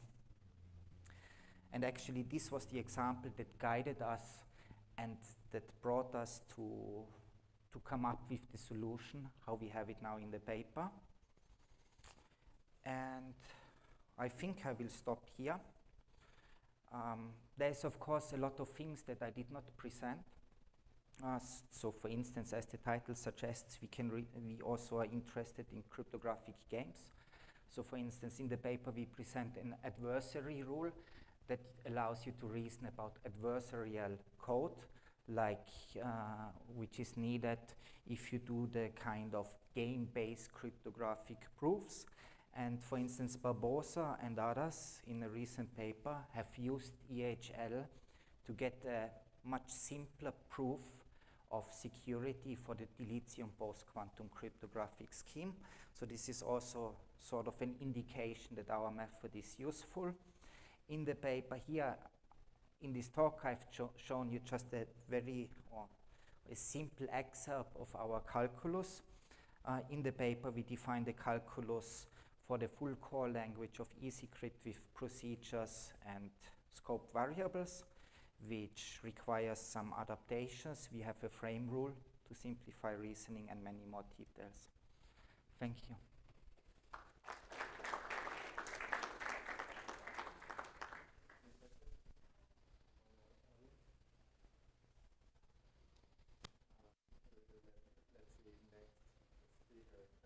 to the preparation, and then let me just ask you one quick question. So we have this PRHL here. So why not just have a relational version for the EHL? Oh yes, we have. You do have it as well? Yes. Cool. So this is something that we submitted to POPL 2025. I see. Okay, maybe we can discuss offline. Okay, nice. Thanks, Martin, again for the wonderful talk.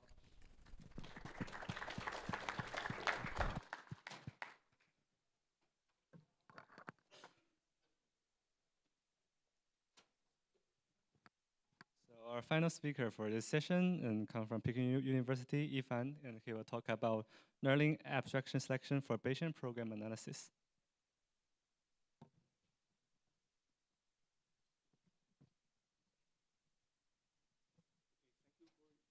Thank you for introduction. Hello everyone, I'm Yifan Zhang from Peking University. I'm going to talk about our recent work on learning abstraction selection for Bayesian program analysis. This is a joint work of Yuanfeng Shi and Xin Zhang. We began with an introduction to Bayesian program analysis. Bayesian program analysis is a new paradigm to address problems existing in conventional program analysis. In conventional analysis, the analyzer will generate alarms based on logic rules and hand them to the user. However, there are many false positives due to the over-approximation. The analyzer also cannot learn and adapt to the user's need because the logic rules are fixed. To address these problems, Bayesian analysis converts the conventional analysis into Bayesian models. As a result, the analysis can learn from posterior information, such as user feedback, observation code, and test runs. The analysis can also generate the probabilities of alarms to rank them. Therefore, compared to conventional analysis, Bayesian analysis can significantly improve users' needs. Next, let's focus on another key component of program analysis, abstraction selection. Conventional program analysis is based on logic rules and select abstract domains. The selection is crucial for conventional analysis. For example, how to model objects in the pointer analysis. One way is to model all objects allocated by the same line as one abstract object. This method is fast but coarse. Another way is to add a constraint on the last k call size. This method is more precise, but slower when k is large. This is a well-known trade-off between position and cost, and there is a long line of works on how to select well-balanced abstractions for conventional analysis. Since the Bayesian analysis is a systematic approach for transforming analysis derivation into Bayesian models, and the analysis derivation varies significantly with selected abstract domains. Thus, the selection of abstraction is also crucial for selected abstract domain. The selection of abstraction is also crucial for Bayesian analysis. Specifically, the selection of abstraction will affect its generalization ability, which is the ability to produce good alarm rankings with a given amount of posterior information. So how to select adequate abstractions for Bayesian analysis? Our work is the first to research this problem. We will use a motivating example to show the challenges of this problem. Here, we illustrate a code fragment. We will show how the cone depth in context sensitivity affect the analysis result. There are three functions of f, g1, and g2. In each function, there will be a variable from input and eventually used as the index of the array B. We want to use a tint analysis to detect potential out-of-bounds bug in these statements. We assume the analysis doesn't know the specifications of the inputs and conservatively assume the values from inputs are tinted, which can lead to false alarms. So we can derive tuples tinted X, tinted Y, and tinted Z. We first use the context insensitivity, or we call 0 CFA, on all functions. Let's first focus on context. Let's focus on function f. There is a value flows from x to x1, x1 to x2, and x2 to j in function h.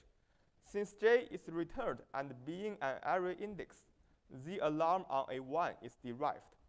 However, since the specification of x makes it a valid array index, A1 is a false alarm. We then focus on function g1. The value flow is from y to y1, y1 to I in function g. And since we use 0 CFA, the value flow is merged to j in function h, and then derives the alarm A2, which is a true alarm. This is similar for function g2, where both j, I, j, and alarm is 3. We refer this directed graph as the derivation graph, and each vertex represents a derived tuple. Next, we can attach a probability 0.8 to each derivation to quantify their degrees of approximation. Then the whole graph is transformed to a Bayesian network, and each tuple becomes a Bernoulli variable. We can do Bayesian inference on each variable based on given posterior information. For example, we can first calculate the probability of alarm A1 and A2 and A3. They all have the same probability, and we assume they are the highest. The user checks A1, given negative feedback. Then we can calculate the conditional probability under this feedback. The probabilities of A2 and A3 are decreased since they are connected through the path we showed in the network. This is not good for the user, since A2 and A3 are true alarms. We will show what will happen. We will use a more precise abstraction. We then use the context sensitivity with clone depth of 1, or we call it 1 CFA. The change is that the value flow from x2 to j will be separated from other two flows. The flow from function g1 and g2 will finally be merged in function h, since only the last coset is considered in 1 CFA. Then the alarms with highest probability are now A2 and A3. We assume user check A2, then the probability of A3 will increase since they are connected. And the probability of A1 will not increase since they are separated in the network. This is better for user since A2 is a true alarm and A1 is a false alarm. We can conclude that if an abstraction is too coarse, then it may cause posterior information to propagate to irrelevant analysis results falsely, just like from A1 to A2 and A3. And this is the underfitting in machine learning. However, if we use a more processed abstraction than 1 CFA, the context sensitivity with clone depth of 2, or we call 2 CFA, what will happen? The change is that all value flows will be separated since the length of call chains is no more than 2. Now, the alarm A3 has the highest probability. The user will check it and give positive feedback. Due to the separation, the probability of A1 and A2 will not increase. This is not good for user, since A2 is also a true alarm, but A2 has a lower probability. We can conclude that if an abstraction is too precise, then it may prevent posterior information from propagating to relevant analysis results effectively, just like from A3 to A2. And this is the overfitting in machine learning. From the motivating example, we can conclude two challenges. The first one is effectiveness. There is assumption in conventional analysis. A final abstraction will lead to a better result. All previous selection approaches are based on this assumption. However, in our example, we show that a modest abstraction may have a better generalization ability than a more precise or more coarser one. So this assumption is break in Bayesian analysis, and we need a new technique to handle this problem. The second one is generality. Since Bayesian analysis is not based on a specific analysis, designing a specific approach is not ideal. For example, we can use the range of x to determine which type of context sensitivity to use. But this only works on specific analysis. We want to design an analysis agnostic approach based on the probabilistic model itself. Since conventional approaches are unable to address these two huge challenges, we propose a learning-based approach, bin graph. Our approach starts from the closest abstraction. Iteratively refines the abstraction in several rounds. The final abstraction is the selected abstraction of our approach. Here, we use an integer vector to represent an abstraction. Each element represents the abstraction level for each abstraction point. A higher level represents a final abstraction in conventional analysis. For example, the abstraction level and the abstraction point correspond to the clone depth and the function in the parametric KCFA analysis. In each round, our approach will calculate features based on the analysis derivation and refines it based on our offline learn strategy. Here, our feature is designed to be derivation graph-based to obtain generality. In other words, as long as we can extract derivation graphs of a given analysis, bin graph can apply. We will demonstrate the detailed property types later. Moreover, we will not only use one derivation graph. We will use the original derivation graph and the derivation graph after the refinement. This is because we can do a more precise computation of the impact of the refinement on generalization ability, which can lead to a more effective approach. Finally, the abstraction we selected will be transformed into a Bayesian network, and it can calculate ranked alarms and hand them to the user. The user will listen back the alarm with the highest probability, feed it back, and continue this interaction. We will then focus on the core feature calculation part of bin graph. We use the previous example to show the feature calculation part. Assume we are in the first iteration, and we start from 0 CFA and try to determine whether to use 1 CFA on function g. For each abstraction point, there will be a corresponding parametric tuple to generate the derivation graph. We use CSG0 to represent 0 CFA on G, and CSG1 for 1 CFA on G.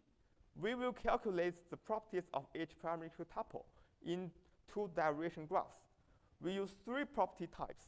The first one is the count of reachable vertices, which reflects the overall influence of refining the tuple on the Bayesian network. The second one is the average of shortest distance to reachable vertices. It reflects the average impact on reachable vertices of refining the parametric tuple. The third one is the count of vertices with the shortest distance of no more than k, which reflects potential influence to a certain subgraph and different subgraph patterns within a given radius. The ratio of feature calculated in the two graphs consists of n-dimensional real vector. Our learn strategy is the set of n-dimensional real vectors. If this set contains this feature value, then the corresponding part of this parametric tuple in the abstraction will be refined. Otherwise, it will not be. In order to evaluate the efficiency of our approach, we conducted experiments on it. We used two incidence analysis, a data risk analysis, and a threat escape analysis. Our benchmark consists of 13 Java programs from the decouple suite and from Passworks. Our baselines are the closest abstraction, the most precise abstraction, and the abstraction with random parameters. Our major evaluation metric is the immersion count of simulated interaction. Here, we previously obtained true bugs in benchmarks and simulated the whole interaction. The immersion count is the number of pairs of false alarms inspected by the user before a true alarm. Lower immersion count represents a better user experience during the overall interaction. We first researched how effective is bin graph. Our results show that there are average 40% lower immersion count compared to baselines. And there are also similar improvements in the other two metrics used in the previous work. In summary, bin graph is indeed effective. We then researched whether it is necessary to use two derivation graphs. Since the derivation graph after refinement usually has a high computational cost. We do an ablation experiment that only uses one derivation. The result shows that it is extremely worse than the original setup, and even worse than base length in most metrics. We can conclude that it is necessary to use two derivation graphs. Last, we researched whether conventional approaches can replace bin graph.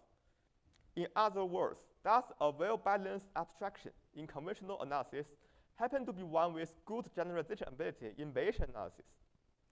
We compared our approach with the cheapest abstraction among all the abstractions that produce the least false positives. The result shows that conventional approaches cannot reliably find abstractions with good generalization ability for Bayesian analysis. Finally, I will give the conclusion of our work. We are the first to research the abstraction selection problem of Bayesian program analysis. Then, we propose a framework bin graph for learning abstraction selection for Bayesian program analysis. Next, bin graph has a direct optimization effect on the generalization ability, and is general to apply to Bayesian program analysis with different logic rules. Last, we show the effectiveness of bin graph on diverse analysis applied to a suite of real-world programs. And that's all. Thanks for listening.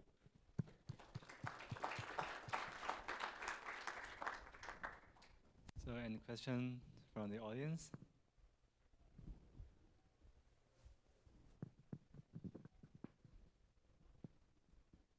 Nice work and nice presentation. I'm wondering how you came up with those heuristics that you showed, the 3 heuristics for deciding. Can you go back? Oh, okay. I'm not sure if it was 1 or 3. Yeah, the 1, 2, and 3. They are about for the third heuristic. They are about actually there are 9 heuristics with different k. So there are totally 11 heuristics. But the 11 heuristics can classify to these 3 types. And our experiment shows that these 3 heuristics is worked. But we believe that there exist other heuristics that will have a better performance to this problem. And also our framework is supported to add any kind of heuristics as long as it is graph-based. And they could even be learned, presumably, using, say, a shallow neural network or something, right?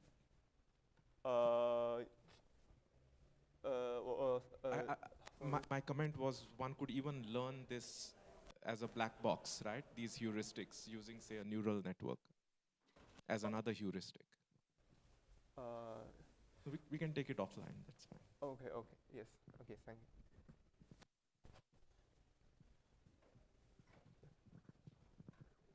So any more questions?